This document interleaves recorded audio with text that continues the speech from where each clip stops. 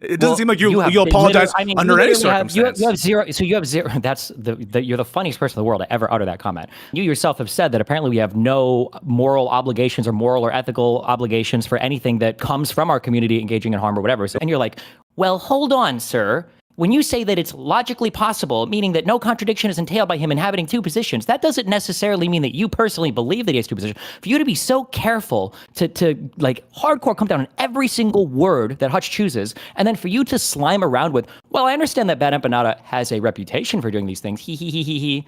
While later on, like not being familiar with any of the underlying clips or videos or anything from this issue you've talked about for like a year is incredulous. That's not my complaint. No. What is my complaint? I think it would be more for the. Are we talking about neglect? I thought that's what you were just talking about, neglect, right? We're talking about neglect rising to the level of having to notify CPS. Not neglect as in like you've been neglectful. You're using this in a very casual sense now. Okay, well, the thing that I said earlier. You're accusing me of deceit this whole time. I'm totally. Wait, no, hang on a second. You just tried to focus on whether or not the order of water. No, okay. There's no war games. If somebody sees that children are crawling around in shit, versus somebody else says that family doesn't get their COVID shots. Do you think that there would be a significantly larger percentage of people that would think, okay. Yeah. Okay. I just said why would you go to that example? You're demonstrating exactly what I'm saying. No, in response, I think that there's been some Pisco derangement syndrome, including but not limited to Destiny. And so this is me and Kafka talking a little bit about what I think is the Pisco derangement syndrome, and I want to get his take on it and the thoughts about my motivations and whether or not they're suspect. So we're going to bring in Kafka Esquire. We might also talk about legal stuff. I don't know. Whatever we want to talk about. All right. I like talking to Kafka. Mr. Esquire, Kafka. How you doing? Wait, talk a little more. Good. Can you hear me? My mic has been acting up a little bit recently. No, you're good. You're good. How was lunch? Good. I had a really rough night. My daughter's dealing with a cough that won't go away. We think it's probably just changing humidity is affecting her. So that then subsequently has messed up my diet or like my appetite for today. So just kind of up and down. I'm so sorry to hear that. Did you move or something, or is it because of you mean like the climate, like the weather? Just the weather. Like it just dropped rapidly, and so it's just that. And this happened last year too, and so we're just kind of stupid for forgetting that happened. Yeah, I had a little bit of like a rash or something, or something's going on here. So I hear you, and like my lips are a lot more chapped, and I just feel a little worse. I don't know if I'm sick. Yeah, or if it's we are like, it's funny because both my wife and my mother both get the same kind of like headaches related to low humidity. And so we all were just kind of like walking around like, man, it's weird that maybe we're all just getting sick. And then like she started coughing, and then we're like, oh wait, we're fucking stupid. It's just low humidity. And so we've been like putting up humidifiers, and everyone's like, wow, it feels so much better. So that's good. Well, I hope she feels better. How old is she, if you don't mind me asking? Thanks. 6? She's a toddler. Yeah, just a toddler. So a lot of fun. That's. I hope that do you want her to be a lawyer? She grows up to be a judge one day. She'll be on the Supreme Court. I wouldn't be disappointed if she grew up to be a lawyer, but also at the same time, it's like I really hope she gets to just choose one of those like really fun degrees where she's like, actually, I just got my PhD in like paleontology, and now I just like work at a museum. Underwater basket waving, perhaps. There it is, and I'd just be like, hopefully, a very successful lawyer that pays for my daughter to just be happy. Oh, that's sweet. It's a really irresponsible dream, but I'd be happy about it. Is it just the one? Just the one kid? Oh yeah, I'm one and done. Shit. Yeah, I had a child, and I was like, "This is great. I don't know what I need another one for." That's where I'm at. Well, I'm glad to hear that you're addressing the issue. It's so funny. Earlier because I was believe it or not, I was calling someone in my Discord unhinged for saying that you should be able to call CPS for even like minor not insignificant health risks to children. So I promise I won't call CPS because your kid ended up with a disease or something, or ended up feeling a little bad. That means a lot to me. Yeah. It's funny. Family law was one of the few classes I actually got an A in law school. And, oh, really? Yeah, I'm not a good student. Well, but hang on a second, because it's grades. For those of you not familiar, grades work a little differently in law school. At least in most schools, it's not true everywhere, but most schools will have like a curve, and so there are like a limited set of A's that they give out, and so you could actually be like a very smart person and have like a very decent test or whatever, but you're competing against everyone else, and presumably, like, usually, although don't always take this hard, they're at least minimally competent to like produce something, right? Something that's self-standing, and so it is more difficult to get an A in law school than it is in like regular college. Yeah, no, it definitely is, but like at the same time, like I can freely admit, like, dude, I would just sit in the back of class, open that laptop up, and just fire up some fucking video games. I am a horrible student. I mean, I passed, but like, dude, I just, yeah. I got an A in myself from go that, for it. but, yeah. I got an A in crim. Oh wow! And I forget what other class I got an A in too. I got plenty of A minuses, but I got an A in crim. I got an A minus in evidence, I believe. I liked evidence a lot. Evidence, actually, looking back, I actually liked it more than like I thought I would at the time. Mm-hmm. Like during the class, I'm like, I don't really like this, but then like looking back on it, I was like, oh, actually, like that was a good class, and actually, like I got a lot out of it. I definitely mine were family law, probates and wills, and antitrust. Those were the three that like I did the best in, and then I don't really do any of that for my practice. So. I think I was most disappointed because I feel like I prepared a lot for immigration law final. I think I only got a B plus in that class, and that really disappointed me. I'm like, But I did a clinic, but I really worked hard on this, and I really tried. That was probably my biggest disappointment. I got a B plus in immigration, which but again, guys, it's a different rigor. It's the curve, and you're gonna get swept up in some B waves every now and then. I got an A minus in property. And I was very surprised by that because like I did not feel like I understood it. That was a class where like I took property my first semester, and I know that like I did okay in it, but I know that I got like a boosted grade because I talked to at least 4 people in my class that just straight up didn't finish the final. They were like, yeah, I only like got through half the essay questions, and I was like, oh no. And they're like, yeah, I'm sure it'll be fine. And I was like, okay, well, I'm glad you're confident because that sounds terrifying to me. I actually thought that the rule of if you think you did it well, it usually undershot than with the exams that you thought you fucking fucked up. That actually was a decent rule of thumb for me, where I was like, whenever I felt like really good, I felt like I got disappointed with a grade. Civ Pro is another example. I think I got either a B plus or an A minus in Civ Pro, and I was like, but I was helping everybody. Everyone was coming to me to ask about Civ Pro. In my study group, everyone was asking me shit. How could I do bad? It wasn't bad. It just wasn't what I thought it would be. Civ Pro was maybe my class, which is funny looking back because now actually like I'm totally fine with that entire subject, but like that was the class for me where I was like, man, I don't know about this. I don't know if this. And then like I found my stride and I was okay, but that was like the first real check for me where I was like, law school might not be for me. But then like, but also that was my only professor I had that was like, I don't know if you had any of these, but it was like the professor that is really inappropriate with female students. And so he was also didn't have that in other areas. Yeah. And so like all that collected together to be in Civ Pro, which is already a kind of not enjoyable class for a lot of people. Oh, so yeah. So just like it kind of layered. Yeah. I was like, I don't really like this. But then after that, everything else was great. I didn't have any other professor issues. Really, but I remember the one place where I was really confident I did well was the crim final. The one where I knew I nailed that one because I just like went in there and fucking had a plan, and I just fucking destroyed my fuck. And I never did any other than like some white collar investigations, and some crim im stuff where like you already have like a conviction in the record or whatever. Right. I never did anything. I didn't go into criminal law. And investigations are very different than what you'd expect in like a law school exam. Yeah, no, my crim class was funny, or my crim final was funny because I did not see the email from the professor that we were having the final in a different room than we'd had the class in for all year. So like I showed up, sat down, got all my stuff ready. Like one other person came in who didn't get the email.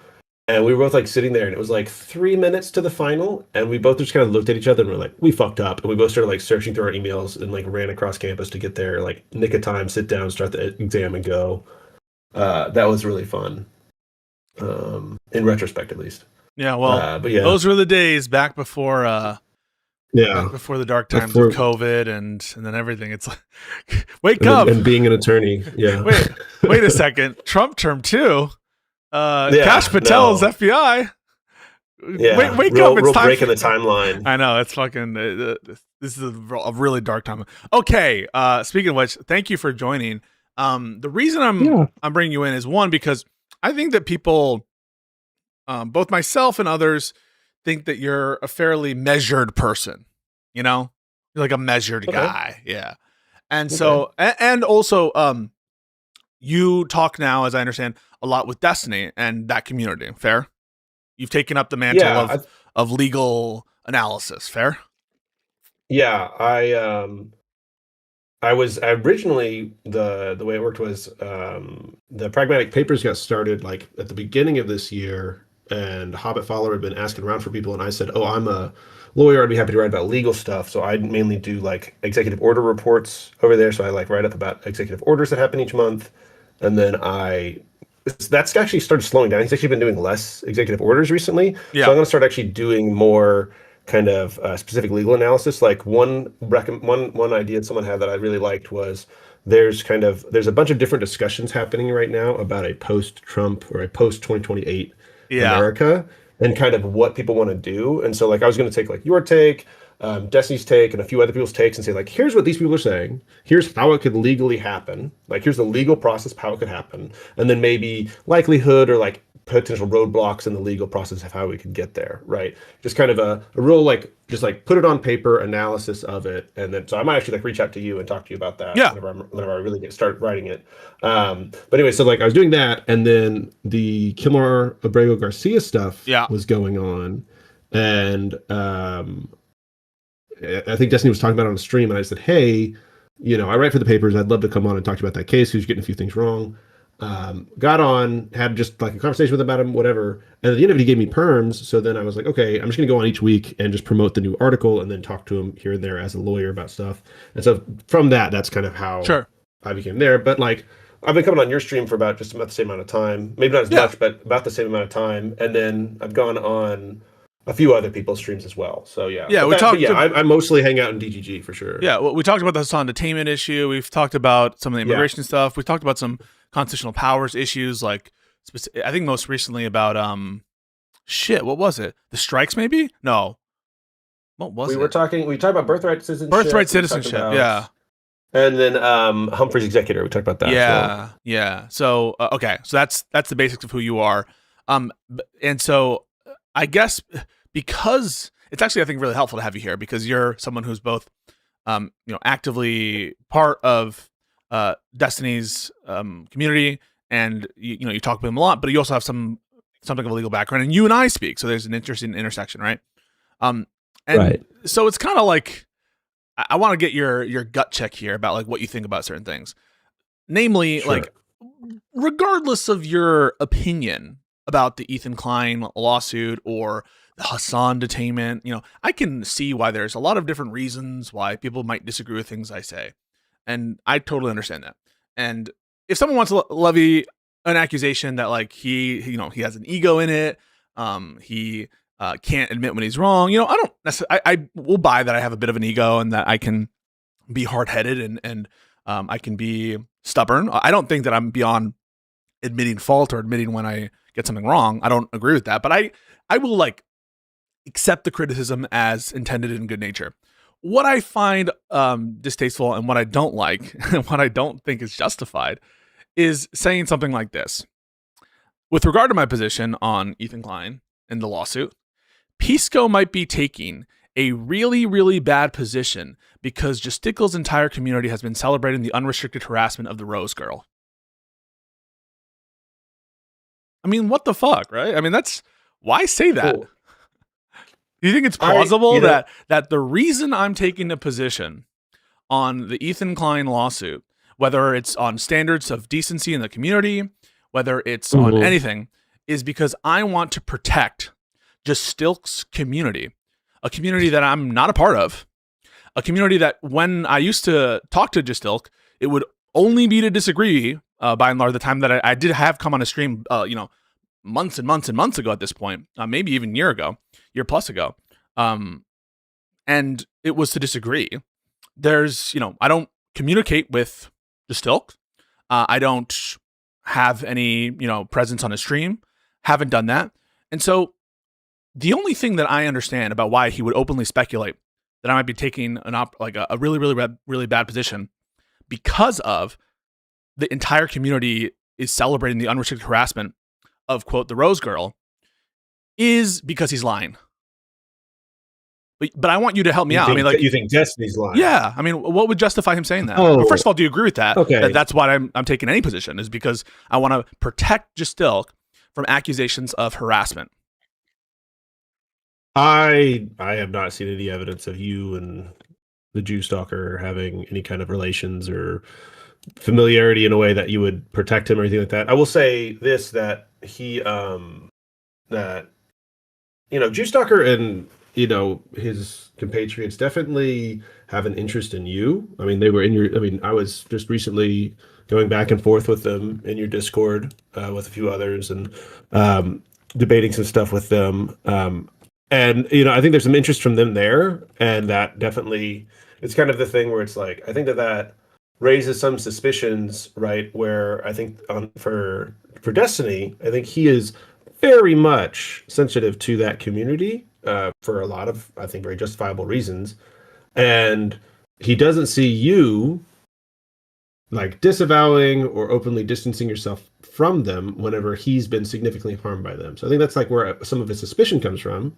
And then also, I think part of the suspicion is that, like, you, I believe you're still close to Straighter Aid, and I think that he felt very hurt from her and her actions, and you have continued to do it. And I'm not saying, and I'm not making judgment on these. I'm saying this is where he's seeing you do those things, and then I think that kind of lends itself to him thinking like, okay, well, like, this guy's not against those people, and now I'm seeing him do these things, and then him go on to speculate about your interaction with them. I see where he's coming from on that. I think that the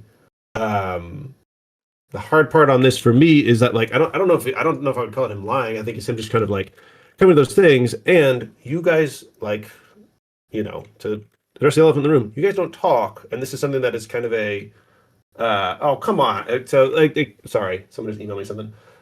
I think it's you guys don't talk about this. He's seeing this and he's making a conclusion about it. And it's more of kind of a fact issue that could be cleared up by a discussion between the two of you. No doubt. I think it could be cleared up by a discussion between us, but wouldn't it be the correct thing to do if this is his mind, in his mind, rather than, speculate like that, wait to see any evidence of it, because, he has a very influential community, right? You would agree that if someone like who we didn't, or who wasn't a fan, we weren't a fan of, for example, like Hassan was just saying this. I speculate that the reason why Ethan Klein has taken this position, for whatever reason, is because he hates Palestinians. He has an anti-Muslim bias or some other accusation.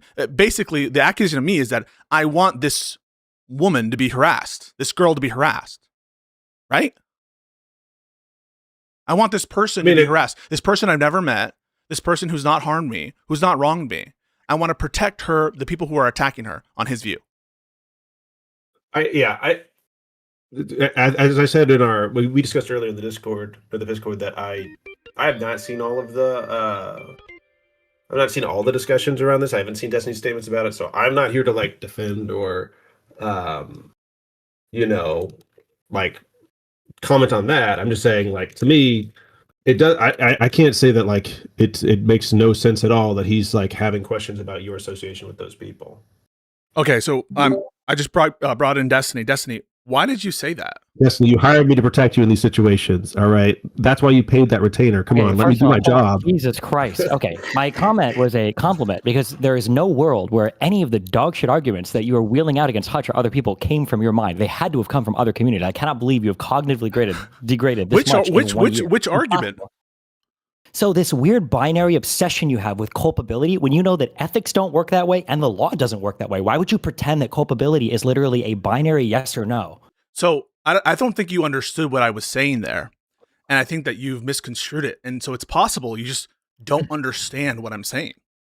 Sure. So I understand what you're saying. The problem is what you're saying is not a thing that anybody believes. So you spent half the conversation trying to distinguish between responsibilities and obligations and separating those things from the harms that they cause. That was one of the reasons why Hutch had so much problem like understanding what you were saying, because literally nobody talks about obligations or responsibilities separate from the harms they cause. This is why the more responsibility, the more obligation you have, it's usually because as a result of not fulfilling those obligations or responsibilities, more harm will come from not fulfilling those roles or things. And you trying to pretend that like having a responsibility and failing to adhere to that responsibility, you're not culpable for any of the harms that follow. That's an untenable, absurd position. There's no way that you believe that. I can't believe that you believe that. I think the better inference is that you just don't understand what I'm saying, and I can clarify it. So you think, so what I'm understanding you to say is that you think that my position is that when I say something like the word responsibility, that I'm somehow distinguishing it from like ethical responsibility, and that therefore we cannot like put someone morally at fault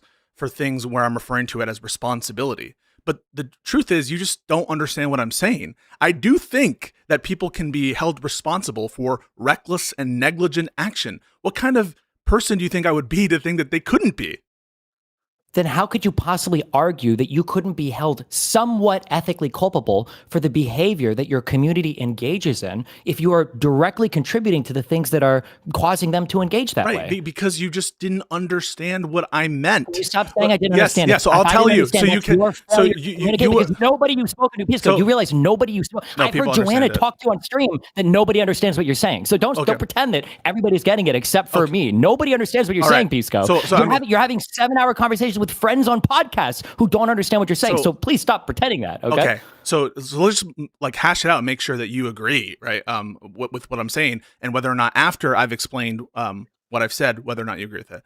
So I understand ethical culpability to be equal to moral fault. Another word for that is responsibility. Okay. And sure. I think that you are only ethically culpable for the ethical wrongs you in fact do. Okay. So you are not ethically culpable for ethical transgressions that you do not, in fact, commit. You agree with that, right? So far? No. There's a transitive thing that happens that you're completely missing. Let's say that somebody creates a trap in the middle of a room, and I tell somebody, knowing there's a trap there, walk to the end of the hallway. Can you just hold on one second? So is my Twitch stream up right now? Just because you're banned, right? I just got to make sure it's offline. Okay. I'm pretty sure they rewrote the rules for Hassan like 12 times, so you're probably so I just undid the Twitch thing. You send somebody to walk down a hallway knowing there's a trap in the middle of the room, and they fall into the trap. Mm-hmm. You're trying to do this weird game of saying, well, you didn't actually place the trap and make them fall into it. So what you would be morally culpable of is giving them bad advice, knowing that they might fall into the trap, but you wouldn't be responsible for them actually falling into the trap itself. So that's your position, yes? So no, it's not my position in the way that you've described it right there. So my position is that one's ethical fault, that their state of mind is integral to the kind of ethical, transgression that we're talking about. So for example, you have an ethical obligation to refrain from intentionally and maliciously causing the death of your child. You'd agree with that, right? Sure. There's no ethical obligation to be free from, ending your child's life in every respect, right? I mean, there could be some situations in which your child is an initial aggressor against you, right? And where you would be justified to end your child's life. In other words, one's moral fault is directly related in our heads and the transgression to a state of mind, right? And when I say you don't have ethical fault for intentionally calling CPS, it means only that you don't have ethical culpability. But you would have an ethical fault for luring other people or encouraging other people or baiting other people into doing it. Yeah, so you would be ethically culpable, as I was trying to lay out to Hutch, for recklessly... No, hold on. To be clear, tell me if I misstate you. Yeah. You very, very cleverly and bizarrely danced around that by saying that the only obligation you had was to make sure that you were behaving in such a way that made it so that you weren't getting banned by Twitch or otherwise coming under harm of the Twitch terms of service, basically. No, I know. Any ethical obligation, you spent like 3 hours arguing this. You can pretend that I didn't understand or Hutch didn't understand or literally nobody understood this. But yeah, I understand. You're maybe a really bad communicator. We can just do it one by one. We can just do it. Well, because I don't know if you're gonna. I don't know if you're gonna rewrite the whole thing. So let's just stick on the examples that you gave. Wait. No, okay? because you just made a claim that I was being shifty and clever. You were. But wait. Yes. Well, I just want to take, because you just said something that like I was limiting the amount of exposure in the case of, increasing risk to only, consequences related to Twitch. But that didn't happen, Stephen. That was the first thing I mentioned. And then after that, I said, and so also, if you want, we can find. Well, here, if you want, we can find the exact clip. Yeah. Okay. Hutch said something along the lines of, are you saying it was something like, is there no reason not to, or why shouldn't you moderate your community or something like that? Or what is the purpose of even moderating your community? And your response was something along the lines of like, well, as long as the action isn't too burdensome, you should do whatever you need to in order to basically make it so you don't come under TOS action from the platform. Oh. And then you very cleverly snuck in, now the bad actions down the road might tie into this, but you were doing a huge work there to separate any bad actions that resulted from your lack of moderation. We can find the clip if you want. No. It's not the case. I think it's because you read into, for example, and we can use this one, the bad empanada situation when they asked me, do you agree? So this is what Hutch says, right? Hutch says, you agree bad empanada is a malicious actor. And I said, I know he has a reputation for being a malicious actor, and I've seen him act in conformity with it. So my answer is yes. And when you heard that, me say that, in real time, just reacting honestly, you took that negatively. You took a negative inference against the way I phrased that. Hold on. Right? Wait. Repeat what you just... So wait, let me just understand. You think that bad empanada is somebody that engages in bad behavior? Yes. Okay. I could be wrong and maybe I missed it. I don't know if I heard you say that yesterday. I feel like I heard you say 15 times, I know that bad empanada has a reputation for engaging in bad behavior. I feel like I heard you say like 10 or 15 times. I don't know if I ever heard you actually directly state, yes, bad empanada engages in behavior like doxing and other things that's made him not welcome on Hassan's stream or whatever else when he's not being a convenient weapon for him. If it's the case that I did do that, if I said in sum and substance, I've heard I know that he has a reputation for malicious action. I've seen him do stuff which I would consider to be malicious, and therefore my answer is yes. If my answer was that, would you owe me an apology? No. No, but you said that the reason that this happened is because I've been talking to Erin, and she's been telling me that there's an equivalence between bad empanada and you, and that's why I said that. Under what circumstances would you ever take accountability for the kind of reckless and false statements you're making about me, including this bad empanada bit? It doesn't seem like you apologize under any circumstance. You have zero. So you have zero. That's you're the funniest person in the world to ever utter that comment. Number one. Number two, I mean, you yourself have said that apparently we have no moral obligations or moral or ethical obligations for anything that comes from our community engaging in harm or whatever. So whatever I say about you, as long as I'm not getting moderated against, it should be fine. Well, I didn't say it. Wait, Number Steven, two. Number three, for you to be so careful when Hutch was talking to you, and for any human, okay, when you say, is it possible, or Ethan could have two motivations for this behavior, right? And Hutch goes, well, yeah, it's possible that he's motivated by two things. And you're like, well, hold on, sir. When you say that it's logically possible, meaning that no contradiction is entailed by him inhabiting two positions, that doesn't necessarily mean that you personally believe that he has two positions. For you to be so careful to like hardcore come down on every single word that Hutch chooses, and then for you to slime around with, well, I understand that Bad Empanada has a reputation for doing these things. He. While later on, not being familiar with any of the underlying clips or videos or anything from this issue you've talked about for like a year is incredulous to me. Let's just deal one thing at a time. So the notion that, first off, it's something wrong with me clarifying what Hutch means by can someone have multiple motives. The reason I do that is because I've had experience. Stop, that's not my complaint. No. What is my complaint? You saying that I'm applying a level of sophistication and granularity when it comes to Hutch's language that I don't apply to my own. That's your complaint, correct. Isn't it? Okay. Yes. I'm trying to undermine that, right? And the way I would undermine that is because this is what you're doing is an attack on my character, isn't it? You're saying I'm being slimy, correct? Yeah, because the arguments I can't deal with them. Yeah, they're insane. The reason why it's relevant that I bring up my good purpose and why I would bring up and have particular language with one thing and not the other is specifically to defend your character attack. And so you would agree it's relevant for me to bring up the justification for me being particular in my language in the example you brought up, right? That's relevant. You keep Is it I don't know if relevant? you're aware of it. You're doing it right now. No. I'm not attacking you for being particular with your language. I'm attacking you for the being hypocrisy, selectively right? Yeah, particular. yes. So one way in which I could attack your criticism of me, namely that I'm being hypocritical, is to justify both my language initially and to justify my language with respect to bad and banana, right? That would be a way to address the hypocrisy. How else would I address it, Stephen? Well, How can I address it? The difference was between the difference would be your framing of every single thing you say and every single thing he says in the beginning of the conversation when you're setting up the whole meta conversation, for you to be so careful with your language there, and then in the last entire half of the conversation to be mixing up words and throwing random things around and doing whatever else and not giving any charitability or any understanding to Hutch's side of the conversation. I don't think that the same skeptical lens was applied in both halves of these conversations. How would I go about starting to prove that you're wrong? What would it take for me? What kinds of things would I need to show to in the context of that conversation? Or is this an unfalsifiable assertion that you're making that no amount of we would have to rewatch the conversation and go through some of the examples. Can I like just one of the big points would be address the things you're incorrectly saying? stating that Hutch had a positive claim that he needed to justify to you in an argument or whatever. That wasn't true. You came in with a positive claim, and you didn't have any of the justifications for your claim, and you were saying that he was lacking evidence to prove his. so can we? Is it okay for me to examine what you just brought up? Right? Is the claim about burdens? Okay. So you just said you claimed that Hutch had a specific burden in the nature of the conversation, but how can that be given the fact that you're the one walking in with a positive claim, right? That's what you just said?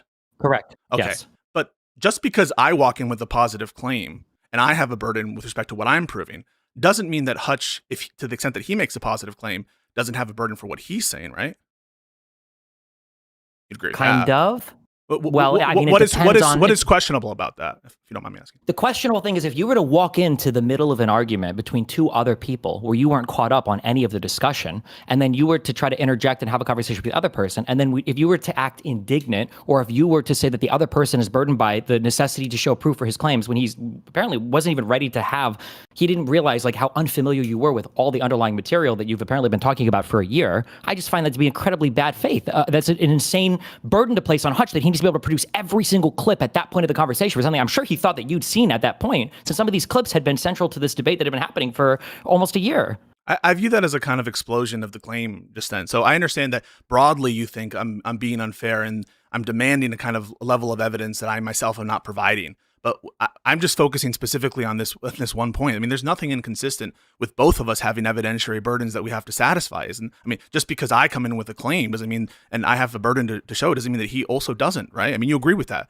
So I don't understand why this kind of... Not necessarily. I mean, if you come in with a positive claim and he's playing the negation, the burden would be on you initially, like you were saying, because you thought that he was the one with the positive claim. The burden would be on you initially to present proof of your claim.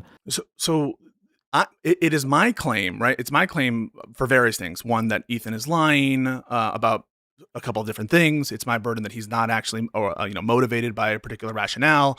And in that part of the conversation, I know exactly why we were talking about what we were talking about, which is essentially what this will ground down into is doing this kind of lawsuit against these kinds of people justified? And what most people say is it's justified because of their culpable conduct, because they've done something for which they deserve this. And so we were at the point where I was asking, why do they deserve it? And Hutch was saying, well, they deserve it because of a reason. And given that it was his claim, right, he is trying to justify in that moment the why it is morally correct to do this lawsuit against them. In that context, I think it makes perfect sense to say that it's his burden to show that claim. And I don't think there's anything wrong. And I want to ask you, if you guys had met on neutral ground to arrange a conversation or whatever, then sure. But for him having had discussed this for so long, and then for you to come in presenting the claim that you don't believe any of this was justified, and then with basically, from what I saw, no proof of your own, you start demanding him to provide the negation of your completely unsubstantiated view. I don't know. I just think it was a really aggressive and shitty way to frame that to a person who didn't seem like they were trying to play gotchas at all. On the contrary, you were doing it to him the entire conversation. It's my claim that I don't have a reason to believe that these lawsuits are justified. And I've been very open. When I talking about the lawsuits being justified, I think it was just basically on like what had Denham said or what had Casey Tron said or whatever that before to even build up the culpability argument. So one is I am familiar with a lot of their statements. and the ones that people bring up to me. And anyone, it's so trivial to show this, is because so many people in my open calls in which, again, this is more evidence to suggest I'm not bad faith and just taking a position because Justicle's entire community has been celebrating the unrestricted harassment of the Rose Girl. One evidence that that's not the case is the fact that I'm open to having people of all types come and produce evidence to me. And I've had conversations about these particular statements, and oftentimes I'll let the statements play out, and I'm familiar with them. I have seen that clip of Denim's before. I've seen the clip of the Giardia before. Now, I'm not going to claim to know all of their streams, which is what Hutch was asking for, which I think was Stop. not Hutch justified. was asking for you to be familiar with all of their streams? No, with their content generally. In like all of their content? By the way, you saying that right now, you said that multiple times. I haven't seen all of Casey Dressler's all of Denim's streams. By all, I mean a substantial, significant portion of their streams. That's what I mean in this context. Okay, even that's not true, right? Hutch doesn't expect you to be familiar with a significant portion of their streams, right? These people stream for thousands of hours, right? So he was claiming that you acknowledge that they stream for thousands of hours. I acknowledge they stream for thousands of hours. Do you think that? Okay, you acknowledge Hutch wasn't asking you for you to be familiar with the majority of their stream, 51% plus, or even 10% of all the hours they've streamed, right? That I be generally familiar with how their streams are run, I think is what he's pointing out. Do you disagree with that characterization? That can be an okay characterization. Okay. Generally familiar with can be generalized from a small subset of content, though. Not having seen most of their videos. So again, I'm only harping on this because you were so careful qualifying his language earlier when it played to your favor. That for you to throw on, I have to know most of their content, is an absurd statement compared to I need to be generally familiar with how they engage with their content. You're alleging that it is possible to gain a representative sample of how one runs their content based on a small segment of their streams. That's right. It can be, yeah. Okay. And so when Hutch asked that question, I think what he was implying is I did not have sufficient familiarity with their content for the scope of my claims, which I think is preposterous. I think that the scope of my claims it seemed like you had almost no understanding of their content whatsoever when he was asking you questions in virtue of what? Is that clear? So when you saying things like, I don't know if they ever read their chat.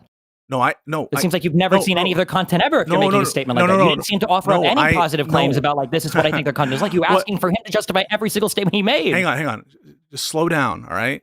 I think that merely showing that something appeared in a stream or in the chat isn't sufficient for us to conclude that there's been a failure to moderate. And you would agree with that. I'm sure that there are times in people's streams in which I would agree with that, but that wasn't the subject matter. That wasn't the subject of the conversation. The subject is if you do a stream that is centered on a topic and messages are showing up that seem to run in parallel with what the video is saying, with what you're implying, with what the rest of your community is saying, that for you to retreat to this thing of isn't it possible that maybe they missed that one message? It's like saying maybe it's possible somebody missed the swastika when they were walking to Hitler's bedroom. It's just such an absurd statement given the context of what was being talked about. It's not like there was a single chat message that went by that Denim's didn't catch. She was watching a hit piece video on Ethan, reading comments literally about calling CPS and everything else, and giggling and laughing along with it and talking about the deadly dangerousness of the disease. I don't think it's absurd at all as you try to characterize just then. And I want to be able to finish this. Okay, out. wait. So I just want to put a pin in this then. Do you think that Denim's was aware that people in her chat, more likely than not, were calling for CPS calls and were saying stuff akin to this? Okay, then why even have the conversation? What have you been talking about for a year if you're not even sure of this? So you had a 7-hour conversation with us yesterday. I don't know why you're talking about this. I just want to be clear. You're certain. What is your level of certainty that she saw the messages that you claim that she saw? 95+%. There could be some brain disease. There could be some other thing going on or whatever, but... Okay, and that's because the chats in fact showed up, right? That's why you believe it? No, there's a ton of stuff we can look at her reaction afterwards to all of the calls and everything else, and the giggling and the celebrating and the joking about it and everything else. But you would agree that's not what is being talked about. What we're talking about here is a failure to moderate, right? And that's not contingent on her reaction to the Bad Empanada video, is it? No, but her reaction to the Bad Empanada video can definitely give us insight into whether or not we feel like she might have seen the message. Sure, for instance, if that CPS call comes out and her reaction, I don't know why you're asking me this, you know the answer to this. If the reaction to that message comes out and she's like, Jesus, guys, what the fuck? Well, this isn't cool in my community. We don't do shit like this. And I was like, maybe she didn't. So I just want to say, assuming she saw it, right? Assuming she actually saw it. But her reaction to the Bad Empanada video, I just want you to make sure you answer it. Hold on, wait. I've let you ask your question, Steve. Whatsoever of any of these messages and any of her chat at all? She had no awareness of them at all? You asked that question, and what did I answer? Do you remember what I answered? What did I say? That the reaction to the messages themselves can't prove whether or not she saw the message and failed to moderate? No, you asked the question, do you think that she saw those messages? You asked it. Do you remember what I answered? That you said you don't know? I don't know. But you say you do know, right? I can make a probabilistic guess, and the right? reason, and in virtue of what can you make that probabilistic insight? Because streamers generally watch their chat, because chat will generally respond to messages in stream, because streamers usually have other moderators in their chat. So the only thing that I'm bringing up here, and the reason why I'm bringing that up is because, yes, streamers watch their chat. I watch my chat. Hutch watches my chat. I know from experience, and I'm sure you know from experience, that if there are if a small amount of people, as compared to a big amount of people, compared to a moderate amount of people, making a certain comment, that will bear, or whether we're looking at chat, that will bear on whether or not we ought to have culpability for failure to moderate. You'd agree with that, right? Some get not necessarily. No, it depends on the comment. Of course not. So there's a situation in which, let's say, one person in DGG says something crazy. The worst thing someone could possibly write in DGG, and no one catches it. That changing the level of intensity of the message is going to bear on whether or not there's a failure to moderate?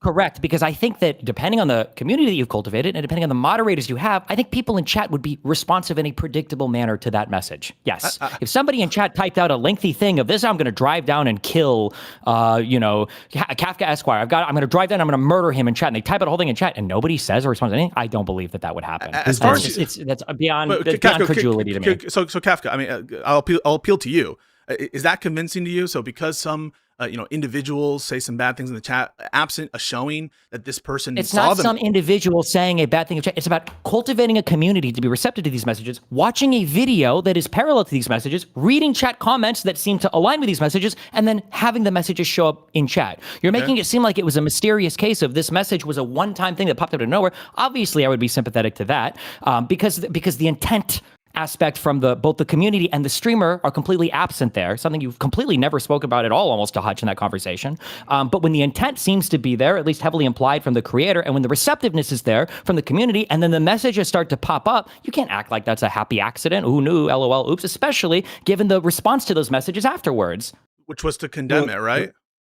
1 second. Pisco. What, Denham's condemned the CPS calls? Did Denham say that she didn't agree with the CPS calls? I feel like this was after a lot of pushing. But do you know? I didn't follow this or talk about this obsessively for a year, so no. I probably saw this clip like 7 months ago. Okay. Why, do you want to go and find the clip to see what her initial response was? We can. I just think that when there's a failure to moderate and someone is making claims that she absolutely saw it and had a bad response to it, I think the burden is on them. And just saying, well, streamers generally look at their chats. I don't think that's going to do it. I mean, I'm sure the claim is that streamers generally look at their chats. Why do you keep saying that? Well, plus the messages were really depraved. I think in order to say that there's like some irresponsibility here, you're going to have to look at the number of messages, any evidence that she actually saw the messages, any evidence that someone DM'd it to her. That's the kind of stuff to show that claim, not just that it existed. No, okay, no, you don't even believe this. This is why I'm saying your arguments are coming. I know you're not this stupid. What don't I believe? Let's that you would need every single one of these like discrete percentage figures on like what was the messages per hour and what was the eye tracking on the screen per hour and what was the blah blah blah. If I was watching a video on stream that talked about how to kill black people, and while I was watching this video I was laughing along and like, oh man, you could kill black people that way, and then some people in chat started typing up like, oh man, I'm gonna go kill a black person. All right, there's this black person near me that I should kill, and then 5 days later a black person near me ends up getting killed. There's no way that a year later you'd be like, well, do we really know that Destiny saw that particular message in chat? Like, what were the messages per hour? Like, we know that sometimes he doesn't catch every single message in chat. You would say, well, no, you're clearly cultivating a community of people that are receptive to the message. You're watching a video that is echoing the message, and you're laughing along and giggling at the message. But let's just break it down. I mean, so if there's an unhinged individual in your chat and they say something totally unhinged, and the community just kind of like disregards him, no one brings it to your attention. And it turns out later on, let's not introduce for the moment, and we can add it later, that you're that you're cultivating a community specifically to go after these people, whatever you want to say. But just that by itself, you don't think that we would say, well, hang on, you can't blame Destiny for this. You can't blame Destiny for this. They didn't see the chat. I would agree with you. And when it was brought to, let me finish. Wait, Stephen, can I please finish? Well, no, hold on. Why can't I finish? You're going to ask me question by question. Let's go piece by piece, right? Yeah, I agree that if it was one crazy message, you wouldn't hold the person accountable for that, for sure. So not what we're talking about here. But go ahead. No. And what I would say is, hang on a second. Right to bear arms didn't see that. And as soon as it was brought to Stephen's attention, they banned the person. Right? These are the arguments that you had all the time with people who would come in to DG and they'd be like, oh my God, look at this comment that was right there. It was so mean. It was so horrible. And you didn't do anything about it. And you just let it happen. And this is the exact same arguments that you were like, well, listen, I hold my community to high standard. And when it's brought to my attention, we take action. That's what you would always say. And I would say, okay, that's reasonable, right? If someone is doing something and they like, there's a lot of shit that happens. The same thing over and over again. So, this isn't this situation though. So the disanalogy I'm guessing is because of the fact that they're cultivating like snarkers or people who do a certain thing, right? Who have a certain malicious attitude. Is that right? I would say probably the larger aspect here is the fact that that Denims was watching a video that was basically calling for, or getting as close to calling for this thing as possible. Chat was vibing with the video. Denims was vibing with the video. And then people in chat started to do the next logical thing of talking about CPS or CBS calls. These things are you saying that there's a lack of connection there from A to B to C to D? No, I mean, I don't think there's a lack of connection in the same way I don't think there's a lack of connection between the Republicans when they argue about what you already know what I'm going to say. That there is a clear connection between the people in terms of the same kind of connection, calling people fascists, saying that they're going to destroy the country, and we make this argument for Trump all the time. All the time when we're talking about hold on, calling people fascist. How does that relate to anything that we're talking about here? So let me give you an example, right? So you just said it's not hard to see a Wait, connection. No. Do the example that you just gave. Yes.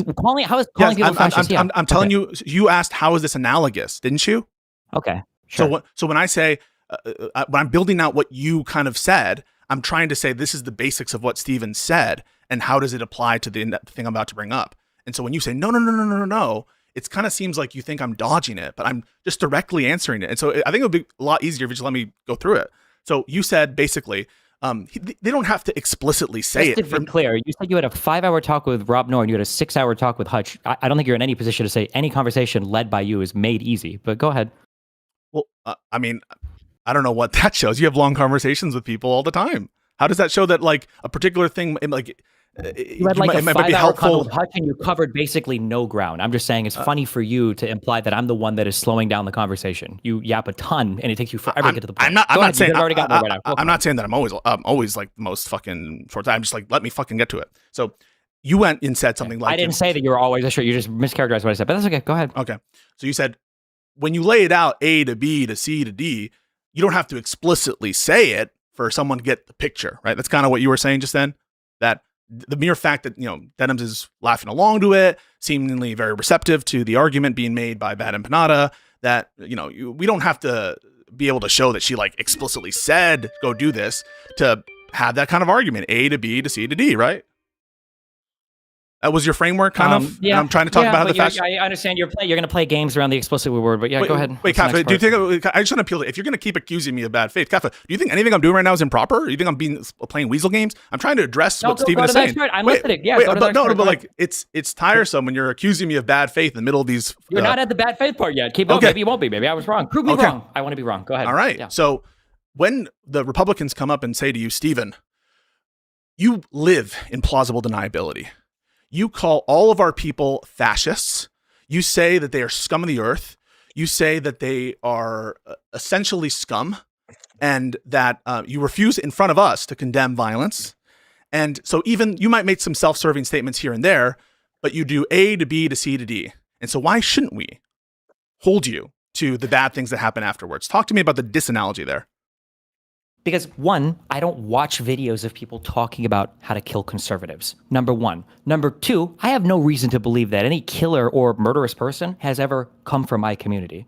Number three, calling somebody a fascist or scum of the earth or whatever, one of the things that I say all the time, and everybody listening to the country knows, you have the right to think that about other people, and you don't have the right to kill them for it, okay? Freedom of speech, you can have absolutely abhorrent views in this country, okay? And number four, you can say that I refuse to condemn violence in particular circumstances. There are hundreds or thousands of clips out there of me saying, literally right after the Charlie Kirk thing, there is a fucking 30-second clip of me saying, the guy that shot him should hang for it. You should never kill people in this country. I have an unambiguous position on political violence. You might think differently because of a clip or two that you've seen, but it is painfully obvious if you spend any time in any parts of my community community. But I'm just saying that. But the funny thing is that if you change any one of these things around and imply that one, people wouldn't be far more critical of me, or two, that I wouldn't change my own behavior. If I had a chat and we were joking constantly about like, man, if I was going to kill like a conservative, I wonder what weapon we would use. I bet you could do it with a single shot rifle. I bet you could do it from the roof. If I were to talk shit like that in my chat and then Charlie Kirk gets assassinated, what do you think my response would be? To giggle and laugh about it? Or do you think that to laugh about the killing? Everybody, to laugh, to make jokes about the people being killed? Yeah. Would that be a response? I don't know. Would it be? No, if I had a chat room and we were talking about the optimal way to assassinate or murder a conservative and they get killed in that exact manner?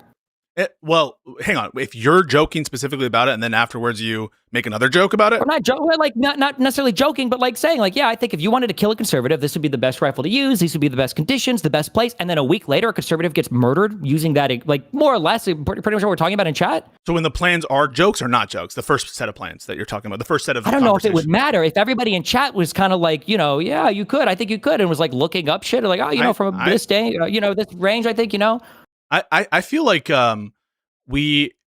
there are a lot of like edgy jokes that are being made that are made about even killing conservatives that DGG engages in, and I think that they're all taken in that sense, and I don't think that people think that they're serious. But basically, what I'm suggesting is, wait, can I finish? There's two things. Well, you didn't even answer my question, but no, because what was the question? You said that there's what question do you think jokes. I didn't finish? I just want to address what did I not answer? Do you not think that I would like severely change my behavior or make a statement, or would there be massive? Yeah, you would condemn that, right? You would no. No. You would condemn it. No, I would change my behavior. You would stop calling Charlie Kirk a fascist? No. Sorry. What would you do? Sorry.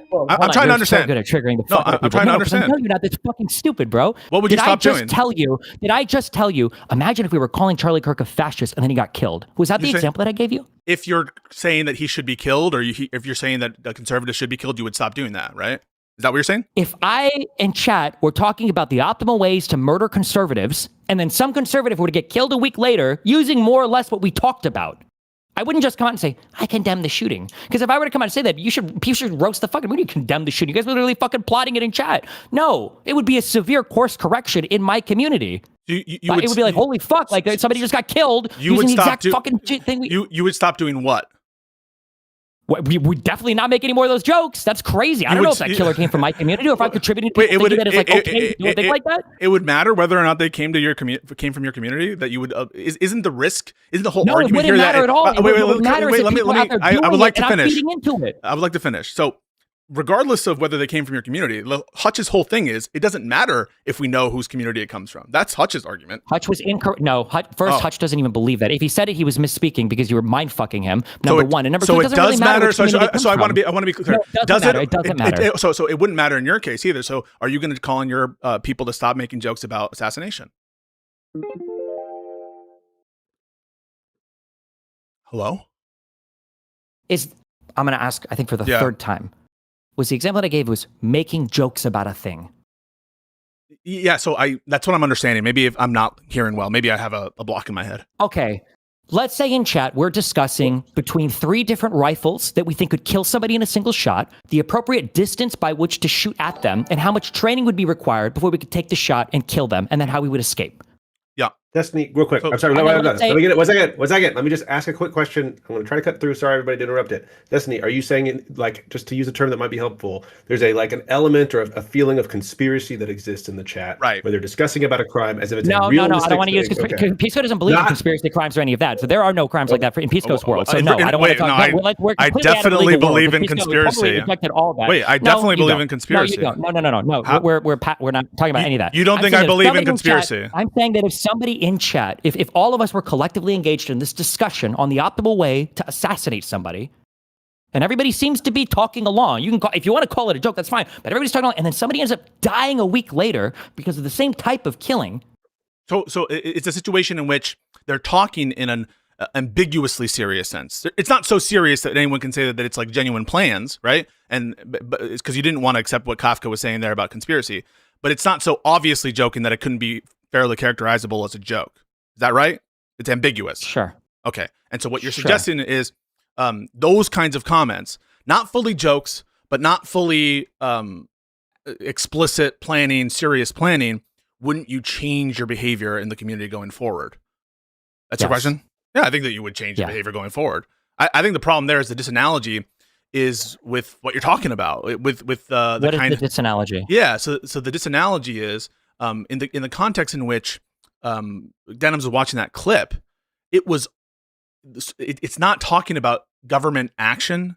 It's not her agreeing to do anything in kind of like the preparatory. Wait. Can I finish what I'm saying before you like spaz out? Yeah. Okay. Sorry, go ahead. Like you agree, she's not like agreeing to contemplated government action, right? She's not agreeing about the best way to do the infringement on Ethan, right? She's not talking about the best way to plan a bad or malicious act against Ethan. You agree with everything I just laid out so far?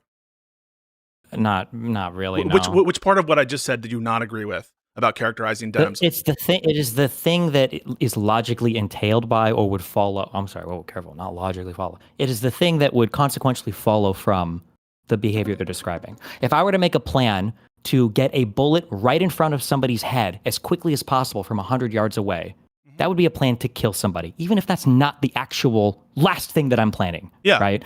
To say that, Hutch asked this question, I'm curious, do you still stand by this? If you genuinely believe that somebody's kids are being sick, are sick because of severe neglect from the parents, such that they're crawling around in dog shit, do you not think that that is an adequate grounds by which to notify CPS?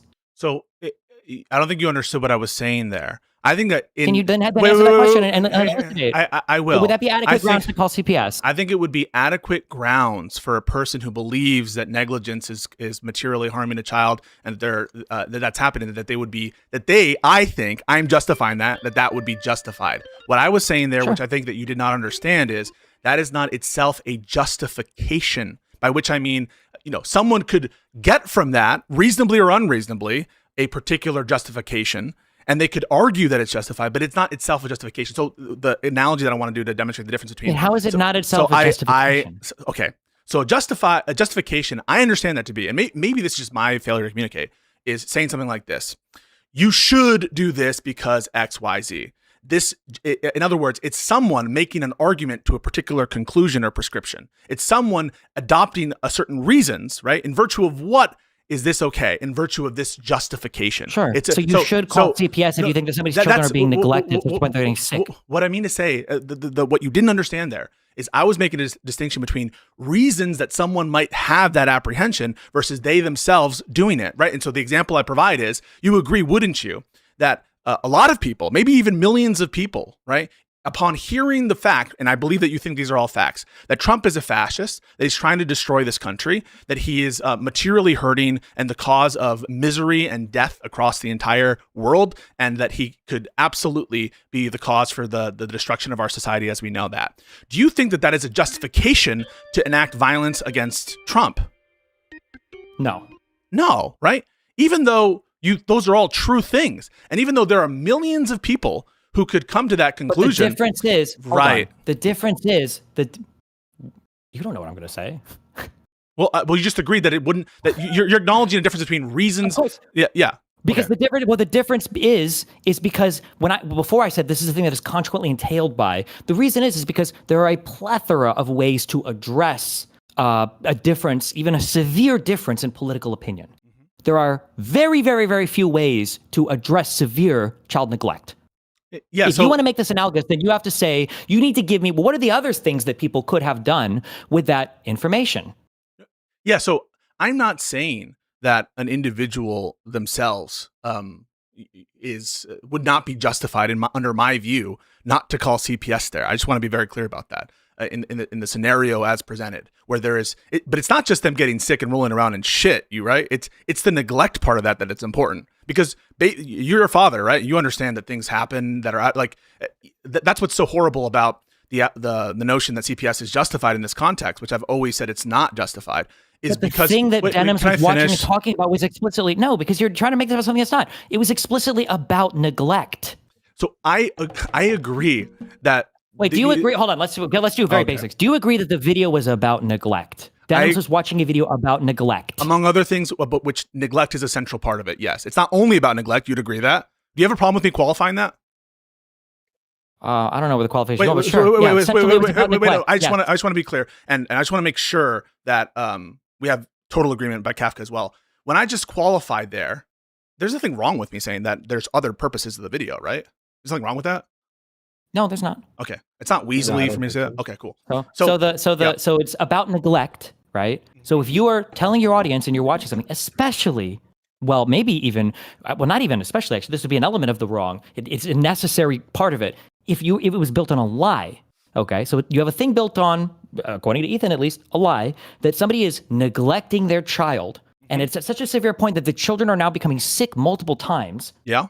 And Denham's is supplying, she has this epistemic justification to make all of these things even worse. Oh, diseases that adults and children get are really bad for children. Oh, this must be why they're sick all the time or whatever, right?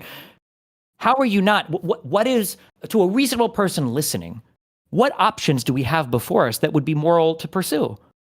Yeah, so I'm not saying that it Can you answer that question and then you can, yeah. Well, that there What options do they have to pursue? Yeah, so the general audience?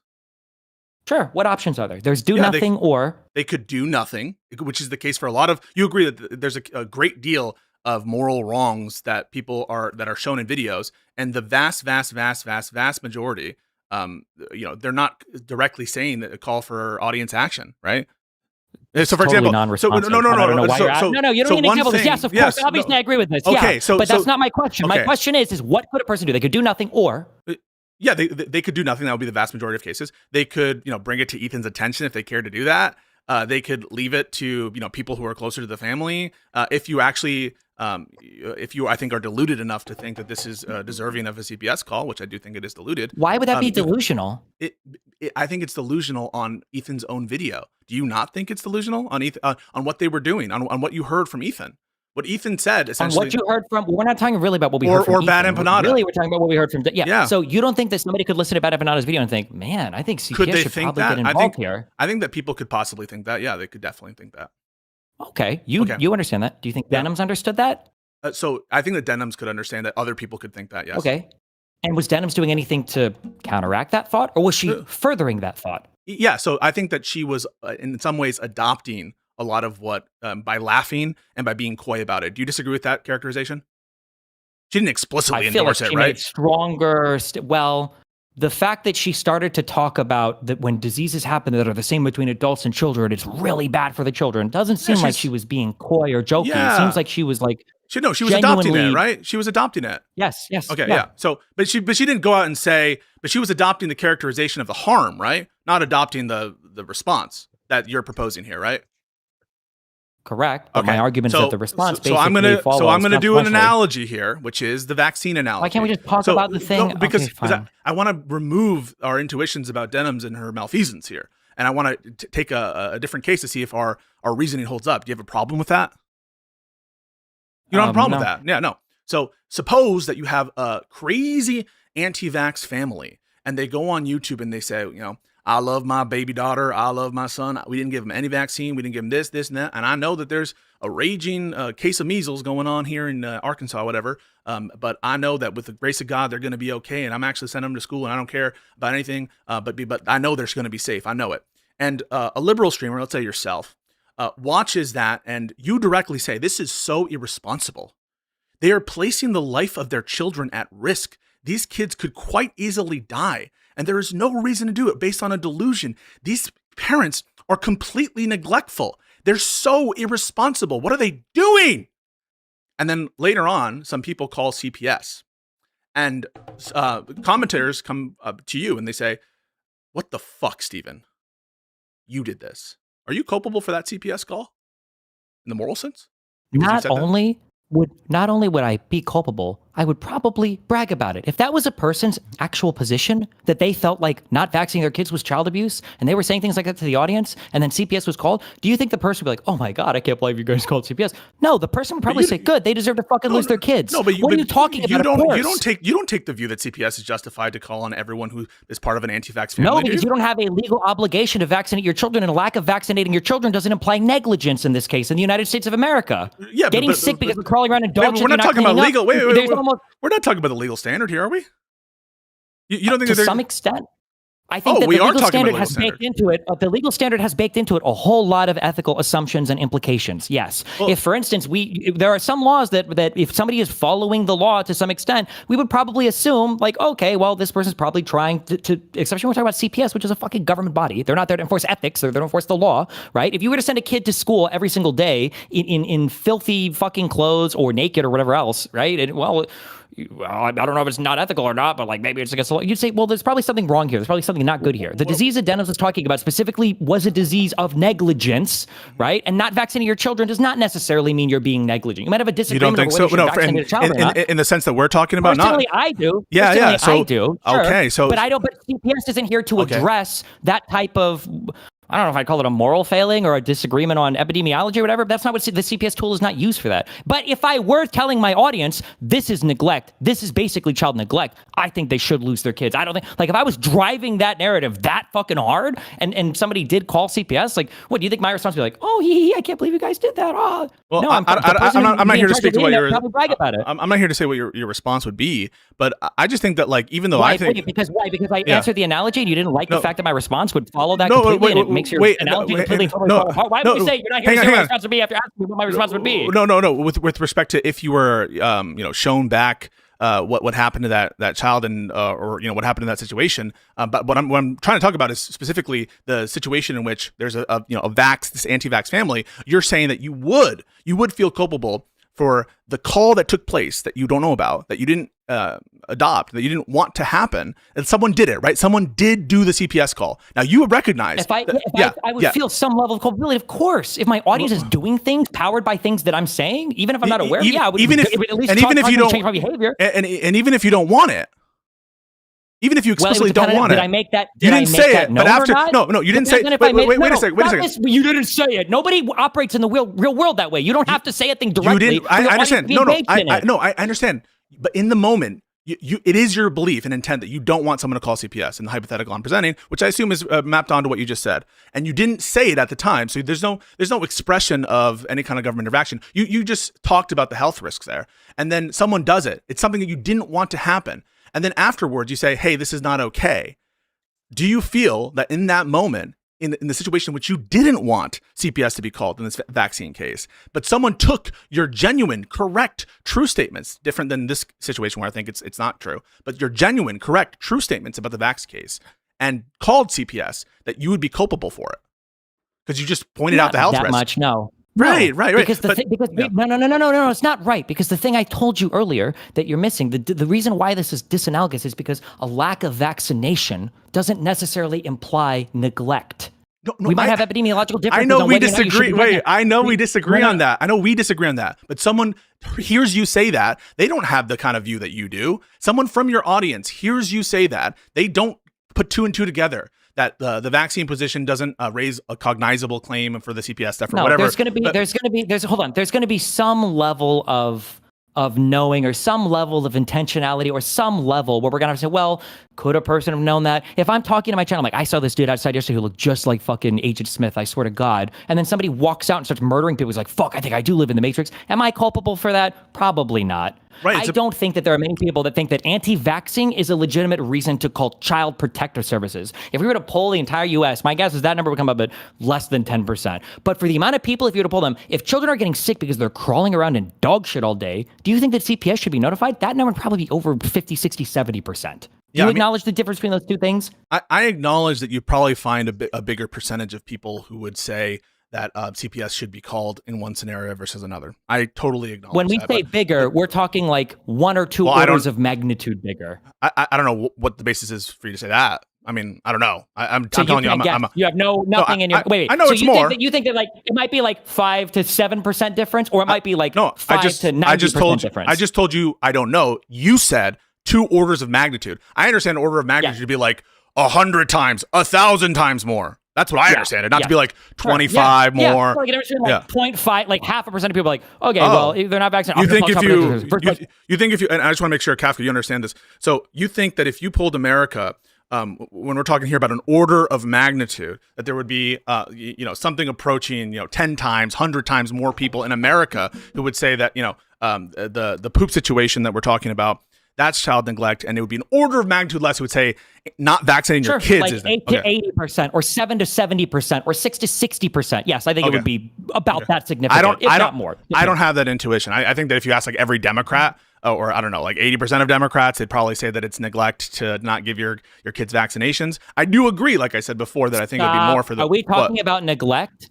I thought that's what you were just talking about, neglect, right? We're talking about neglect rising to the level of having to notify CPS. Not neglect as in like you've been neglectful. You're using this in a very casual sense now. Okay, well, the thing that I said earlier. You're accusing me of deceit this whole time. I am totally. Wait. No, hang on a second. You just tried to focus on whether or not the order of water. No, okay. There's no war games. If somebody sees that children are crawling around in shit, versus somebody else says that family doesn't get their COVID shots. Do you think that there would be a significantly larger percentage of people that would think, okay. Yeah. Okay. I just said I don't have the intuition for the orders of magnitude. I'm just saying. Yeah. Okay. And it would be a fair assumption that most people would probably know that, right? That like if I tell somebody that these kids are crawling around in shit all day. I think that would be most people's intuitions. Yeah. Okay. So if Denims is watching that, we know that that's going to be most people's intuitions. We look at the chat typing stuff about CBS, and then we see a response to the call. Why would we not think that that's what she wanted to happen all along? So let me ask you a question. If people's impressions are that a baby is eating poop from a dog animal or something, and they contracted a disease, on those facts alone, like if you were to ask Americans, hey, you're given the situation in which someone reports or tells you that that they know that a baby contracted a disease at a household for eating poop, and that in Giardia, whatever, they got Giardia. How many Americans do you think are going to say CPS is justified on those facts? It's probably going to be some amount, even though we all agree it's not justified on those facts. You understand? Yeah, but we're not talking about like a one time, this happened one time and somebody got sick now. Yeah. We're talking about somebody saying, hey, if you want, we could flip it. Let's say that a kid shows up one time at school and his clothes are a little bit dirty. And then somebody calls CPS and the police show up and, they find out this kid is being severely neglected or whatever else. People would probably look at the person that calls CPS like, oh, whatever, I guess you got lucky. I guess, good catch or whatever, that would be it. Let's say that a kid shows up and he's been sick, all year long, and you find out, the kid is like, oh, well, the dogs poop everywhere in the house and we get sick all the time. Let's say that you call CPS then. What would people's response be? They'd say, yeah, you should have. Good job. Nice. They'd give you credit for it. They'd say, good job. You should have called CPS. You did the right thing. Good. Congratulations. Yes. I understand. Right. So I understand that people would see a difference between those two scenarios. What I'm trying to tell you is the fact that someone would think that what Ethan was doing is neglectful doesn't per se make them unreasonable. And I want you to acknowledge that. Even though they're wrong, you and I both agree they're dead wrong. But the fact that someone thinks that it's neglectful, that opinion doesn't mean that they're in bad faith, right? They're just not thinking clearly, right? Doesn't mean that they're bad faith. Do you agree or no? Well, I don't know if I would call it neglect. I think we would be at like the level of gross negligence or recklessness if you're a content creator putting videos out on the internet for people to consume. No, I don't think it would be simply negligence. What I'm saying is, if someone takes the view that what Ethan did was neglect, that isn't per se a bad faith opinion, right? Someone could interpret the statements given by... I don't necessarily disagree with that. I would almost fight you on the points when you were talking to Hutch, you guys were saying the CPS caller was the one who had more culpability. I don't even know if that's true necessarily. If you listen to the things that these fucking crazy people say constantly, and you're like, Jesus, fuck, and you're a mom or dad or whatever, you're like, well, fuck, man, I'm going to make a call to CPS. So let's break it apart. That person would necessarily be in the wrong compared to like Denims or somebody else. I want to explain what I was saying, right? I basically was saying that it's plausible to me that Denims violated her ethical obligation to refrain from failure to moderate and to refrain from... I'm sorry, when you say plausible, you mean that it is logically possible that has the prerequisite conditions such that there's that there's a good chance. There's a good by plausible here, I mean to say it's a case that I think merits looking at, and on balance I think is reasonable, that she didn't push back enough on what Bad Empanada was doing. I conceded that during the discussion, but I missed it. Why are we phrasing it so she didn't push back enough? Why? What's the problem with phrasing it? Wait, what's the problem with phrasing it that way? Making it sound like, because if a person murders somebody and the other person was holding them down the entire time, you wouldn't say, well, the guy holding them down wasn't pushing back enough on his friend murdering the guy. She was assisting here with the claims of negligence. She wasn't just like neutrally watching. All I'm trying to distinguish. Okay, You are so paranoid. The only distinction I'm trying to make Hold here. on, stop. Wait, let me state it. No. The reason why I'm fighting on this characterization is because when you start with the thing, if she didn't push back enough, it sounds like we're starting at 0 and we're arguing to how much should she have pushed back. But I'm not starting at she just did nothing. I'm starting at she was culpable in for even watching, right? For even watching it, right? That's what you're trying to say. Not or for what? Watching. No, that's not what I'm trying to say. For even, she wasn't just watching it. She was watching it and agreeing with it and supporting it and laughing along with it. Her whole chat was going along with it. So first of all, I think that we should calm down for a second, all right? And just let's chill, all right?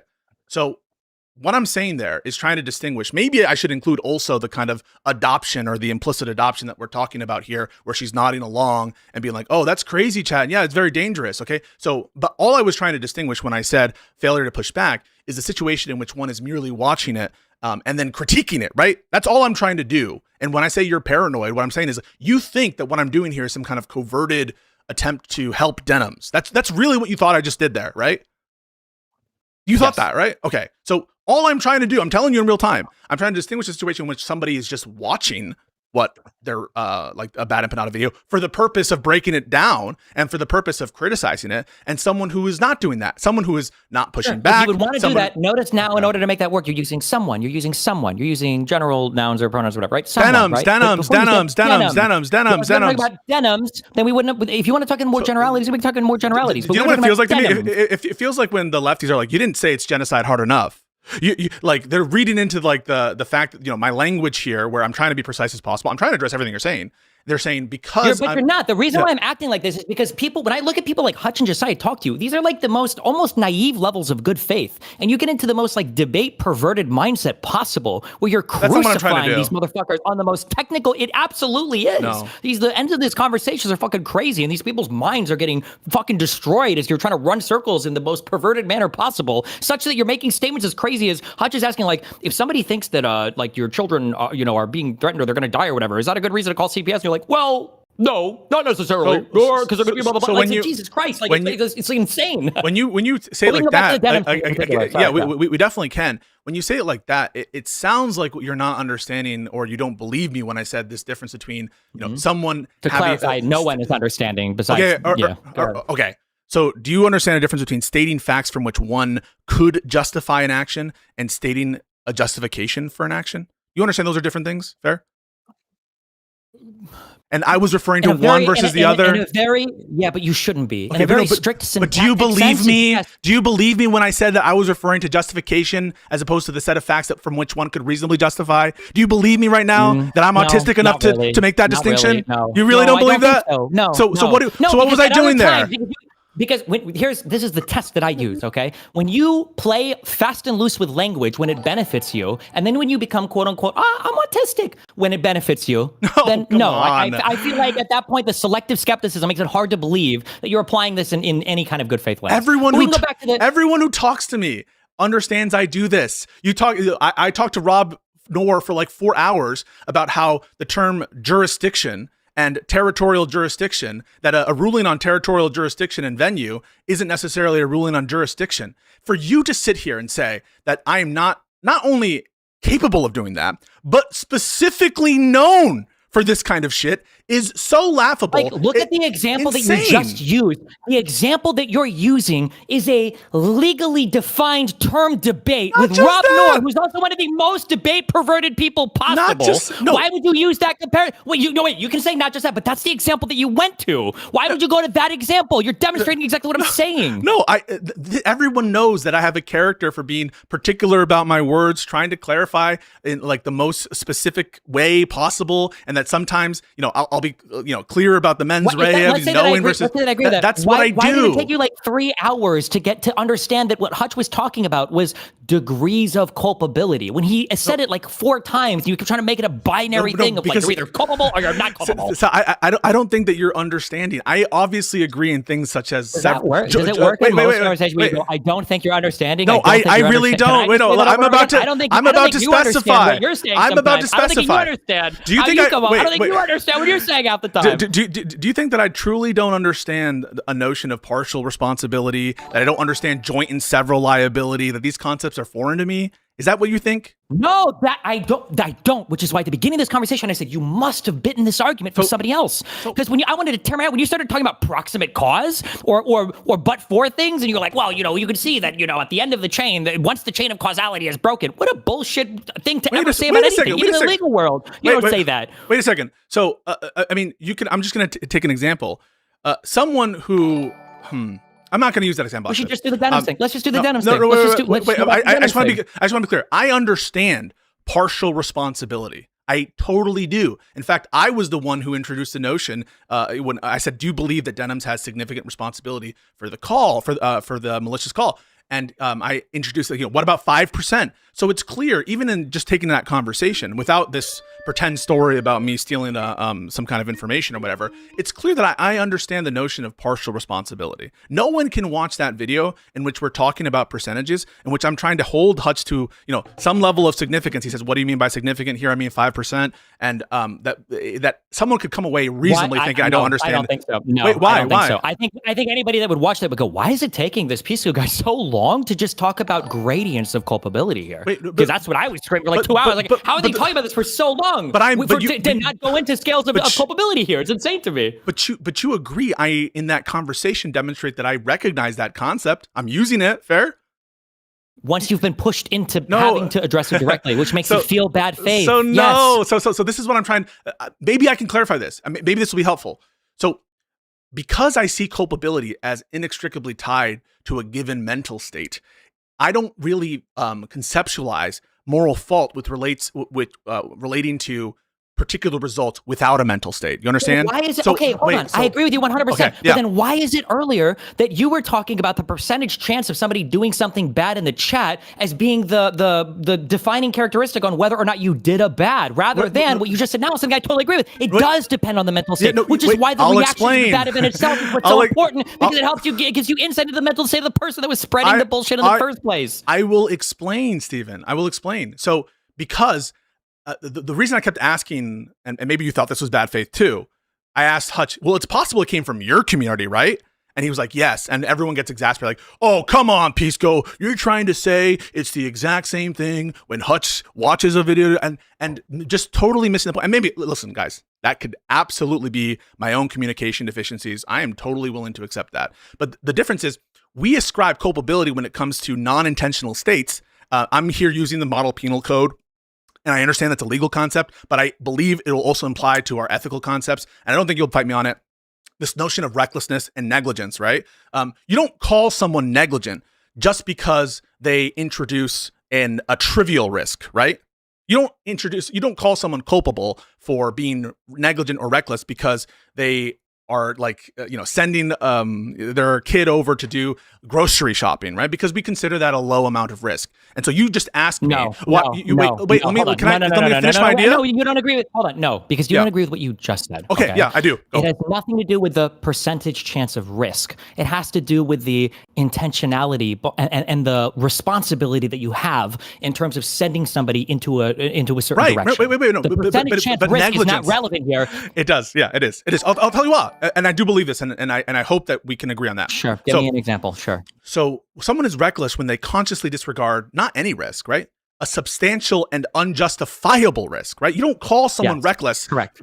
So the state of mind is intrinsically linked to a certain quantum of degree of risk, okay? So no one would say, for example... No. No. Yes, Hold it is. on. Yes. No, it's absolutely not. It's not. What did you say? The key word there is known or justifiable. You have to have a mind state about the risk. If a father tells a child, can you go to the store and pick up something, and there are murderers in the store, they're killing everybody, and the dad doesn't know, and there's a 100% chance that the child dies when he walks in there, that's not negligence. That's not, well, maybe negligence, they didn't have the news. That would almost be intentional. That would be intentional, right? Not if they didn't know, though. Not if they didn't know. Oh, no, yeah. Even if it was 100% chance of death, if they didn't know, it's the known part is what talks about negligence or the responsibilities and obligations you have. Right. But the knowledge pertains to a certain level of risk, right? The knowledge itself, the mental state of the apprehension is based on a certain significance of the risk. I'll give you an example, right? So that we can just agree on this.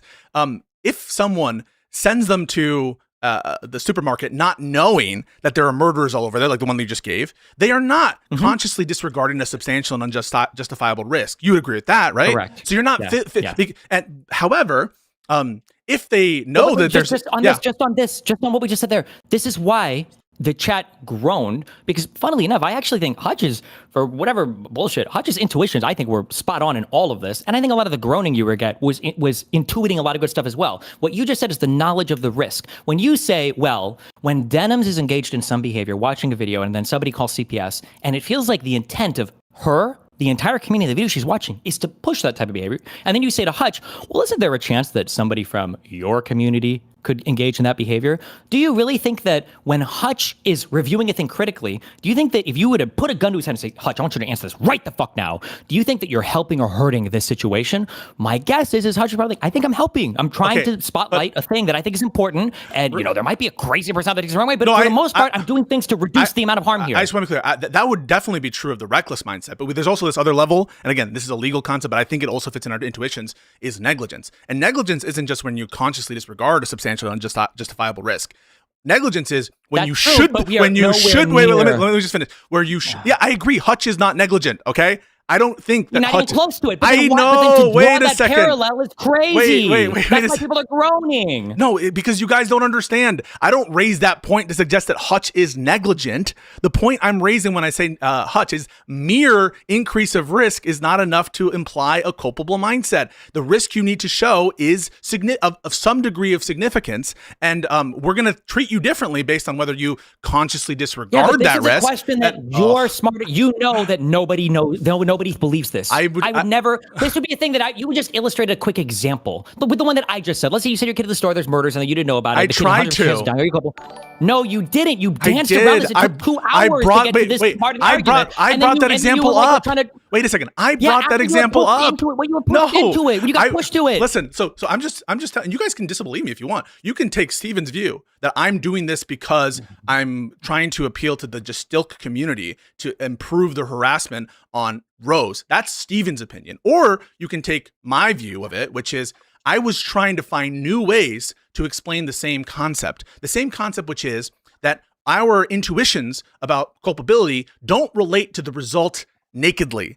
Our intuitions about responsibility relate to results plus mental states. And so when I said, and everyone goofed on me, and I have a bunch of replies saying like, what? You don't think that the fucking father that's being sent over there would be responsible for the death of their child? When they did that, right? They're just not understanding the point. The point isn't that the father is not responsible or culpable. Here, I'm using, by the way, when I say responsible, it's not weasel. I just use those words interchangeably. Responsibility, morally at fault, justified, culpable. Those are all words that I use interchangeably. It's not evidence of me doing a lower standard for people.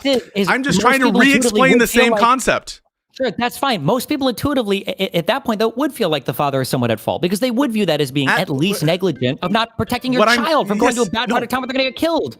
My point is, and you don't even disagree with this, you agree that most people would view that father as being somewhat culpable in some sense. Culpable in some sense. Yeah. And correct. Cool. So, okay, yes, no, but that I was saying that. That's what's so frustrating is because people didn't. Yeah, but you might say that you could argue you're saying that what you're saying is, well, he's guilty of this thing of negligence, but that's completely divorced from the resulting bad action. He didn't murder his daughter. He didn't rape the daughter. Yes, you did say that. No. Okay. But the second thing too is, imagine the father not only sent his daughter to a bad part of town, imagine he got into a group chat and started telling a bunch of his shady friends. Yeah, now it starts to seem more intentional, right? Now it starts to seem more intentional. Yeah, yes. I agree. No, Imagine if his daughter gets raped and he laughs about it in his group chat with all of his friends. That starts to seem more intentional, doesn't it? What is disanalogous here between what Denims did and what the dad would do in that circumstance? What I was trying to, first of all, let's make sure that we agree. Wait. I am going to appeal. So I know exactly what you asked. You asked, what is disanalogous between the added circumstances to the hypothetical that make them different than the Denims one? Everyone locked it in. We know that, right? We know that. What I want to do though, is make sure that we agree so far in the framework.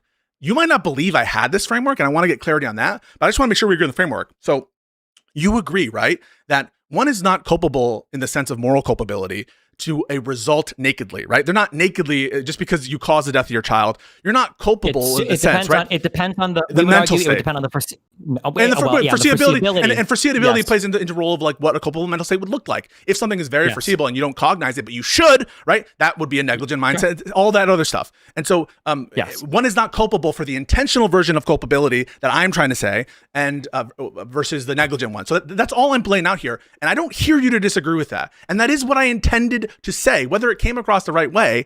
What I wasn't trying to do was say that communities don't have responsibility for their community.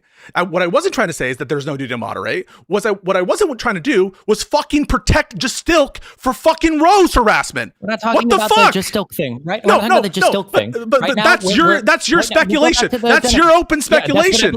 Yeah, that's what I believe. Of You course. believe, Yeah, of course. So you believe I want to increase harassment on this person I don't know who has never harmed me? On basis no, you of want to what? give cover on the communities. Why the fuck? In virtue of what? what? Oh, because Justilk's in my chat? I talk to counterpoints. He's in your community. But you don't give me that grace on that, do you? You don't give me the grace that, no, because counterpoints will still talk to you. Counterpoints won't cut people out of his life or cut people out of his communities. Is that what this is about? People who's... No, that's not what this is about. This is about I'm still waiting for you to give the example on Denim. I don't know why you're going into this topic. No. The point is, the reason I'm addressing this at all is because you openly speculated that the reason why this, which is, it's maybe a little bit of words to put out, that the reason was because of a nefarious intent to increase harassment or protect a community who is known to be harassing a young woman who's never harmed me. And that is fucked up, man. You can't fucking... What's wrong with me? When you say it's fucked up, if somebody were to reach out and harass you as a result of that, would I be in some sense culpable for that harassment? Well, in the sense of recklessness, but I wouldn't. but if I tried, hang on, wait, no, I did not. I did not. No, I did not. Wait, Destiny. Wait, Destiny.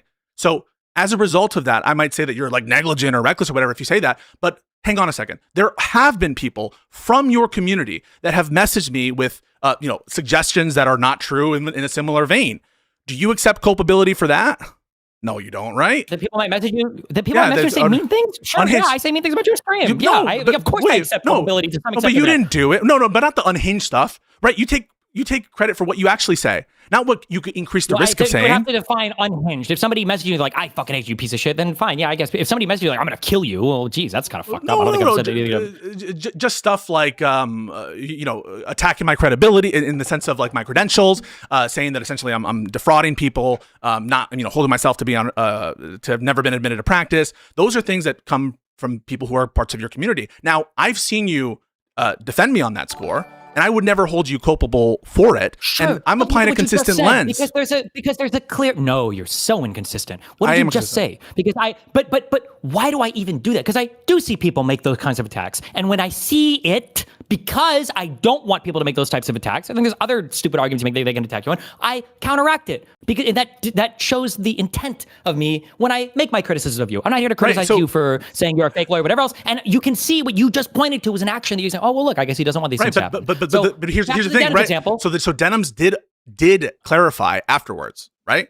Now that was after she said what she said or she watched that video and people brought it to her attention and criticized her for it. She said that she never called CPS and that it wasn't justified. That's what I understood that she said. That's from what I recall that she said. And so I'm asking, on what terms are those different? Wait. Was this after she saw that CPS was called, or was this after a significant public backlash? I mean, I'm not sure those are coinciding, right? Like maybe the backlash is when she sees it. Maybe the backlash is when she sees it. No. I said I'm not sure about the. I'm not sure. Then tell me how you can determine that she's being sincere. Well, hang on a second. But then what else? You're saying that she's doomed to be insincere because if it happens to be that she sees it when it coincides, when it's a public thing, therefore she can never be sincere about the apology, or you will never take that presumption. Your statement about statements made as a result of mediation or settlements. Didn't you say Casey Tron's whole statement must be insincere because it came at the end of a settlement or mediation? The reason why Casey Tron's statement is insincere is because it's obviously insincere. It's obviously insincere given everything we know about Casey Tron's character, given what she was apologizing for. Do you actually dispute that? Do you think that she was being genuine there? That she apologizes to Ethan's employees, she apologizes to Asmongold? If we're going to say that necessarily every statement made at the end of mediation is insincere, then there's no possibility that you can say that, well, Denham's statement at the end of massive public backlash, that's sincere. No, that's ridiculous. What I mean to say is, like, it's in the nature of what Casey Tron is saying. it strains credulity given our priors about the what Casey Tron stands for, given our priors about what someone could reasonably expect an apology for, that she actually meant aspects of her apology there. That's what I think is. And I think you agree with that. And what is in the nature of Denims and the snarker communities and all the people surrounding her? Right? Where is the evidence of her advocating that similar type situations? What do you mean? Evidence of her advocating for similar types of situations? Where's the course of conduct of Denims that would justify us taking this kind of negative inference on her apology that we would think, or it's not apology, her stating that was never intended, that she doesn't think it's justified.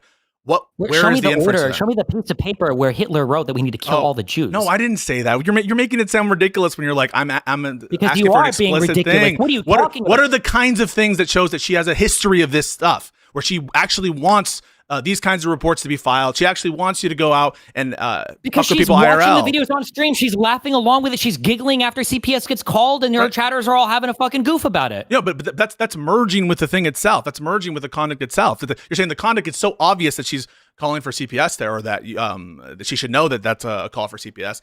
That is itself the evidence also that she's being insincere regarding her statement that it's not. Did you see any of the Discord chat leaks of the Tyler Robinson's Discord group? I saw some of them. From what I saw, I would be shocked if that group was a radical, crazy group, because it seemed like when he dropped the message in there, people were like, wait, really? Holy shit. Oh my God, this is terrible or whatever. That was all I saw. I don't know if there was more released, but from that Discord group, that's all I saw. If I would have seen him say that same message, if you would have seen him drop that same message and everybody's like, oh my God, bro, headshot, good job, fucking A++, dude, I'm dropping on Tomato Town next, right? What would you think? Would you think that there was a much higher chance that... Yeah, we'd apply more culpability. Yeah. Where did they celebrate the CPS? Is that okay? Hold on. You asked me that question. Yeah. If we watch some clips and I demonstrate that, is your opinion, what percentage is your opinion going to shift on this subject? That if they celebrate CPS actively after the fact, that will definitely color my opinion. And so like give you an example of what it would be, and then I'll tell you how I think it would affect my opinion. That's me being good faith, right? Agreed? I'm giving you in advance what my reaction will be before I see it, right? Yeah. Okay. So give me the example of thing, and I'll tell you how I think it'll affect my opinion. Okay. That's good faith, right? I'll be back in 5 minutes. Yeah. Okay. Cool. Kafka, thoughts about this? Are you convinced that I did this to promote protection of a community that, on Destiny's View, is trying to further harass Rose? Is that what you think? That you're doing all this to protect Stocks community? Yeah. Do you think that that's why I'm doing this? That's what he openly speculated about, and that's what he suggested. I haven't seen the evidence of that, but it's also, I mean, I've seen maybe. Yeah, why aren't you convinced by that? I wonder. I mean, again, I think it's, again, this comes back to more of a fact issue. I'm not really super familiar with all this. That's what I was going to come in here and discuss with you about it. Yeah, but we've been talking about it for like an hour plus, and sure, but I mean, like, I think it's a thing where there's whether you intended to or not, I think that there can definitely be cover for that community coming from you. Wait, what do you mean I'm covering for them with respect to the harassment of Rose? You think that I'm the kind of person that that would want to do that, to cover these people who are harassing a young woman? Why would I have that intent? I don't think that I'm not saying you possess that intent. I'm saying that I think that the Jew stock community definitely has the ability to. I think they're co-opting a lot of what you do. They're trying to find you as an ally. They're, currently fighting with people in your Discord right now. They very much have an interest in bringing you to their side to some degree, whether that's intentional or not. And I think that the nature of your relationship with Destiny at this point makes it easy for them to try to co-opt a lot of your stuff. And I can just be myself, and like I interact with counterpoints. I'm on good terms with not so erudite. I'm on good terms with you. I talk to members who are frequenters of that community. And so in what sense is it that I've fallen into the black hole you're also on good terms with Aaron or on Trader Ray. Is she part of what is she doing that's snarking? I'm not saying that she's snarking, but I'm just saying that you maintain relationships with people that are not that Destiny has issues with. No, but that's not an example of other people that have issues with. But I'm also maintaining relationships with people that he is good friends with. Sure, but a large part of the Jew stock community's issues with Destiny surround this lawsuit that arguably probably wouldn't be at where it's at without Straight Rate's involvement. I mean, it's not like she's totally removed from holy this. crap. I mean, but I mean, that's true of anyone who's like a potentially involved in the fact pattern there. And I don't want to get into actually talking about the merits of it for reasons I've already stated. And that is out of respect for the process and out of respect, frankly, for what I was doing at the time, in the sense of what we were doing in New York. And like, so there's a bunch of reasons why I don't talk about that. I agree with all of this. But regardless of it, you got baited on X into fighting with somebody. No, because what they say, but it's not bait. I mean, it's just very funny that when people accuse me of being like hypocritical in terms of my coverage, I mean, it's not hypocrisy if there's a reason why I'm not covering something, and the reason relates to something that is convincing. It's convincing, right? It makes good sense why you wouldn't cover something, right? You agree with that? I'm not accusing you of any cool, of that. Yeah. I'm just saying you want to stand away. You want to take a distance from all that stuff. That's fine. But there are parts of your community and your engagement online that are bleeding into it, that are that when people are trying to pull you to it. I'm saying that you need to use a Chinese wall. So I'll ask you, should I ban everything involved with the case? Should I ban just Stilk from my community? I think that there are a lot of very good reasons to do that. So one of them is that he has the intent. Yes. Okay. He has the intent to try to use your content and your community to his ends, and not only, I think, harming Destiny, which whether or not you like Destiny anymore, I don't think you have ill will towards Destiny. I don't believe that about you. And I think that you are, whether you know it or not. Should I ban Queeman? Your inactivity, yeah, I think you should. I think your inactivity in that brings up a lot of questions for people. Okay. And whenever, and I don't know about this whole thing. But I shouldn't ban. I shouldn't ban counterpoints, right? I shouldn't ban counterpoints. I don't see counterpoints acting in a way that's trying to harm other people online, right? That's my thing. Is I think that for me with the juice you're saying I should take a stance.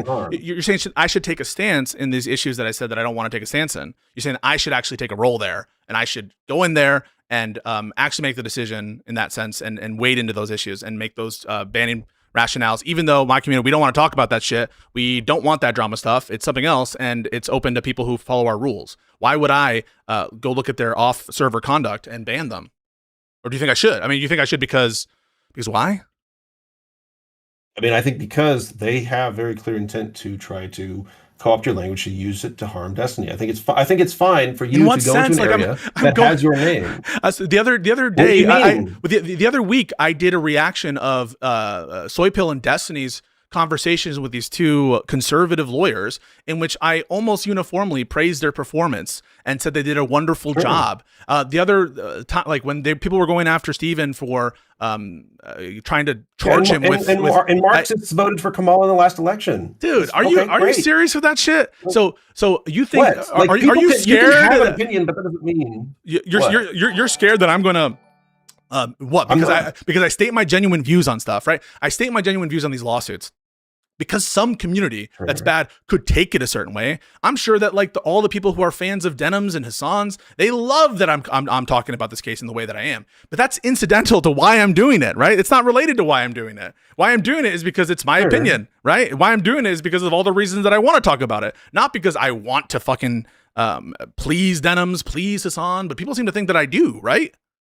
Is that your impression? Okay. I want to have a tanky. I don't have that impression. I'm grifting. This is just for money. Like I have overwhelmingly, and to my credibility's detriment, defended you in the DGG community. And I will tell you this, Pisco, I understand where you're coming from on this, but you are a person with a legal degree. You are a person with some level of credibility on the internet, and you're a person who really was not a huge part of this drama shit in the past. And then now, after you're falling out with Destiny, we see you engaging in it. We see you come in. Engaging in what? Engaging in what? In a discussion around this drama stuff that in the past you're not. What drama stuff? So I'm not talking about drama stuff related to Destiny. You're talking about no, I didn't say related to Destiny. I said drama. I don't remember you ever, prior to the January of this year, getting in the middle of online drama stuff and things like this, and having these massive hang on a second. So do drama on creepy. All right, so let's just go through examples and then we'll see if you agree. Do you remember when President Sunday went after Erudite? I do remember that. Yes. Okay. Do you remember what I did there? I do. I remember you had a really great showing against him. Your specific debate with him, and I think that you came in there. Do you But to be remember clear, how many I think there's posts a I personal remember? involvement in that. Wait. Well, hang on a second.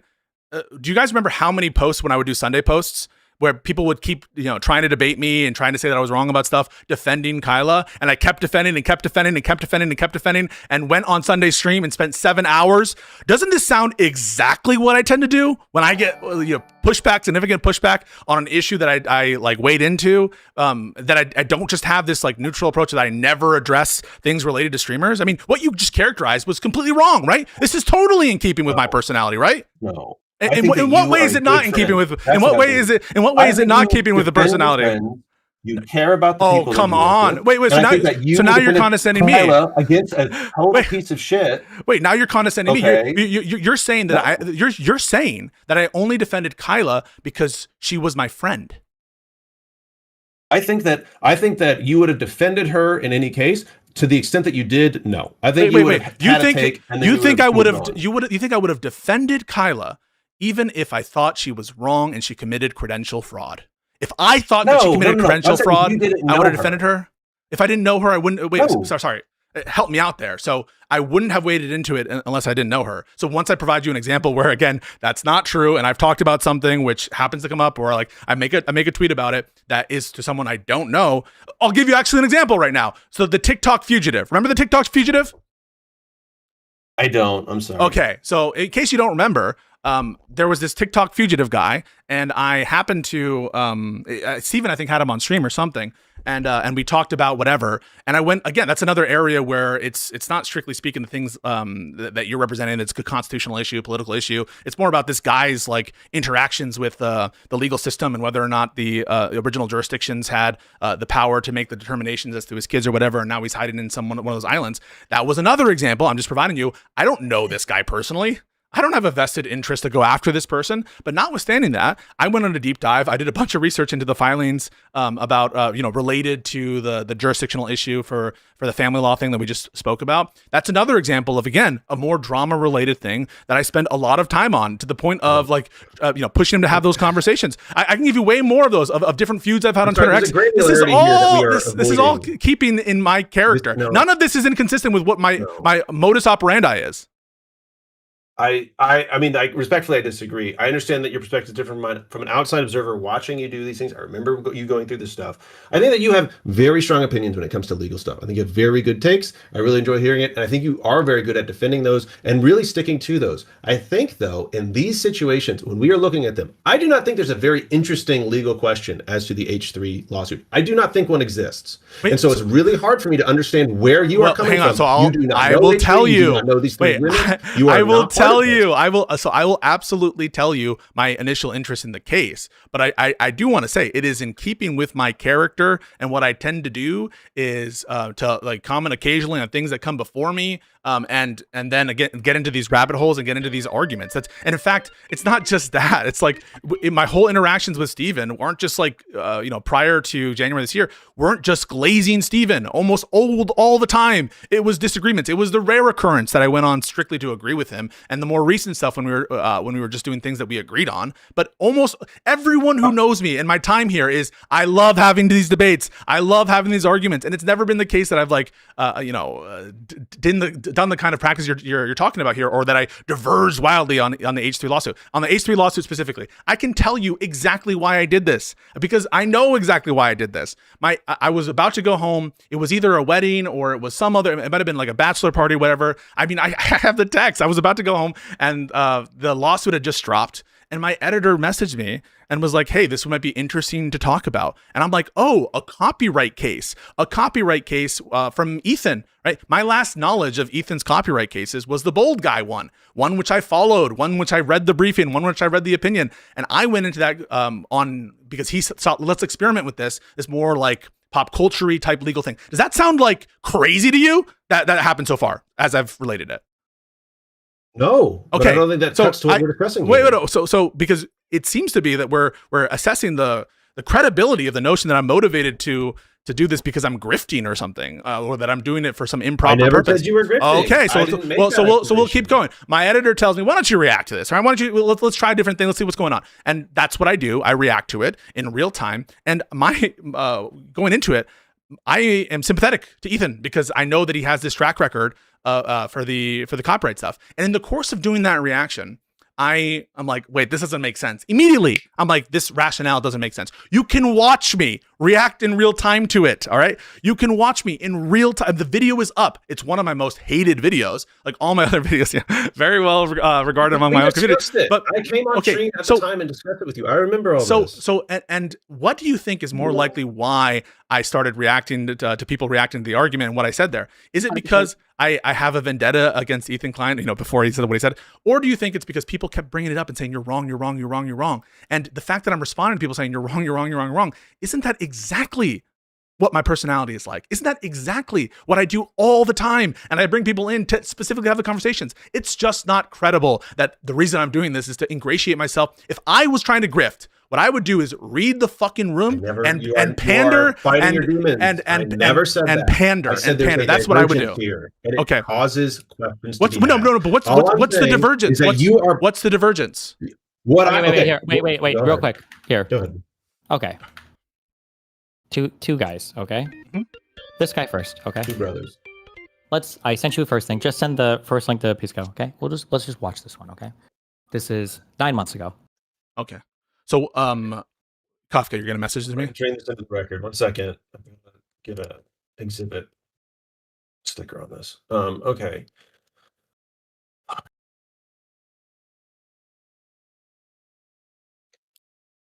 Okay, I just sent it to Pisco. Okay.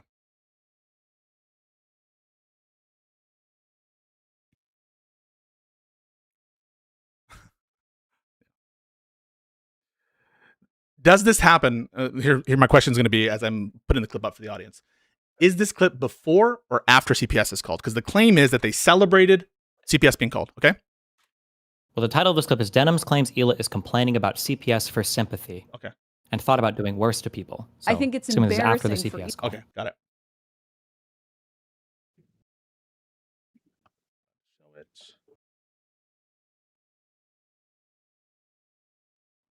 Hila here to be like, this is, I think it's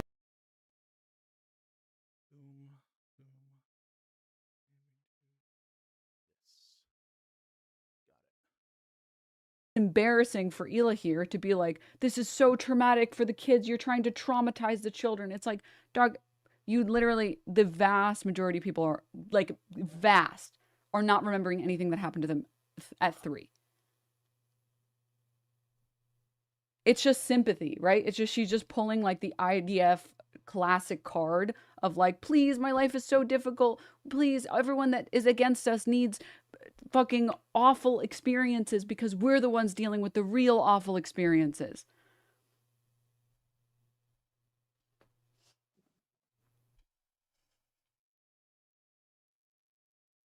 Hila did worse to Palestinian kids in the IDF.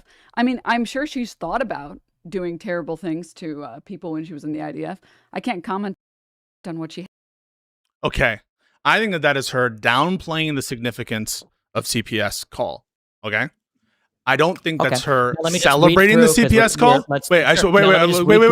Can we just? Wait. Why can't we agree on that clip? So far, we're doing this holistic, okay? No, wait, because I'm still talking about the clip. Let me finish talking about the clip, okay? All right. These are messages from her chat while that clip was playing. Is this a fair representation of them? Wait, no. I wanted. Is this a selection of messages over like a 10-minute period, and you're picking out the worst? This is a selection of messages that I just clipped out from the chat. Kafka, you can send me the picture if you want, so you can read along. I just did it in a 60-second clip. Okay. Mm-hmm. ACAB includes CPS, but I get the point. You're not swatting them. If you even have a family YouTube channel, you got to have CPS come and make sure they're safe. It's just a conversation with a social worker. It's crazy that the Zionism supporters don't appreciate having random searches of their homes, being falsely accused, being questioned, etc. Okay. CPS are not cops. They are not brutalizing children. They are literally just asking people questions. Like, there are so many cases of people with like 7 adopted children just kept in the worst conditions, and CPS doesn't give a shit. I just don't get why people are making a judgment call on this. I don't know why they were there. I have no proof who called. All I know is CPS checked on kids. So I'm not going to immediately jump to this is the worst thing that's ever happened to a family ever. Their kids were on the show.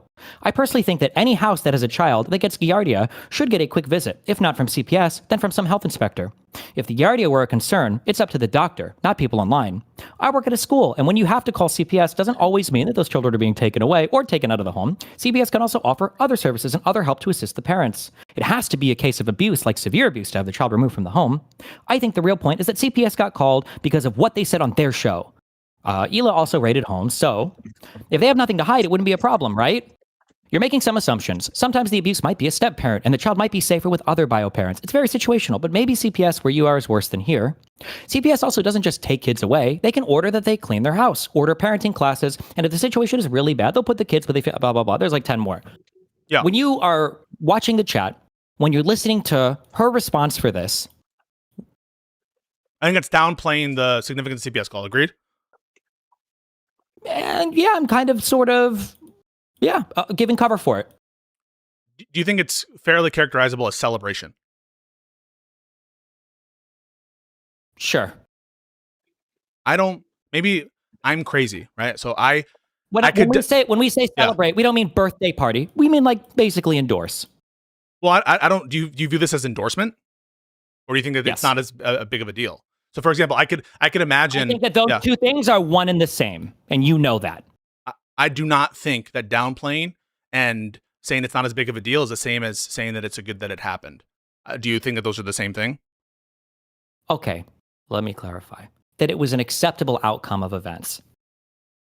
Again, I think that that's, again, reintroducing the same problem. I agree that this is downplaying. I disagree with a lot of the shit that you just pointed out. A wife goes to a friend with two black guys and says that her husband beats the shit out of her. And the friend says, well, you are kind of annoying sometimes. Yeah, I mean, it's not really, he didn't kill you. Would you say that is kind of like that is giving cover to, or that is downplaying? That is potentially saying that it's not a big deal that it happened. It's saying that it's more acceptable. I will definitely grant that. But I'm not. What I understand the claim to be is that they celebrated it. That is to say, they said that this was a good thing that happened. It's possible that this is. I mean, I agree. A lot of this stuff is really bad. Hold on, wait. I'm sorry. Wait. Hold on. I have to take a step back, and I got to morph my mind because you're so out of Wait, what about that? Is bad faith? From you. Because you're just inhuman. You might be a sociopath. Okay. Okay. If somebody engaged in some behavior, and wait, hold on. Where's that thinking monk clip? Somebody fucking find this. I think when Charlie Kirk got assassinated, I watched this on stream. I was like pretty. There were some messages in chat that were like kind of like, "Wow, he is a fascist." Blah blah blah. Okay. Wait, we're not. Okay. Compare her response to Kafka. But send Pisco this. Okay. Okay. What is your takeaway from my feeling about people murdering Charlie Kirk or people supporting it in my chat? Okay, this is the statement from Destiny. I'm going to put it up on screen. 1 second. Now, also keep in mind, I haven't gotten any blowback. Nobody's criticized me. This wasn't weeks later, months later, whatever. There's no lawsuit. Okay. I know, but is like the question whether you're a better person than Denims? No, the question is why is my response what it is versus what Denim's response is? It might be because there are a couple conclusions. A, that you have different appreciations of the harm. B is because you're a better person than Denims, perhaps. C it could be a bunch of different reasons that you think that you're holding yourself to a higher standard. I don't know why that informs our intuitions about whether this constitutes celebration. And if you agree that it doesn't constitute celebration, you can just change it to be downplaying, and then we can see what entails from that. I just don't understand why we have to buy into the celebration if you don't think it's justified. Hold on. Wait. Kafka, pass this one along. Do you want me to put this video up? I was about to play it. No, you don't have to. I am a better person here. We're fine. We all got that. Here, send this one here. And give me your takeaway from this. And these will be the only two we do for now. I'm trying to find 100 of these, but this is 2 months after the last clip. So this is 2 months after. So this is after the CPS call has been placed, right? The last one was after the CPS call was placed. Right. Yeah, this one is also that, right? Well, it's 2 months after the last one, and time only moves in one direction. So I would assume so. Yes, it's after the. I don't know why are you being such like? I'm just clarifying that this for the audience. Do you think that I'm doing something wrong there? I'm just saying that this is after. Well, this the is first also clip was after. 9 months later, and the 9 months ago, and this clip is 7 months ago. So it's still after the CPS call. Yes. Yeah, there's a lot of fucking idiots in chat, and me just saying, guys, this is after. I'm just saying that, and you're like taking offense. That I do agree. There are a lot of idiots in your chat right now. I do agree with that. Go ahead. Wanted to show this to you guys. Hello, is this Child Protective Services? Yes, thank you. I'd like to report a case of endemic dog shit infestation in a house. This house, as far as I know, it contains children, and it also contains two Zionists. And as we all know, Zionists are baby killers, so I think this is a very dangerous situation for the children, given the dog shit and the Zionists. Oh, you'll send over a SWAT team immediately? SEAL Team 6? Oh man, those are the guys who killed Osama bin Laden. Yeah, I really think this is important enough of a case that you should send those guys over there. Keep those kids safe. Honestly, great service. 10 out of 10. Highly recommended. Thanks. Anyway, let me know how it goes. How dare you make jokes about CPS? How dare you make jokes about SEAL Team 6? How dare you make jokes about Zionism? How dare you make jokes about dog shit? Honestly, I condemn. Okay. What is our conclusion from how this? How would you describe Bad Empanada's behavior? What is he doing? I think that he is ridiculing and reveling in and making horrible jokes and absolutely he absolutely justifies. Could we say celebrate? Yeah. Sure. Could we say celebrate is akin to reveling and ridiculing? Okay. I think Bad Empanada is I think Bad Empanada justifies it. Laughing along with it. So what do we feel like Denims is doing? I think she's absolutely downplaying it, and I think that she is 100. Wait. She's playing a celebration. Why is she downplaying it by playing a celebration? I understand it. You tell me this is a totally wild read. She is interpreting this as a joke, and she is basically self-aware about the claim that people are making that she is trying to call CPS, and she thinks that that is ridiculous. I don't hear her suggesting, and I think, listen, I don't agree with the joke here. I think this is fucking bullshit. I think it's dog shit. I think that what Bad Empanada is doing is ridiculous. I think that Denim's kind of downplaying it as well is horrible. Okay. But do you agree? Wait. I just want to make sure what I just said, that's not unreasonable. What I just said, right? She's self-aware about this whole thing, and she's calling attention to it. It could that could be a reasonable thing. You agree that she should have like some kind of like state mandated caretaker, probably should lose the right to vote, shouldn't be allowed to live or exist on her own. If she's this at the very least, should never be in a public speaking position if she is this unaware of her impact on, because this is somebody who could encourage rape, murder, whatever, if she's this fucking retarded. Can you agree with that? No, if you're going to tell me that she's watching somebody who's clearly celebrating, you said it yourself, very obviously reveling in the misery that's been caused and joking about the CPS call and everything else, and she's sitting here watching it and giggling along in conjunction with, I showed you all those messages in her chat just from a 60-second clip, and you very cleverly, I know because you've heard people make the claim that Ethan did this, said that this came from a 10-minute compilation somewhere else, but that just came from a same thing. Hang on a second. Wait a second. I'm not gonna. I just want to pause. Later. I just want to pause. Whenever you do one of those comments, I think that we should address it. So you just said the fact that I bring up the 10-minute thing and the different window there, that was somehow wrong to do. Why is that wrong to do for me to bring that up? I know where you got the criticism from, because I saw that same criticism come from the snarker communities. Yeah, like in my Discord, is that something that's wrong? A lot of them are in the Discord now. Yeah. No, okay, but if that's the case, why would it be wrong that factual information, to the extent that it's brought to my attention in my Discord, that I click on it and review it? What's wrong with that? When did I say there was anything wrong with No, that? I'm asking because the implication you agree to You're someone who's not a You're social... implying that I said there was something wrong with that just because I told you where it came from. Where's that implication coming from? Because you say, and I know where you got that every 10 minutes, and you're going to claim that you didn't make a snide comment there? What's wrong with me factually presenting a statement that I knew where you got it from? No, because you understand. You see how implication is so important to you? Yeah, I do understand, Pisco. Yeah, but you see how implication is so important to you now, but it's not when other people are doing it? Do you see the difference? You're acting like I'm blind to it. It doesn't feel good. No, you're acting like everybody else is blinded. You're acting like nobody's going to do what's going on, and only you can see all of it. But you're very intuitive. You very much understand when other people are making implications, but you pretend they don't exist anywhere else. It's very frustrating to deal with. So chill. So you take what Denim just did there. Is that an endorsement for further CPS calls? I would say, given the behavior of her chat, the communities around her, and the person she's watching and supports, yes. That, right, what we just saw there when she's like making light of CPS. So you would take that as, so not only was she previously doing it, she is currently, or to whatever extent this, to date of this thing, actively encouraging and intentionally, maliciously more CPS calls? I don't know if I would pile on so many adjectives there to try to give you an easier argument, but I would say that you're encouraging the behavior. Yes. Intentionally. I don't think somebody's tickling her, if that's what you're asking. No, intentionally. I don't know what level of intent you need. Like, she can see the fucking future? No, because I don't know if you want to. The reason I bring this up, the chance that somebody in the audience. The reason I bring this up, if somebody does a bad, here, let me make a basic statement. Yeah. If somebody does a bad and you laugh and giggle at it and say, "Oh yeah, you got him," are you encouraging future behavior like that? Yes or no? Wait, encouraging by which you mean intentionally? I'm going to restate it and say the exact same thing again. If Intentionally? somebody does a bad and you giggle along and you laugh at it, are you encouraging that type of behavior again? Yes or no? You don't know what it means to encourage behavior. I want you to say that. I want you to say, I don't know what you mean when you, no. I don't know what you mean. I don't know what you mean when you say encouragement. I don't know what you mean. Okay, then answer to the best of your abilities. No, if what you mean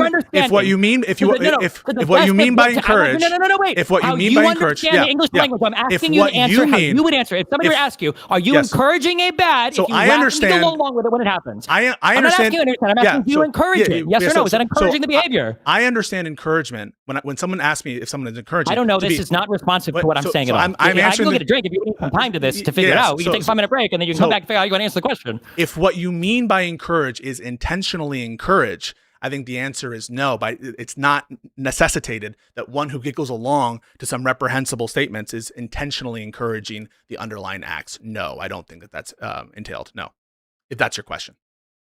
If somebody does a bad and you laugh and giggle along, are you encouraging that behavior? If what you mean by encourage is intentional encouragement, if that's what you mean. I mean it in the plain understanding of the sense of the word. Yeah, but someone could understand encourage to just mean be causally linked to some other harm.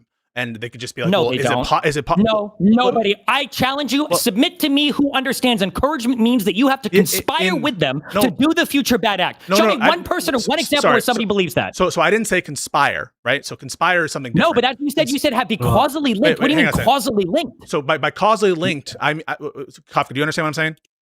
So I can explain. I think you're missing each other on this. Yeah. No, we're not. I asked a very plain question. So you asked what causal is? Ridiculous qualifiers to this thing. I'm just making sure that when somebody does a bad and you laugh and giggle along, are you not encouraging the same behavior? So if by encourage you mean intentionally encourage, by which it's your conscious object to get them to do it, the answer is no. Right? But if what you mean is there's a high risk and there's a potential risk, significant risk that it happen, I think the answer is yes. You understand that? Is there anything wrong with what I just said?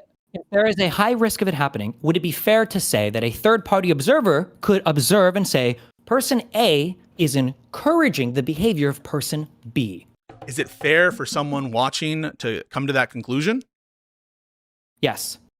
Just on the fact that they're giggling along, no. Even though you just said that you might even unintentionally be furthering that behavior. It wouldn't be fair for a third party to observe the situation and go, they would have to differentiate between the intentional and unintentional encouragement. You're just asking the same thing, which is to say, is it enough to know that someone giggles along with someone saying something, that they're intentionally trying to further that thing? And what I'm telling you is no, it's not enough to know that just based on that. I didn't say intentional. You're the one that really wants to add this word in here. I don't think intentional it matters. But wait, why can't? Why is it wrong? Why is it? Wait. I just want to be clear. Why is it wrong for me to suss out what you mean? I'm just trying to make sure that we understand each other. And you're somehow suggesting that's a wrong thing for me to be like, well, I can answer your question depending on the mental state that you're trying to imply. You want to keep things ambiguous and vague. And no, I'm trying to adjectives that are totally beyond the point. Like it's like, oh my God, like my husband punched me yesterday. And somebody's like, did he punch you violently, aggressively? Like what the fuck? The quality is meaningless. It could be true for one and not the other. It could be true for one and not the other. Common parenting thing. Child, 4 years old, punches another kid. Yeah. And the parent laughs along. They're like, oh, you hit them, but you shouldn't do that. Ha ha ha. Even though the parent in that case, they don't want them to hit it. And they say, don't hit the other kid. They're encouraging the behavior by laughing and giggling along with it. That's how kids work. When you laugh and giggle along, they do the behavior. And what you mean there is, and also, what you mean that's there, the same way how, yeah. What you mean there is that their actions, regardless of their specific intent, might cause it to happen again, right? That's what you mean? Correct. Yeah. But so there's nothing wrong with me cashing out what we're talking about, right? Like there's nothing wrong or like sweeping No, for me to just say, let's just be clear about what we're talking about. No. We're not being clear. You just played another game. What's You the just game? said regardless of the intent. If you want to put the intent analysis aside, we can do that, but you're not doing that. You're trying to, your initial I'm claim was that she clarifying. didn't intend to do it. Yeah, okay, that's fine. But you're saying that, well, maybe she didn't intend it. No, you said she didn't intend it, and maybe it was encouragement regardless of that. I think we can do the intentional element separately, but we can separate it. She is encouraging it, even if she's not being intentional about it. So, like, I just want to be incredibly calm. When I say, if by encourage you mean intentionally encourage, I'm just making it clear to what extent I agree with your claim and to what extent I don't. I agree that this could have the effect of encouraging this kind of behavior. I don't agree that this necessitates that she wants this to occur more. You understand that difference? That's why, and the only reason I'm bringing up this distinction, the only I want you to acknowledge that it's good faith. Wait, no, but I want you to. You're good faith. I'll pretend you're good faith. I'll say you're good faith. You're good faith. Okay. Okay. Fine. What you're saying here? Okay. No. I won't even. I'm sorry. I will remove that because I just did it bad, right? I said I'll pretend you're good faith. Okay. No. I will take what you're saying at face value. Okay. So then my question will be, okay, so let's say that we have her encouraging it, and it might be intentional, it might be unintentional. Maybe she's misreading the situation. Maybe, okay, she is in an awkward state and she's laughing about a thing to try to play it off right. Maybe, okay. And I'll grant you that that is possible. And I don't mean possible as in it's logically possible and no contradictions. It's a decent chance. It's plausible. I'll say that, okay.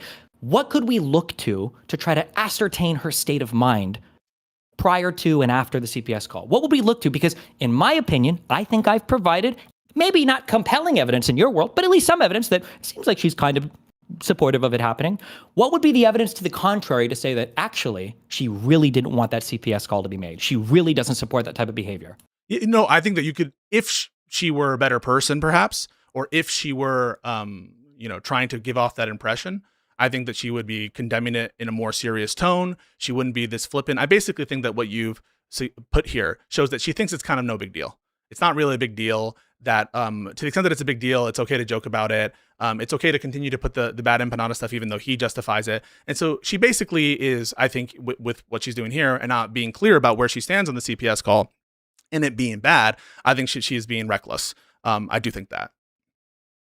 And that's culpable. That's a level of culpability. The thing is, I agree. Because past negligence, you read the reckless. But hang on a second. But hang on a second. I always, you understand? I always granted this, right? You can watch. You ever got through the conversation with Hutch? You said she was not culpable for the behavior. She said there was almost no level of culpability. Or if she was culpable, she was only culpable insofar as she didn't monitor her audience to avoid action on Twitch. There's a video of me going through this and declaring in which sense I think that they're culpable and which sense they think that they're not. So when you say this is the first time that you've ever come to the determination that these people have acted in some culpable sense is just wrong. And in fact, I said so on the very video that you reviewed. And so when you're saying that we just came to this realization, it just is not true. There are not only one example of me saying this. Then I'm so curious then. Then what was then I missed it then. I didn't understand anything. What is your huge disagreement then with Hutch? If Hutch was saying that she has some culpability for this call, the CPS call, and you're saying, I agree, there is some culpability there. What was the big disagreement? Yes. So the big disagreement is people are trying to conflate one's responsibility with respect to their intentional and malicious mindsets with those who are merely reckless. And you would agree that we put so much more negative implication on someone who is intentional and malicious. You know this, Stephen. You know this, right? An actor who is intentional and malicious. I'm appealing to Kafka here. Kafka, is the reckless standard closer to maliciousness or to totally neutral? I don't even know. I could have maybe a bad little reading. My understanding is you have nothing, no intent at all. You're not even manslaughter. There's nothing. Then you have things like negligence. I don't know if gross negligence is the next category, but once you start to hit reckless, I think you're a lot closer to like intentional. Like reckless is a standard of like, you should have known better. Yeah. She should know better. Yeah. So for you to say that people are making this grave error of conflating recklessness with she was doing this intentionally maliciously. You understand that? Wait. No. These two things are very close to each other. So I'll just give you an example, right? So someone is driving down a street, incredibly recklessly driving, all right? And they hit and unfortunately kill a pedestrian.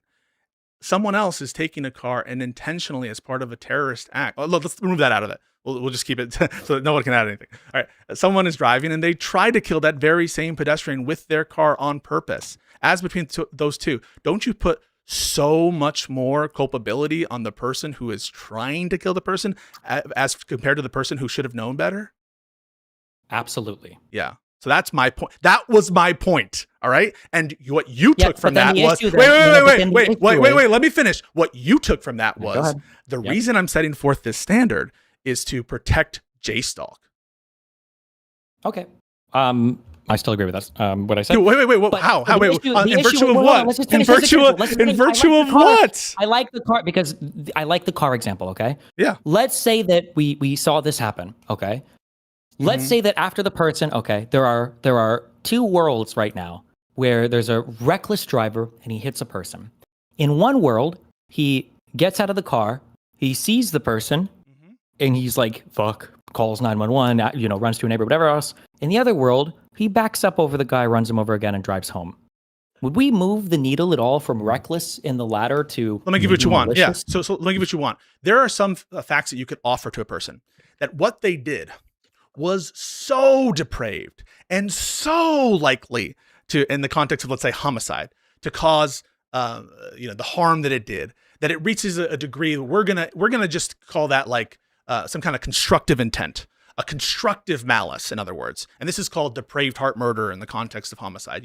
You're spraying the fucking assault rifle in the parking lot. Now, no one can prove that you intended to kill the 4 people that got shot in the head. And actually, when we go to look at it, right, it turns out, we know we have a mind reader and we know that you actually didn't want to kill anybody. But your conduct was so depraved, was so reckless, was so likely to cause the result that it did, that we are going to sort of have that kind of constructive malice, constructive intent. I'm not above that, but that's why we were arguing on the quantum of evidence that this is like all else equal, that those kinds of comments, no, because then you have to actually make the empirical case that these kinds of comments have the tendency, like all else equal. If you had seen this clip and, at the time you saw it, would you be able to predict? Would you be able to predict right now?